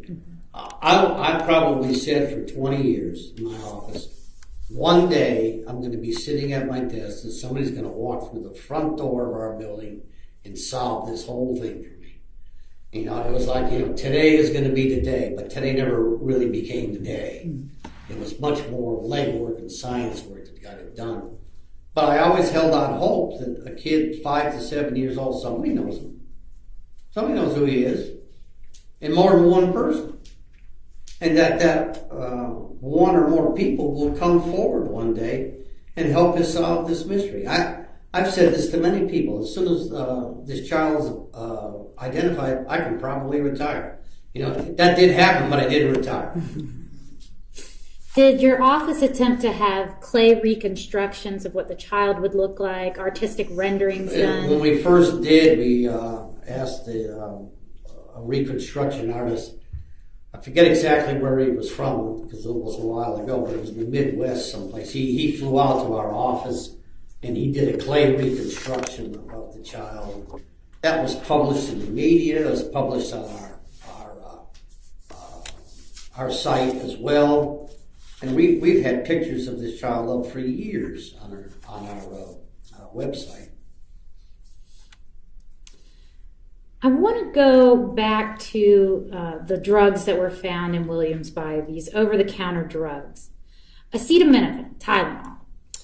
If it's administered incorrectly, can it be toxic? Sure. Any drug can.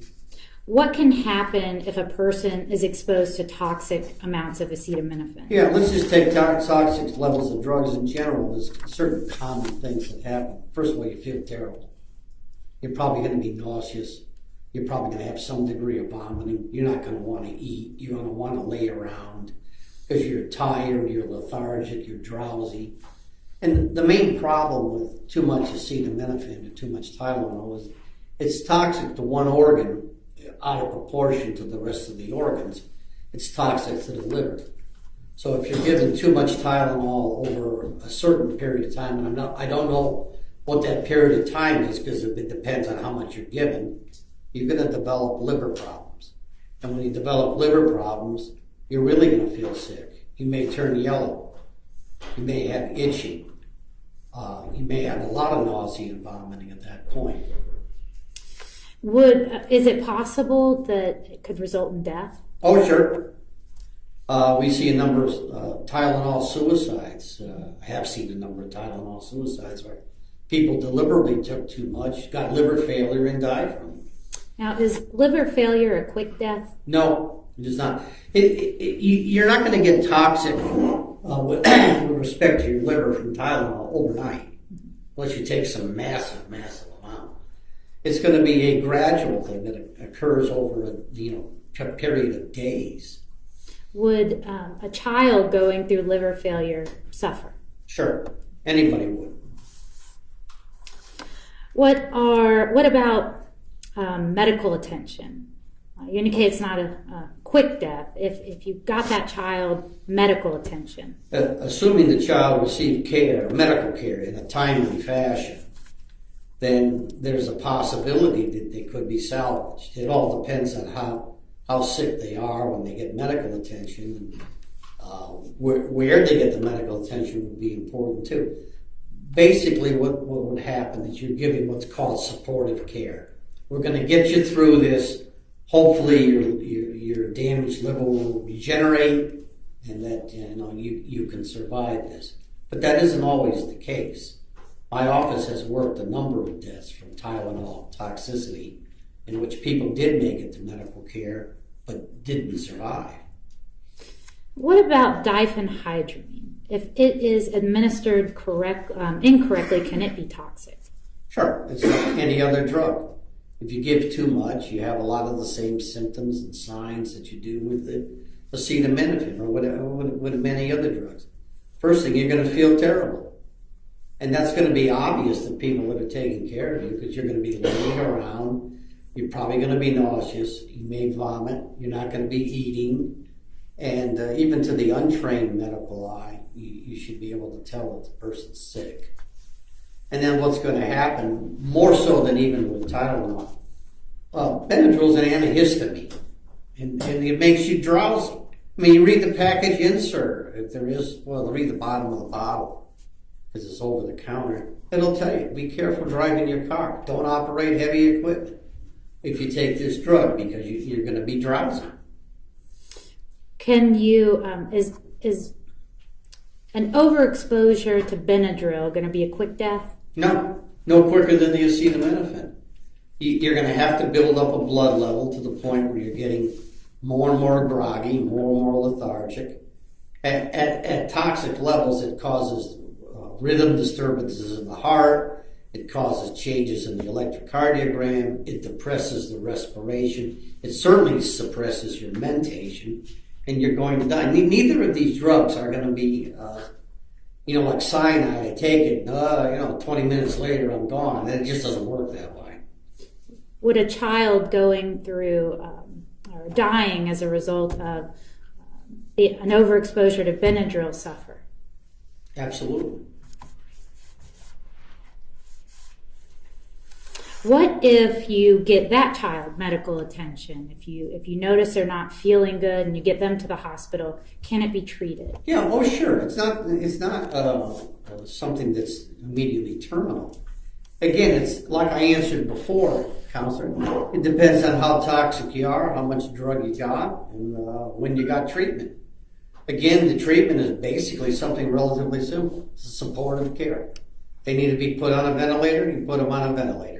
If they need blood pressure medicine, you give it to them. You hope that you get them through this acute phase trauma, and that they'll be able to, rebound back or recuperate from the injury. Now, how many or how often do you see cases of children dying from an overexposure to Tylenol and Benadryl? When you say children, you want to give me an age to go by? But under 12. I don't think I've seen any. And I see a number of child drug deaths. I know you can't say just based on the toxicology report by itself that whether or not in this specific case there was a lethal amount of these drugs. But if it was reported to you that prior to death a child with acetaminophen and diphenhydramine in their system was not wanting to talk, they're not wanting to get up, they're gagging, that they appeared to have something wrong with them, that they were lethargic and tired, could that be consistent with a child being exposed to a toxic amount of either of these drugs? Yeah, all of the signs and symptoms that you just listed are consistent with either Tylenol or Benadryl toxicity. In the course of your time with the medical examiner's office and conducting autopsies of children, do you ever see cases where children have died as a result of abuse and neglect? I personally have seen about 200. Do you ever see cases where children have died under unknown circumstances? All the time. We used to call them SIDS deaths or crib deaths. They're now called sudden unexpected deaths in infancy. But usually kids less than 12 months old who, after a scene examination, a complete autopsy, including microscopic examination of tissues, complete toxicology studies, review of medical records, we just don't come up with a cause of death. We call it sudden unexpected death in infancy, but we've actually begun shifting away from that terminology to just say that the cause of death is undetermined. We just don't know. And have you noticed a difference in how the family works with your office or communicates with your office when you're dealing with abuse and neglect cases versus a truly unknown death or unexpected death? I have noticed a difference. What have you noticed? The immediate caretakers in a fatal child abuse case don't often contact our office for what happened to the child. They kind of know what happened. But in the sudden unexpected death in infancy, or some child that just collapses where there's no history of trauma or no trauma found at the autopsy, we're getting calls from the parents and the grandmother and the aunts and uncles all the time. So there is a distinct difference, and it isn't universal, but I'm more likely to get calls on sudden unexpected infant deaths, or the kid that collapses on the playground that had undiagnosed congenital heart disease, or the kid that was diabetic that nobody knew about it, than I am to get calls on the child that was fatally abused. Is it fair to say that in cases that you've worked, that parents with unexpected deaths are dying to know what happened to their child? Yeah, for lack of a better term, they're very anxious about what happened to their child. Thank you, Dr.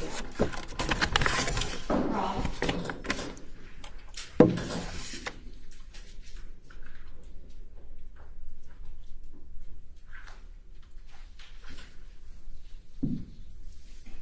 Good afternoon, Dr. Gallett. Hey, Mr. Bozark, good to see you again. You as well.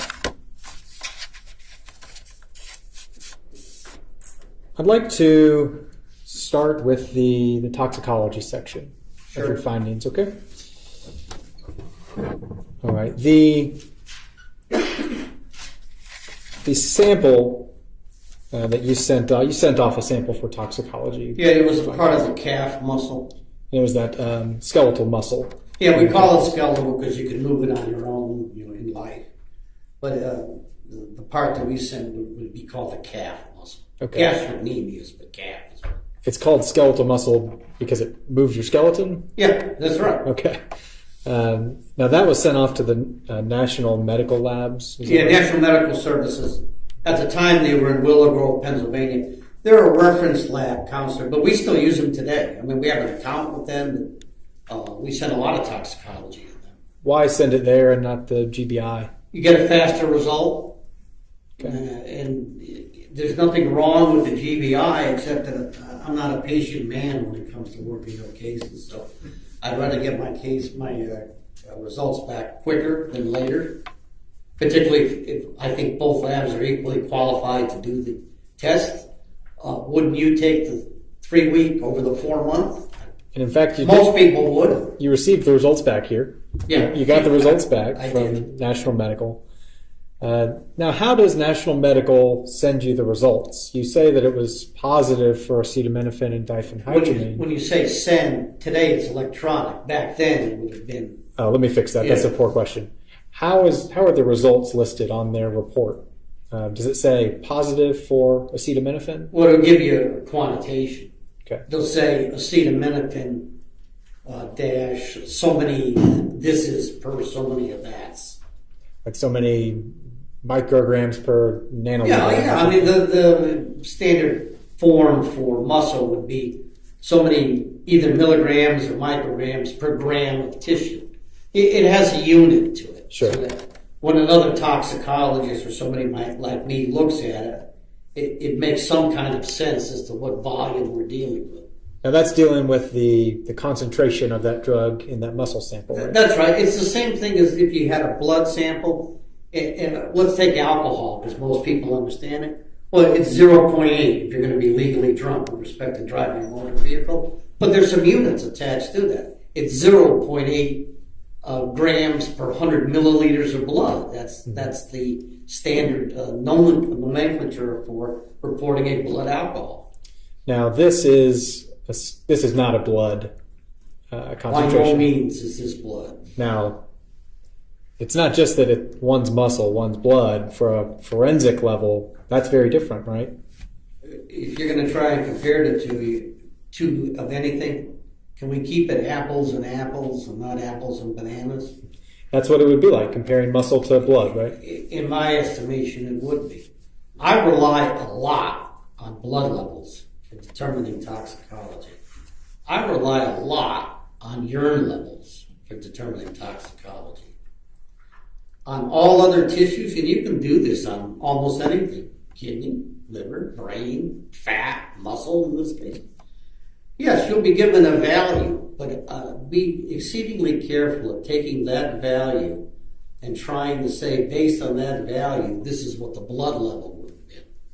If we could do that, it'd be pretty easy work. But we can't do that, right? We don't do that. We don't do that. And you didn't do that. You don't, because it's misleading. So that's why right now, in 2024, it's fair to say you can't say if these two drugs, acetaminophen and diphenhydramine, were a toxic level, a therapeutic level, or a trace level, correct? Or a lethal level. Right. What you said is, let's use the terminology out, subtherapeutic. It's too low to do much of any good. It's therapeutic. It's delivering the effects that we want without toxicity. It's toxic. It's delivering the effects that we want, but there's a lot of side effects that go with it. And then it's lethal. It's going to cause death in about half the people at that level. Okay.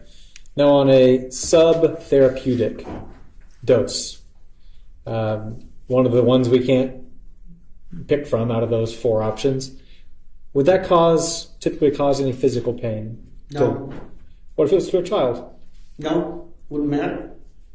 What about a therapeutic level? Would that cause any physical pain? No. Even to a child? No, that's why we have therapeutic levels. Counsel, I want to make sure everybody understands this. When we say a therapeutic level, that's what your doctor wants you to have with whatever medicine you're on. He wants you to have a therapeutic level of XYZ medicine so that you're gaining the benefit of that medicine, but you're not feeling sick because of it. You're not feeling crummy because of it. So it's a balance. So therapeutic drug levels, that's great. If you can get the desired result without all of the other stuff that might come with it, that's where you want to be. Right.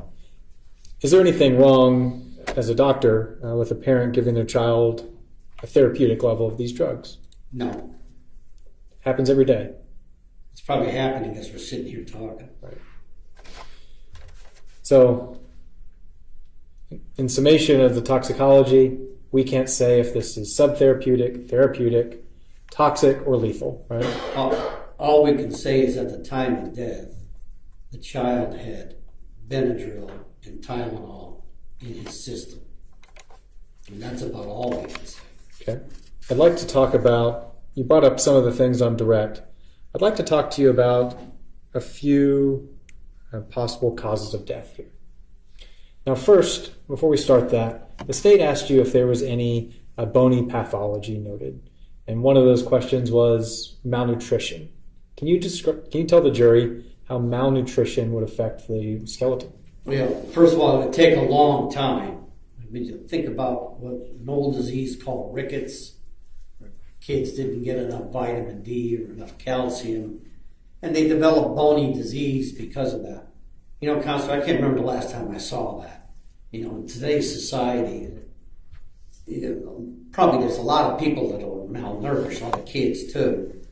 But to get to the point where you actually have bony disease from that, you have to go pretty far. All right. So is it fair to say that the lack of any bony pathology or bony disease certainly doesn't rule out the fact that the child might not have been getting enough to eat? That's correct. And if you're not getting enough to eat, how would that feel for a child? Not good. None of us like to be hungry. Could it be more than hunger, more symptoms than hunger than you'd experience? It could be. I haven't seen very many kids that were starved to death, but those that I did see weren't skeletonized. Right. What about if a kid wasn't eating well enough? What if they were eating out of the garbage? Is this over a long period of time? Sure.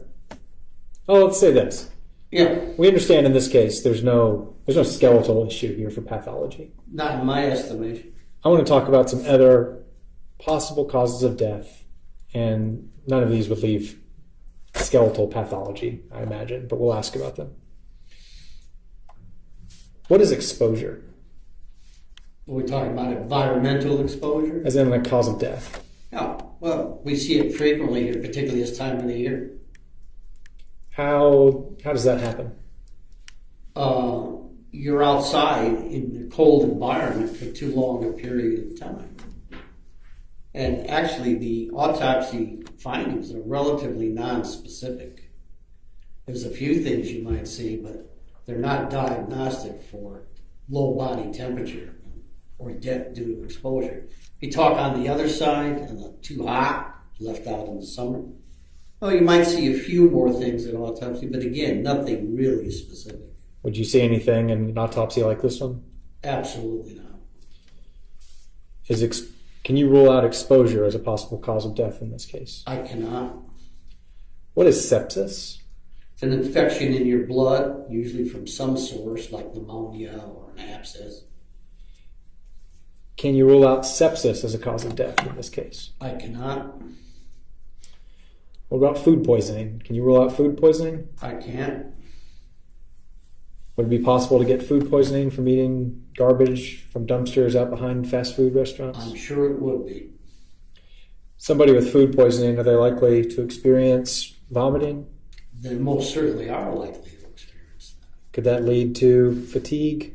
Sure. Feeling lethargic? Sure. Not wanting to talk? Sure. What about pneumonia? You mentioned it earlier as a possible lead-in to sepsis. Yeah. If you have a pneumonia, it's not uncommon to get a bloodstream infection from it. It becomes septic. What would some symptoms be for pneumonia? Cough, fever, shortness of breath, coughing up phlegm and sputum. Some people might have some chest pain, particularly when you take a deep breath. I mean, you have some symptom. Most people with pneumonia, you have an idea that they have pneumonia. Okay. What about a seizure disorder? Prone to cause sudden death without much of an explanation. And I don't have a brain to examine, so if you're telling me that this child might have had a seizure disorder, could he have died from it? Sure. Have you done autopsies on children who have passed away from seizure disorders? Usually it's prolonged seizure activity, and it's more common in adults to die of a seizure disorder. Would a parent see a seizure disorder coming if it's undiagnosed? No. They'd see the seizure right. if they were in the same room, but they wouldn't see this coming. What about undiagnosed diabetes?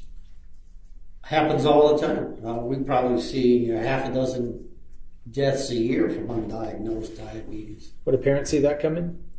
I think they might, because again, it's like all the other things we talked about today. It doesn't just come on overnight. Your blood sugar is building up over a period of time in which you feel terrible, you are lethargic, you are drowsy, you're thirsty, you don't want to eat, you may be nauseous, you may have vomiting. But it would come on over days, maybe even more than days. Could that be a possible cause of death in this case? I can't rule it out. What about undiagnosed congestive heart failure? Again, I don't have a heart to examine. And I had, let's go one step farther. Not only did I have a heart to examine, I have any medical records either. So sometimes we'll have a person that comes in that's partially decomposed, but they have a long, extensive heart history that helps me a lot with how they died. I don't have either. I don't have a heart or a medical record here. What about congenital or cerebral abnormalities of the brain? Same answer, Counselor. Okay. You can't rule that out. I can't. Would a parent see something like that coming on? Depends on how they present. May not, may. Okay. At least once a year we get a child in, and when I say child, this age, maybe even older, with undiagnosed congenital heart disease. And the first symptom of that is sudden death.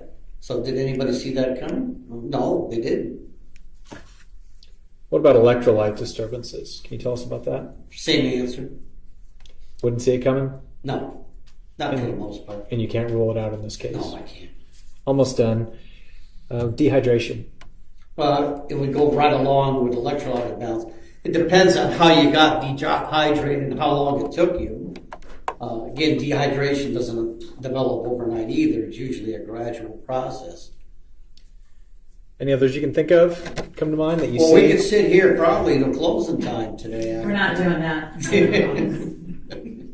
My point. I can tell you a legion of traumatic deaths this kid could have seen. Sure. And other naturals that you have not brought up that are still there. And, my point here is we don't know how this child died. You know, Mr. Bozard, if I knew, I wouldn't be sitting here telling this jury that I don't know. Yeah. And a lot of these natural causes that I've brought up to you, they would often show some of the symptoms that the child was reportedly suffering before he passed away, correct? Correct. Or they may be completely silent until they pass away. Is it possible that he could have a couple of things going on at once? Sure. That he had a cold and then had a seizure disorder that we didn't know about? How could we say? Right. I'd like to talk a little bit about the zygomatic arch, okay? Sure. Now,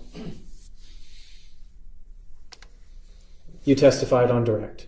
You cannot say if this happened antemortem, perimortem, or postmortem. That's exactly my testimony. Okay. Now, this scene that you've observed in photographs and all your work on this case, you do see signs of animal scavenging in this photograph, right? Or in the photographs from the scene. Sure. But pieces still missing. Pieces of bone missing. Yeah, right.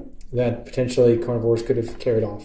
I think it's more than potential. I think that's exactly what happened. Otherwise, remember, on my direct testimony, we said that we went back out to the scene with sifters and screens. And while you might miss some bone that big, you're not going to miss a rib. You're not going to miss teeth for the most part.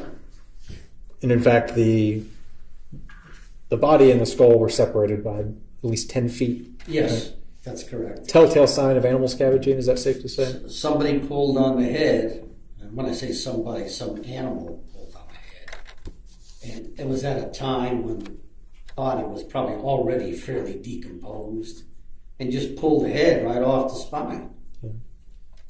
Can you have evidence of, or can you have trauma due to animal scavenging without observing pits, furrows, scoring, and scraping on the bones? You can. If all that stuff is there, it's helpful. But if it's not there, it doesn't mean it didn't happen. Now, did you consult with any forensic anthropologists in this case? Couple of them. Okay. And in 2013, you sent the remains to the University of South Florida, right? Correct. Now, is this pretty commonplace for you in a case that's unidentified? Yeah. Look, you can't expect my office to know everything about death investigations. So sometimes we have to ask for consults. I mean, it's done in the hospital all the time. You go in for one thing and your doctor wants to consult from a cardiologist because he thinks you might have a heart problem. Well, you got to remember now, in 2013, we're already 14 or 15 years into this case. And that means that we have done a lot of work, but we haven't got much to show for it. We certainly don't have an identification. We certainly don't have a cause of death or a manner of death. So, you know, the better part of valor here that says if you had another person that would look at it, do it. Let them do it. Okay. You know, Mr. Poser, I can't tell you how many doctors that either worked in my office or rotated through as part of their education looked at this case. I'm probably the last one that's looked at it now because of what we're doing today. But I'll bet you 40 or 50 people, physicians, looked at this case before I came here today. And then other people who are not physicians, like anthropologists, looked at it as well. My investigative staff helped me with this. I have a staff member now that has a degree in anthropology, and she took one more look at it. Okay. Now, in 2013, when you sent this off to South Florida, you sent the remains, but you also sent the autopsy photos and the scene photos, correct? Yeah, what would be common practice if you're going to ask for a consult from somebody else, you send them what you have. You don't withhold information. So we would have sent whatever we had, including photographs. Now, they sent a report back to you, right? Yes, they did. And they attributed the postmortem damage to the nasals, mandible, right zygomatic arch, and I believe a finger. They attributed that to animal scavenging, correct? They did. All right. Very briefly on the question about time of death. Now that is it safe to say that that is very dependent on the weather? It's dependent on the weather. It's dependent on how you're clothed. It's dependent on how you die to some degree. You know, you brought up the condition of sepsis. When you're septic, you're infected. And so you're going to decompose more quickly if you're infected than if you're not. So yeah, it's very dependent. And time of death is something that there are volumes of books written about it. And it's kind of like at the end of the day, we don't know much more about it than we did before the volume of books were written. A child this decomposed, time of death, I think I was asked on direct, weeks to months, and maybe longer. Okay. I don't want to sound like a smart guy, but I often say about time of death and like this, when were they last known alive? When were they found? And they died sometime in between. Right. I'd like to talk about a few other things you noticed in this case. I'm almost done here. You noticed in your autopsy that the child had short trimmed toenails, correct? Correct. And the teeth had no cavities in them, correct? Also correct. And we mentioned his boots on direct, but his boots were both double knotted, right? Oh yeah, the laces were double knotted. Yeah. Has there been any changes, Dr. Gowett, in science since 1999 that would change the opinion you gave in that original autopsy? If there is, I'm not aware of the changes. Since your review in 1999, that body you observed then has been identified, right? Correct. Does that change anything about the science in this case? No, it just gives us an identification. Makes us feel a little better that we know who he is, but it doesn't change all the rest of the stuff that I testified to. And that it doesn't change anything about the medical evidence in this case, right? His identity. Does not. You do not currently have a cause of death by any medical science, correct? I do not. And in 1999, you did not declare this case a homicide? I did not. And in 2024, you do not declare this case a homicide? I still don't. Thank you. Can you redirect?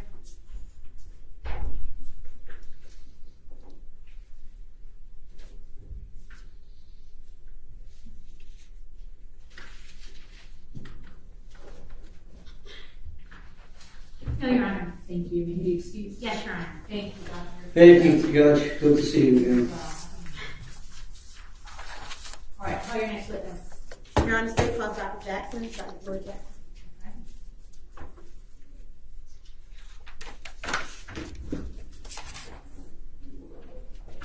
Judge, the jury may need to take a break. Does the jury need to take a break? Yes? Okay. Sure, all right. Go ahead and step back to the jury room. We'll take a quick one, so I'm gonna. All right. What's your next witness? Dr. George Jackson. All right, bring him in.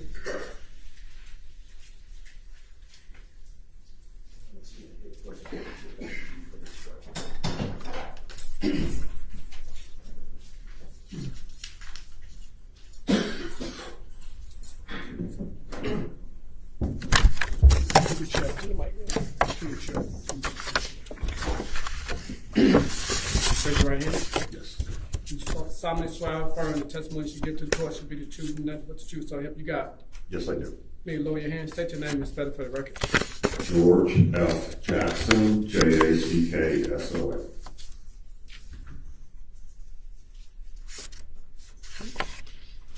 Good afternoon, Dr. Jackson. Good afternoon. Dr. Jackson, where are you currently employed?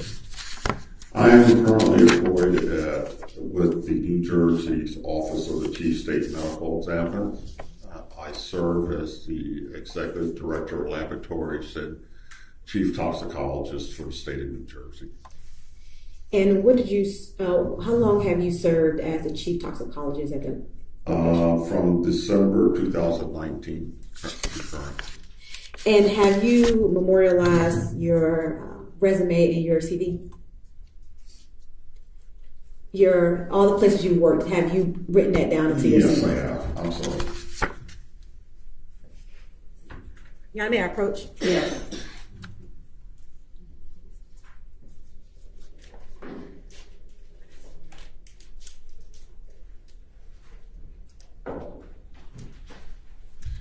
I'm holding you was marked as State's Exhibit 79 for identification purposes. Dr. Jackson, what Thank is you. depicted in State's Exhibit 79? It is a copy of my CV. And is that a fair and accurate copy of your CV as you recall? Yes, it is. You're at the time of state with 79. Any objection? Objection. All right, 79 is admitted. And prior to working at the New Jersey State Toxicology Lab, where did you work prior to that? Oh, I work for the Armed Forces Medical Examiner System in Dover, Delaware, the military medical examiner system as a forensic toxicologist. At some point, did you ever open up your own business in the field of toxicology? Yes. And how long did you do that? For about 8 years. What kind of, did you ever serve in the military? Yes. All right, and what branch of service did you serve? I was, What branch of service? branch Air Force.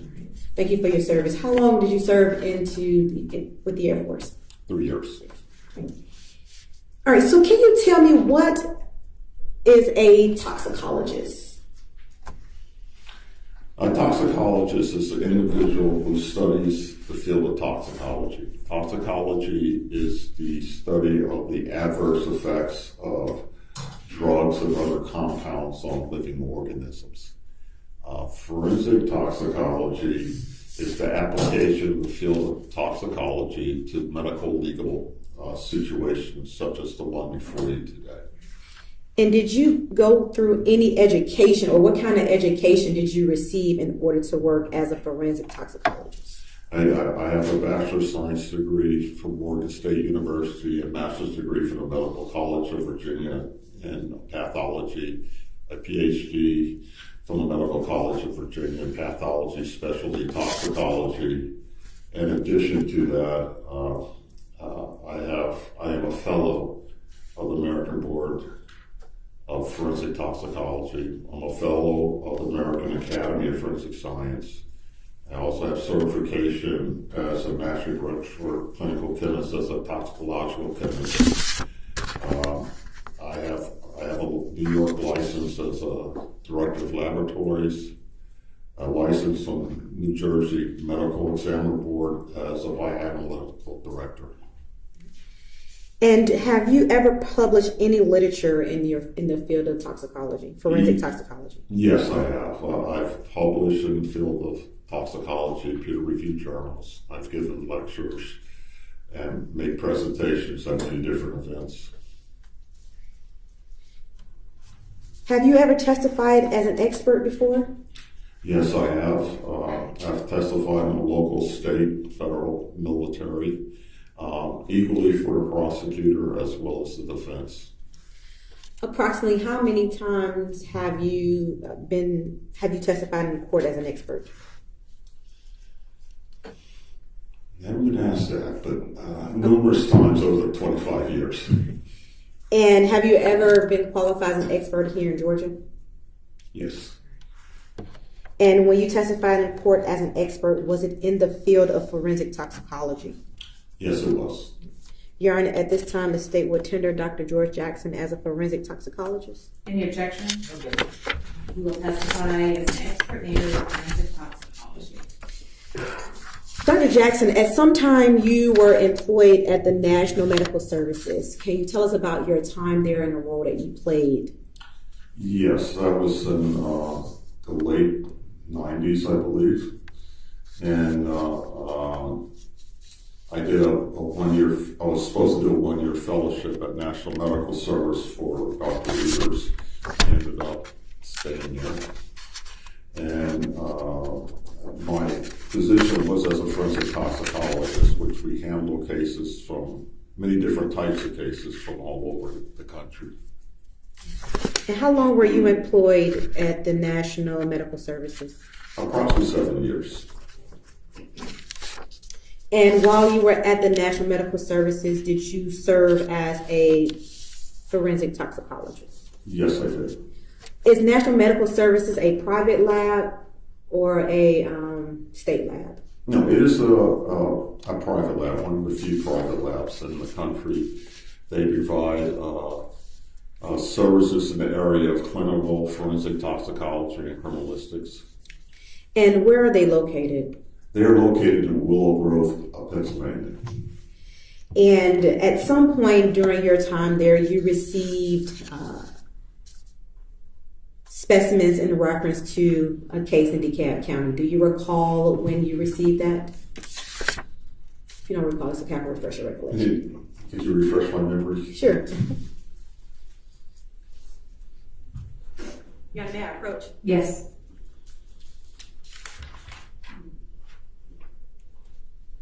Dr. Jackson, do you reduce your findings to a report? Yes, I do.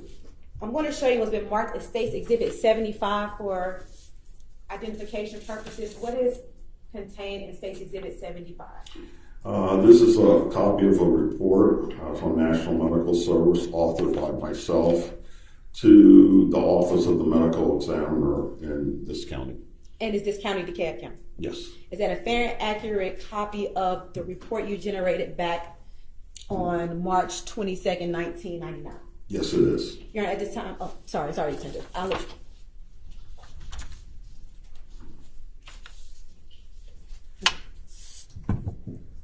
All right, so you received specimens from the DeKalb County Medical Examiner's office. That is correct. Can you tell the jury what kind of specimens you received? We received at National Medical Service 2 white plastic containers containing skeletal muscle. And how do you know that's what you received for this case? When specimens are received at National Medical Service, they go to a very secure area called our specimen receiving area. There, the specimen is observed, looked at, and assigned a unique accessioning number that follows the case throughout the whole testing. That number was 313364. In addition, the medical examiner of this county has an identification code, which is also listed on the report. The specimen never leaves that area. We perform all action within that secure area. So you received, what did you receive in reference to this case? 2 plastic containers containing skeletal muscle. And what was requested, what type of tests were requested by the Office of the Medical Examiner in DeKalb County? They requested a toxicology analysis of the submitted specimen. which means we would look for any or all drugs, including illicit drugs or therapeutic drugs. And can you explain to the jury how you analyze these samples?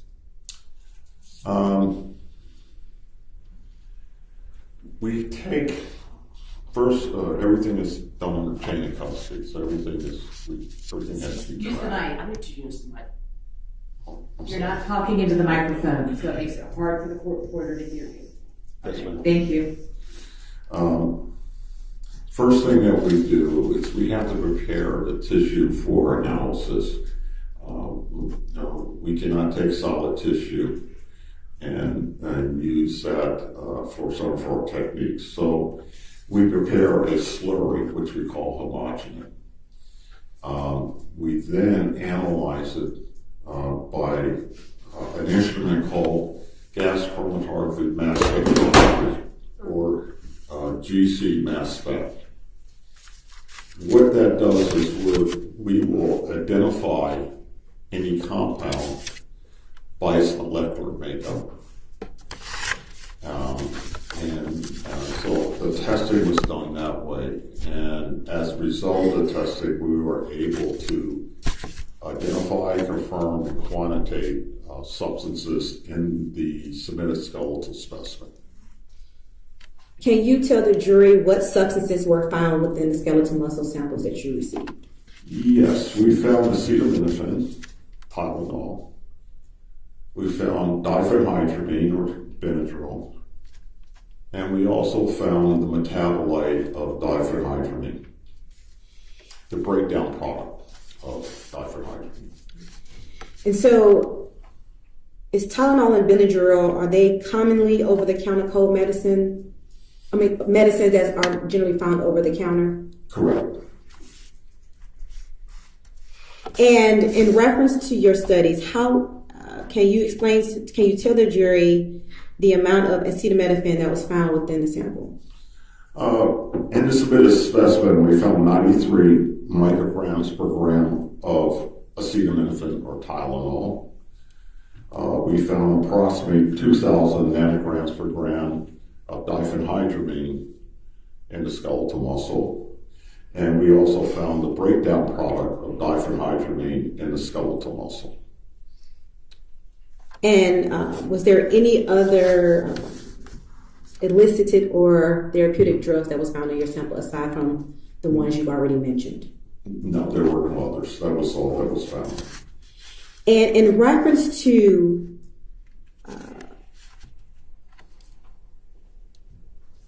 are you able to tell the jury, based off the information you found within the samples, when these items were administered into the body? I can say that the individual was recently exposed to those compounds that I mentioned.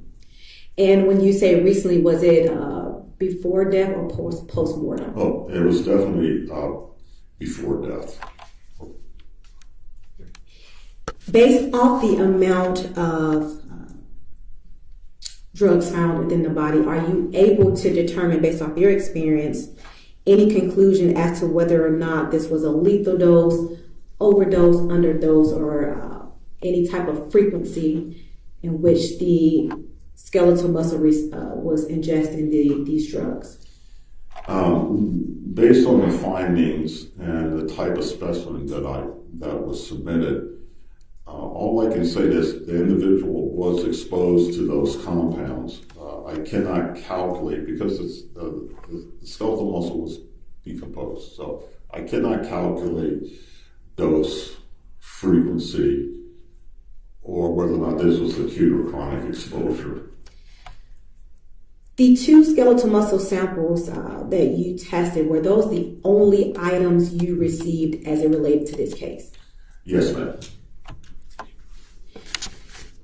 If there was any other types of evidence that you were able to test, would you have tested those items to see if you were able to determine levels of toxicity, overdose, or things of that nature?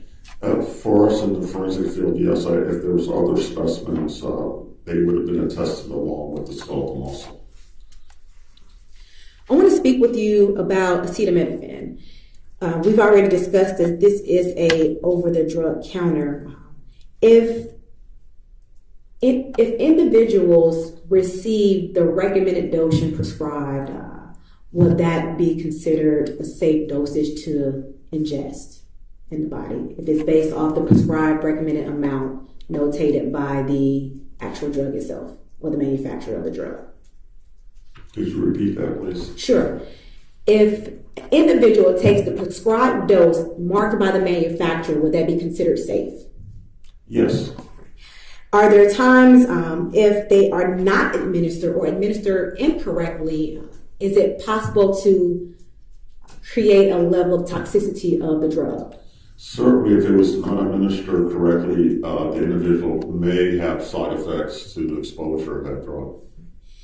And can you tell us some of those side effects that may be, a person may have if they are exposed to toxic amounts of acetaminophen? There's several. There's a GI effect or gastrointestinal effect, nausea, vomiting, disorientation. As you progress, there will be liver problems, maybe liver failure, as well as kidney or renal failure. If a person is exposed to a level of toxicity as it relates to acetaminophen, are they able to get can medical attention to those injuries within the body be, I guess,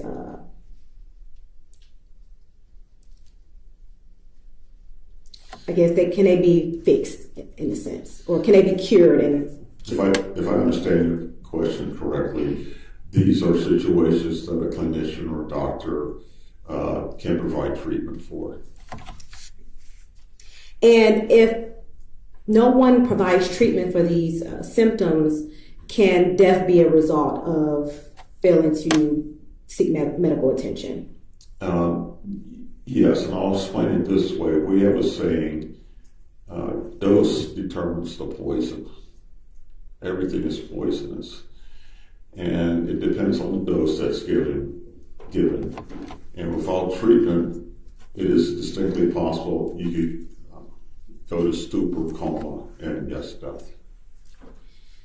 I want to talk to you about diphenhydramine. If administered incorrectly, can it also be toxic? Yes, you can. If not given correctly, an individual may exhibit side effects. And what are some of those side effects that may be exhibited? They're similar to acetaminophen. You have GI dysfunction. You will have a CNS effect, a central nervous system effect. It can cause sedation.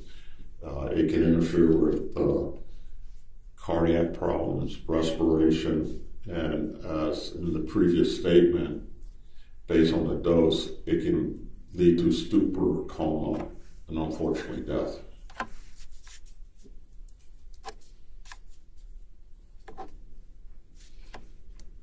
If you're overexposed or you overdose or have a significant amount of diphenhydramine, can you get medical attention? Well, certainly, as with acetaminophen, presentation to a clinician, they would be able to correct the problem or provide treatment. Earlier, you stated that if you had more information, you would consider that information in any of your testing.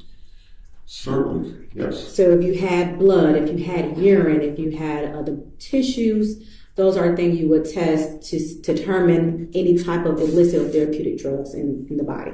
That is correct, yes.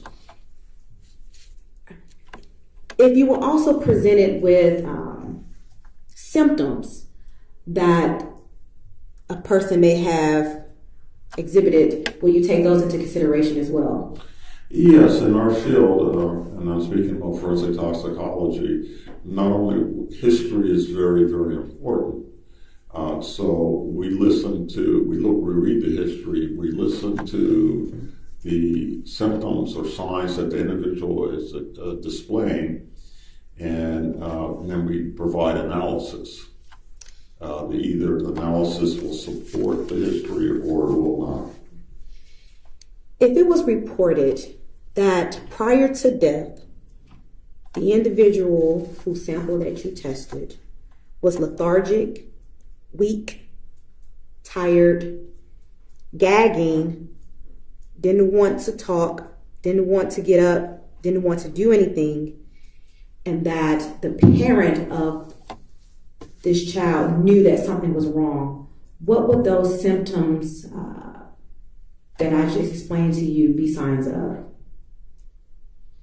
It could be a sign of many different things. However, given that history and being in the field that I'm in, I'm looking at what types of drugs would cause those signs and symptoms. And if you were to receive those symptoms and you've tested these samples and know that what contained within the body is acetaminophen and diphenhydramine, using your expertise, what can you say, given those symptoms, whether or not there could have been a level of toxicity between acetaminophen, diphenhydramine, and or both? If I understand your question correctly, I would take, based on our findings, and those findings are absolute, we've identified those compounds. Based on the history, I would say that this individual was exposed shortly before death to those compounds. Unfortunately, given the nature of the specimen, I can't go beyond that. So could it be an overdose? Could be. My question, Dr. Jackson, is these symptoms, are they signs of, potential signs of levels of toxicity? Yes. Okay. And is it potential signs of level of toxicity with diphenhydramine, acetaminophen, and or both? Both.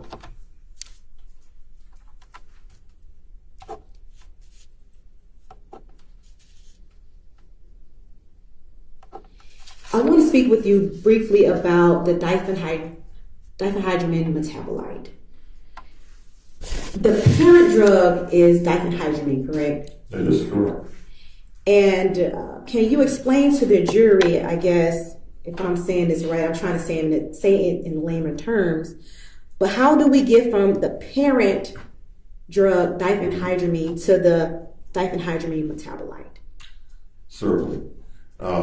When you're exposed to, when you take any medicine or anything, there's 4 processes that your body goes through.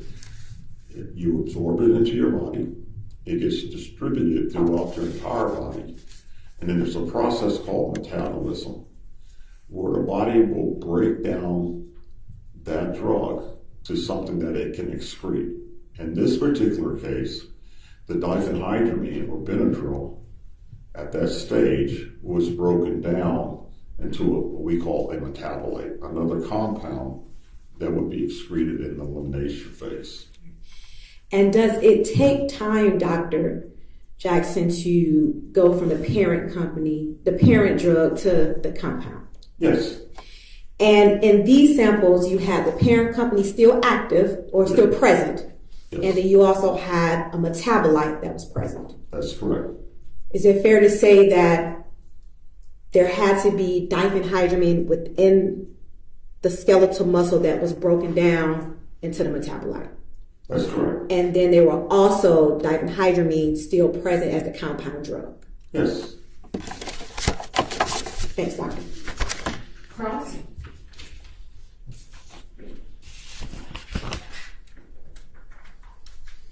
Good afternoon, Dr. Jackson. Good afternoon, sir. Just a few questions. Okay. The metabolite of diphenhydramine that was found, there is no way for you to say if the parent drug of diphenhydramine and the metabolite were from the same dosage of Benadryl given or multiple dosages, correct? That is correct, sir. Given the nature of the specimen, it's decomposed. I cannot determine dose. I cannot determine frequency of administration. I can say they were present. Okay. Because let's say I take diphenhydramine right now, I take Benadryl. How soon would it show up in my skeletal muscle if you were to take a sample of my skeletal muscle? You wouldn't let me take a sample of your skeletal muscle.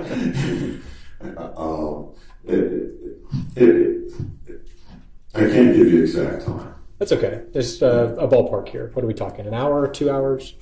Maybe an hour. Okay. Or less. All right. Now, that's going to remain in my skeletal muscle for a while, right? That's going to remain in my skeletal muscle for a while as it processes, correct? That's correct, sir. At the same time, my liver is now starting to metabolize this drug that's floating around my body, right? Correct. As it makes its way to my liver metabolizes it, and we are left with a metabolite, correct? That's correct, sir. Now, at the same time, while that metabolite is now present in my body, potentially in my muscle, that parent drug, diphenhydramine, is still likely sticking around for a little while, right? Well, the absorption, distribution, metabolism, elimination, it's a cycle, and that's a constant cycle. So yes, the diphenhydramine is going to be there. While the metabolite is there, potentially. Yes. Okay. So the fact that there is a diphenhydramine concentration given and a metabolite given doesn't tell you anything about the amounts of dosage. No, given the nature of the specimen, and this is a post-mortem, I cannot, without additional information or additional tissue, I cannot determine the dose. Now, you went through this a little bit on direct. I just want to be very clear. The findings you found were the 93 micrograms per gram of acetaminophen, correct? Is that correct, right? sir? Okay. And approximately 2,000 nanograms per gram of diphenhydramine, right? Correct.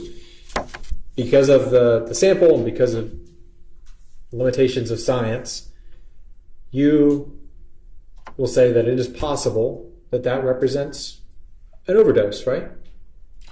Actually, all I can say, they were exposed. Whether or not it's an overdose or therapeutic, I cannot say. Okay. But it's it could be an overdose, it could be therapeutic, it could be a trace dose, correct? Correct. And a trace dose is one that the child who ingested the drugs would have no even of the positive effects of the drug, correct? Well, yes, sir. In this particular case, there's very limited information that I can give you, unless you're giving me hypotheticals, other than that this is what we found in a skeletal muscle. I would, to answer all of your questions with a absolute answer, it's going to require a lot more information than what I have here, sir. And that's information that we don't have in this case, right? That I don't have, that it has not been presented to me, sir. And what we are left with is this child was exposed to some amount of Tylenol and Benadryl once or more. Right. Thank you. I can't determine that, sir. Thanks. Any redirect? No, Your Honor. Thank you. May he excuse? Yes, Judge. Thank you so much. Call your next witness. The state calls Dr. Gonzalez.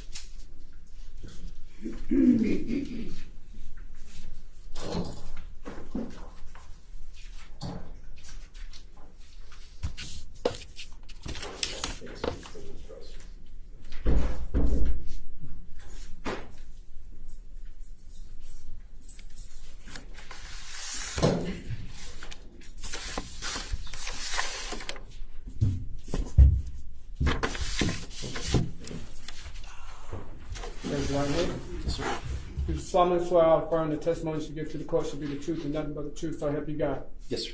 May you lower your hands. Take your name and spell it for the record. Sure, my name is Mark, M-A-R-C, Gonzalez, G-O-N-Z-A-L-E-Z. Good afternoon, Dr. Gonzalez. Good afternoon. Were you asked to evaluate this case for evidence of overdose? Yes.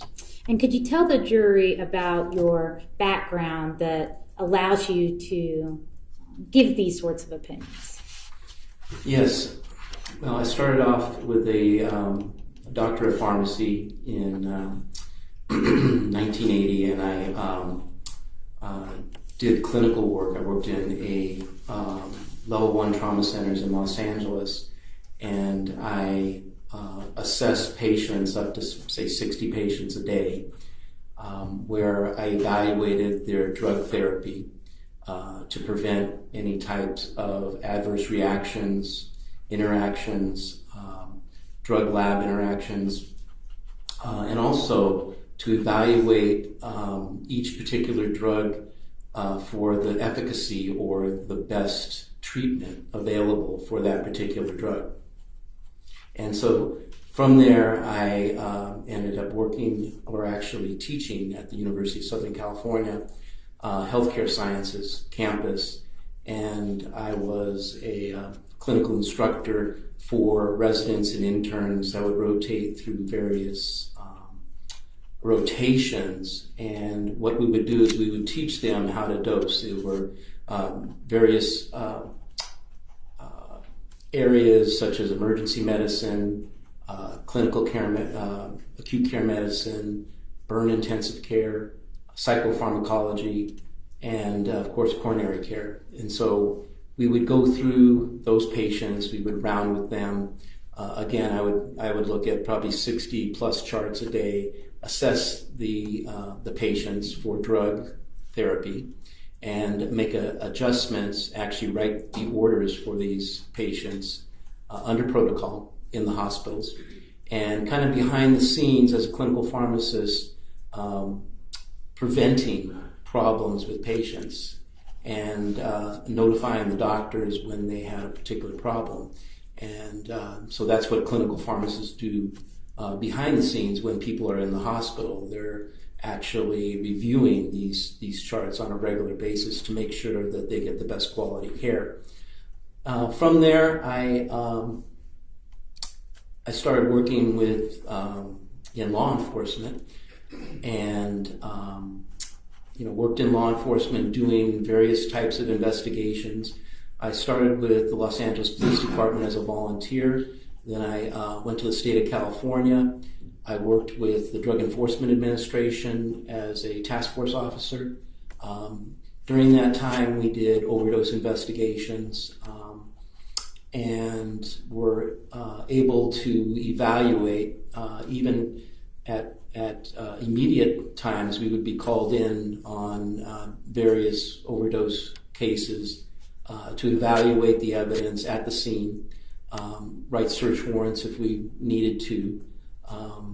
And also, I was used quite a bit because of my background and experience to go in and take a look at maybe medications that were there, different types of evidence that was there at the scene. Also involved in doing supervising, investigating, consulting on numerous overdose investigations relating to drugs of abuse, drugs that are used commonly as prescription drugs that are not controlled drugs, and also over-the-counter drugs, and drugs that are used to potentially potentiate these particular drugs.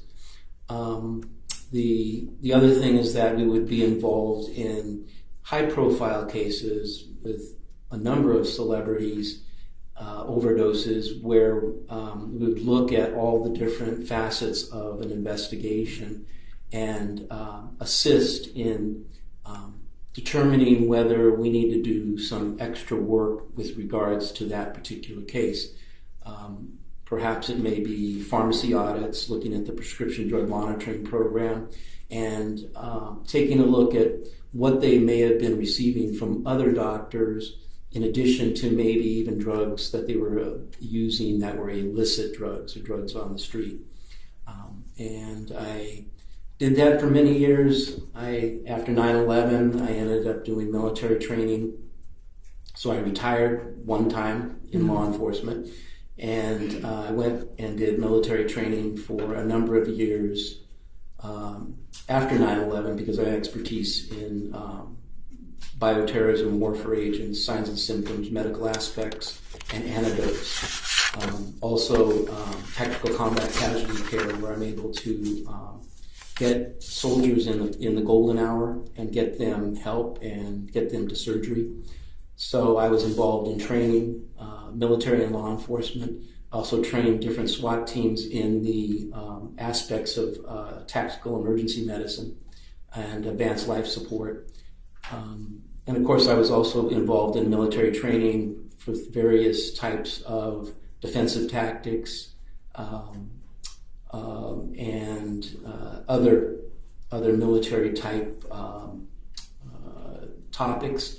And then I also am an instructor as a drug recognition expert instructor for a number of different, actually with the International Chiefs of Police Drug Recognition Expert Program. That's a national program, and it's gone into other countries such as Canada, where I teach law enforcement officers how to evaluate people that are impaired, that may be under the influence of any type of drug, based on a 12-step program. So I've been teaching that, and I've recertified officers from all over the different states in regards to drug recognition expert training. And I still do recertifications for the Los Angeles Police Department on a regular basis, just about every other month. And basically we go over a lot of the new drugs, new trends, new abuse trends that are going on. But in my law enforcement work, I also looked at impaired physicians, impaired healthcare professionals. We evaluated them. We would interview them, sometimes when they were practicing. And again, we did respond to a number of overdose investigations as well at the same time. We actually walked in on different healthcare practitioners' offices and places of their employment, and they were under the influence to the point where they were actually toxic and dying. And actually were able to not only save their life, but also get them help in rehabilitation programs and such. About how many overdose cases would you say that you've investigated or consulted on? Consulted, investigated, supervised. I basically stopped counting. I would say at least over 1,000. We receive 10,000 cases a year that were triaged. And have you ever personally evaluated overdose cases involving Benadryl or Diphenhydramine? Yes. Have you ever personally evaluated overdose cases involving those drugs in children? Yes. Your Honor, at this time, I'm going to tender Dr. Gonzalez as an expert in clinical pharmacy as well as law enforcement overdose investigation. Response? No objection. All right, you will be allowed to testify as an expert witness in those areas. Thank you. In addition to, let's say, the presence of drugs in a toxicological screening, are there other factors you're going to look at to determine if there's been an overdose? Yes, and we also would like to know whether there's something accidental versus intentional. But we start at the very beginning with interviews. You have coroner's notes, you have investigators' notes that you would look at, statements from as many witnesses as possible. You look at the types of drugs that may be seen at the scene, that an empty bottle, a syringe. All these things have to not only be tested for DNA, but also you test the contents of the different syringes and possible paraphernalia. You go further into, of course, gathering samples if necessary for toxicology purposes. You also look at a number of different areas where sometimes the drug may be something that is on a prescription drug monitoring program, and not necessarily tested or may not show up in the toxicology. So you go back, check to see if there's samples available to be tested, and you ask the coroners to test those particular drugs to see if you possibly may have missed something. You do the witness interviews are instrumental. There's so many facets of an investigation, and it's the totality of these facets of the investigation that we look at. And in this specific case, did you evaluate the entire case file that was provided to you by the district attorney's office? Yes. And were you able to review the toxicology report? Yes. And in the toxicology report, would it be significant or important to your evaluation as to the presence of drugs found in that report? Yes. I'm going to give you a copy for your reference. I'm handing you Exhibit 75 that's already been tendered.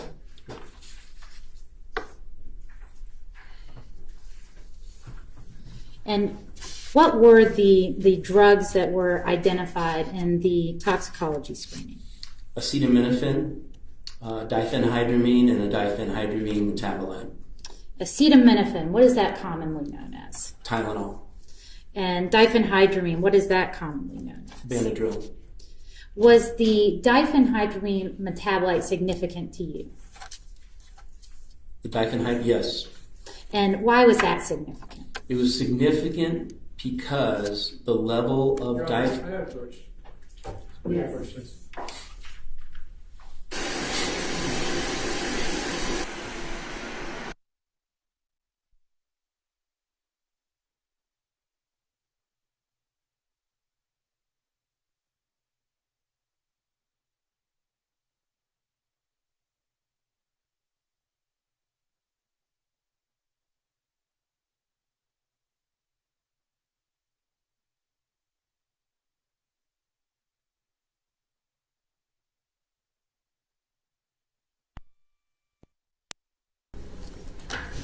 And Dr. Gonzalez, specific to the metabolite, are you able to say whether that drug was taken shortly before death?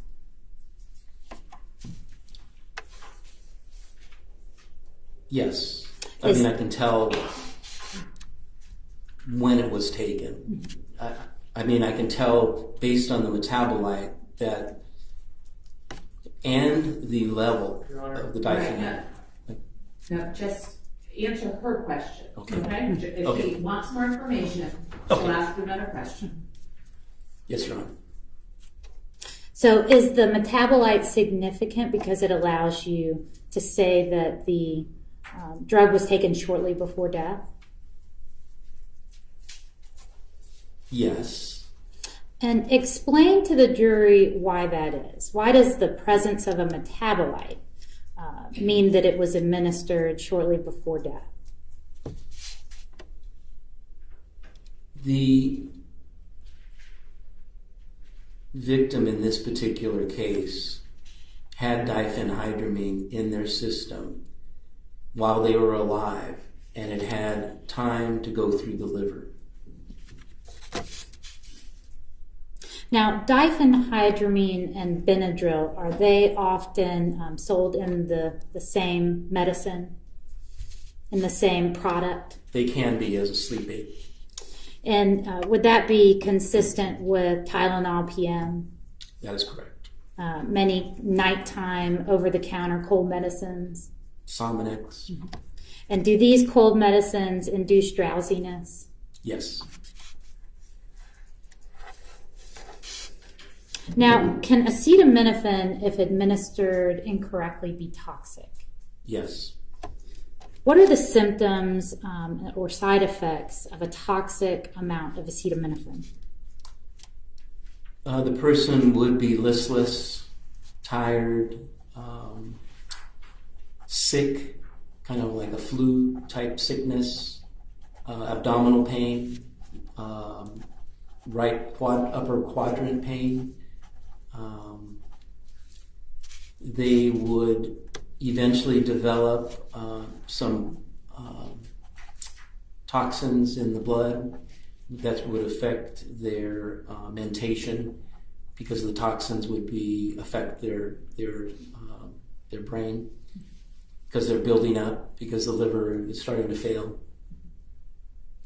And if the subject was able to get medical treatment, could those symptoms be treated? Could the person be cured? Absolutely. If left untreated, could death result? Yes. Would that be a quick death? No. Would that be a painful death? Very slow and painful. What about diphenhydramine? If diphenhydramine is administered incorrectly, can that be toxic? Yes. And what can happen if a person's exposed to a toxic amount of diphenhydramine?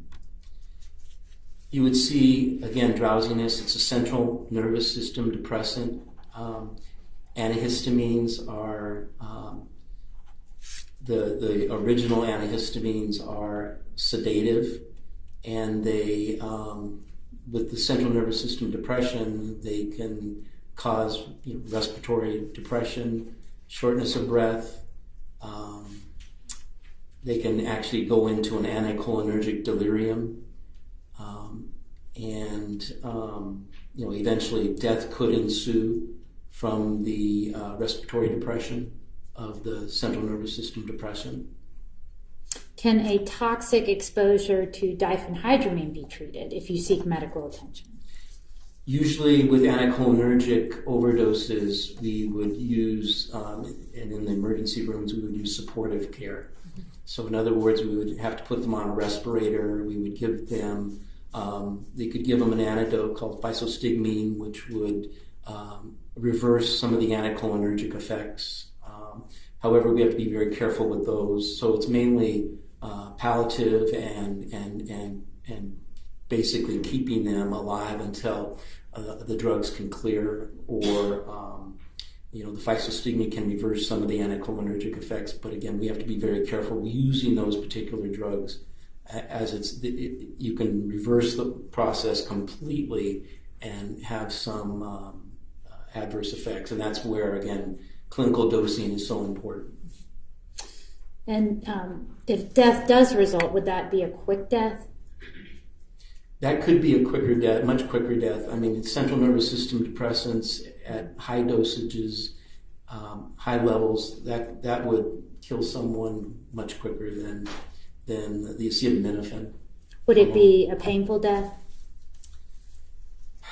Yes, because the anticholinergic effects. Now, you indicated you want to take into account factors other than just the tox screens in an investigation of a potential overdose. Yes. What about witness statements about the victim's behavior and symptoms? Would that be important?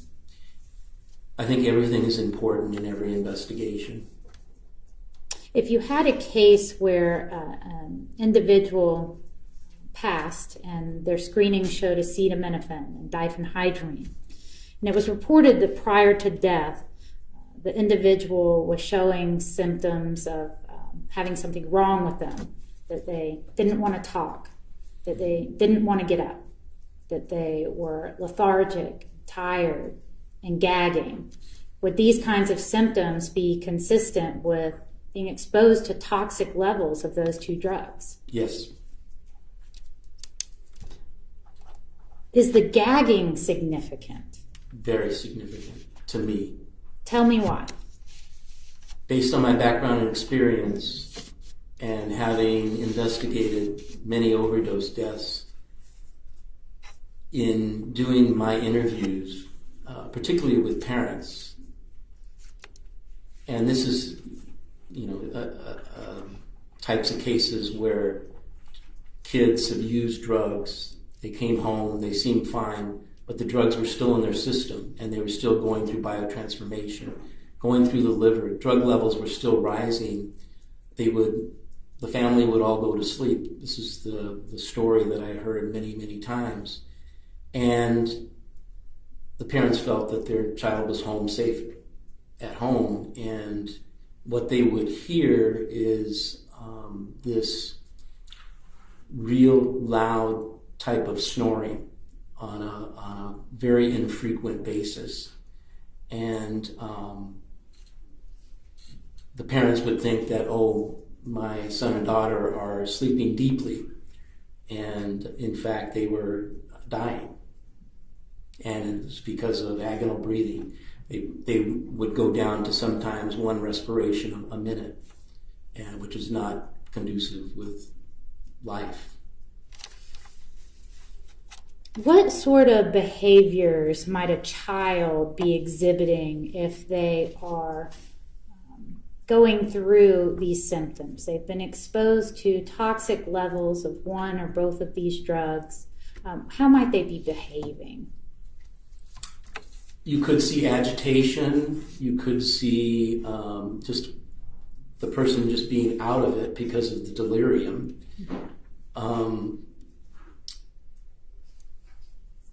They would feel terrible because of potential toxins building up, because of the liver impairment. And of course, children have less developed livers, and they are a smaller package. So the amounts of drug are more significant in a child. But the behaviors would be, anything from excitation to delirium to being out of it, and of course the respirations, the choking, the gagging, lacking of a gag reflex because of the central nervous system depression. Could the excited state or delirium cause a child to be sort of difficult to console or difficult to control? Yes, very much so. Cases where you have seen overdoses of these kinds, where the subject is actually dead on arrival, they've passed. Do you ever see accompanying blunt force trauma with those cases?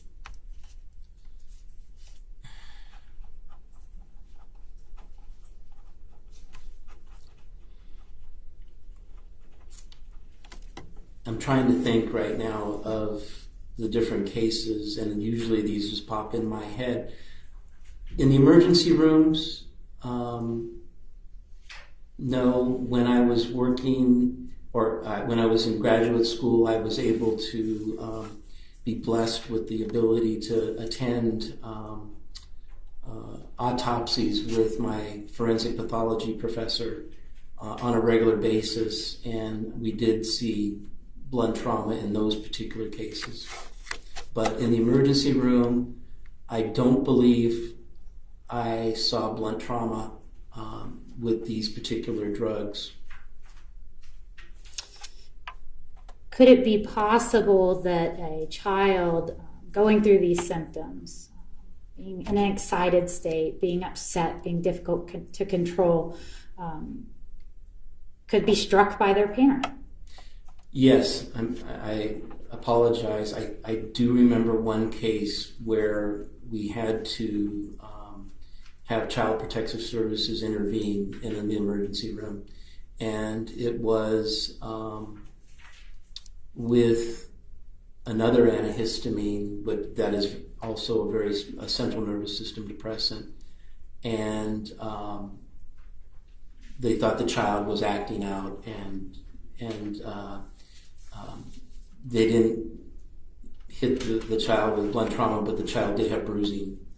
And again, we had to have Child Protective Services intervene as well as treat the child. And in your personal experience with these kinds of cases and involving children, have you ever seen situations where parents were giving their children these over-the-counter medicines that induce drowsiness, even when they weren't sick, even when they didn't have a cold? It probably happens every day.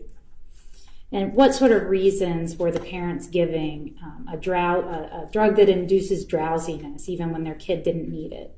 Well, one case in particular, but I know we had a child come into the emergency room with agitation, sort of an idiosyncratic reaction to Benadryl. The parents had given the child Benadryl so they could sleep. The child could sleep through a flight, and with children, you can get an idiosyncratic reaction where it's the opposite effect, where they become very agitated. It's possible that it could be part of an anticholinergic delirium, or it could be just that idiosyncratic reaction that diphenhydramine specifically has that causes excitation, sort of the opposite of what you would normally see. And yes, we had a patient, a child come in, but there are, unfortunately, parents think that, well, I can give them a little antihistamine, they sleep through the plane flight, they're not screaming, yelling, or crying, and half the time that's usually because of equalization of the ears, because their eustachian tube is at a 90-degree angle instead, but they want the child to sleep, and maybe they want to have a comfortable flight and not bother anybody else in the airplane. But we've seen that many, many times. And even working in a clinical setting, and also teaching, doing continuing medical educations, we've seen, I've seen pharmacists actually tell me that, parents come in and they're going on a flight, they don't want to know what to give their child so that the flight will be, a comfortable flight. But it's not always a good thing to put medication into anybody that may not be needed, and it's just unfortunate that it does happen. And have you, especially in your law enforcement work, encountered situations where maybe a parent without other resources to help watch their kid sort of use these drugs as a babysitter? I've seen all drugs used, unfortunately, this way. And I can go into multiple cases that are coming to my mind right now. Now, she'll ask you if she needs more information. Just answer her question. Yes.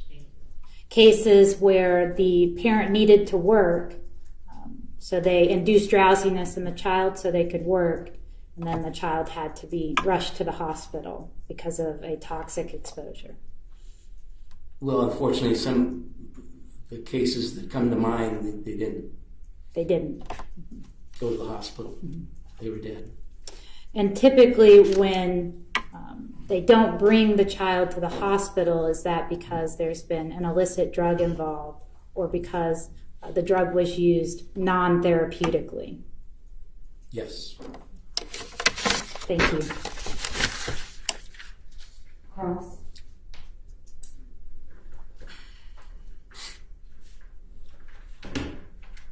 Very briefly. Good afternoon. Yes, sir. So, some of the side effects of acetaminophen or diphenhydramine toxicity could be a child is lethargic, right? Yes. Okay. But then at times a child could be agitated? That's with diphenhydramine, yes. Potentially. Okay. Yeah. So, but diphenhydramine can also slow the central nervous system down. It's still slowing the central nervous system down, but we call it an idiosyncratic reaction in that there's no real reason. What you would expect is central nervous system depression, but in this particular case where you have that idiosyncratic reaction, the opposite comes out and they're excited. You say it's a reaction you don't expect. That's what. That is correct. Okay. Yes, sir. How common is this? Fairly common, and it's usually based on the age. Okay. Now, you also said that there's pain in the upper right quadrant. Is that right? Yes. And what's that? Which drug is that from? I'm sorry, sir? Which drug of the two is that from? Okay. If a child was given a therapeutic dose of acetaminophen or diphenhydramine or combination of the two, would you expect there to be any pain or adverse reactions? pain or adverse reactions with a therapeutic dose? Yes. One time? Right. No. What about an underdose or a trace dose? Would you expect there to be any pain or reactions? There might be pain relief. On a trace dose? But not expecting any reactions, no. Unless their livers don't have particular enzymes based on genetics, but that's a potential also. So we do look at, again, the totality of different things when we look at the way drugs act in the body. Okay. And we may do actually some genetic testing for if this person presents, say, in an emergency room or a hospital or a doctor's office relating to this. So there could be a genetic disorder with the liver that what is thought of as a therapeutic dose or even a trace dose could be serious. Correct. That's all I have. Thank you. Any redirect? No, Your Honor. Maybe the witness be excused. Yes, sure. Thank you so much. Thank you very much, Your Honor. All right, are there any other witnesses for the section? We have one witness remaining, Your Honor. Approximately how long do you think that witness will take? Who is it? The investigator McClinton. Okay, longer you think than like 30 minutes? Okay. All right, we're close to being done with the state's case. So it's 5 o'clock on Friday. We're gonna go ahead and, would you mind scooting over? Sorry. I like to just see people when I'm talking about. Perfect. There you go. Perfect. All right, we're going to conclude for the day. Come back Monday morning at 9 o'clock. The state will have their last witness. Is that correct? Yes, sir. Okay. And we will take it from there. So we are doing well with time as far as what we anticipated. So we were hoping to finish the state's case today, but Monday morning is pretty darn close. So you have the parking code, everybody get their letters that they needed. Okay. I'm still waiting on mine. You still, okay, don't leave yet. Oh, and juror 41, who's juror 41? Is that you? No. Who was the juror that came in late this afternoon? That was, okay. Hang tight, I just have a question for you. All right, you all are excused, same instructions, especially, it's more important even over the weekend because you don't want to accidentally expose yourself to anything on the news. You don't want to talk about it. Certainly don't research anything, Google anything. Just enjoy your weekend, relax, and I'll see you all Monday morning at 9 o'clock. Okay? Thank you all. Have a great weekend.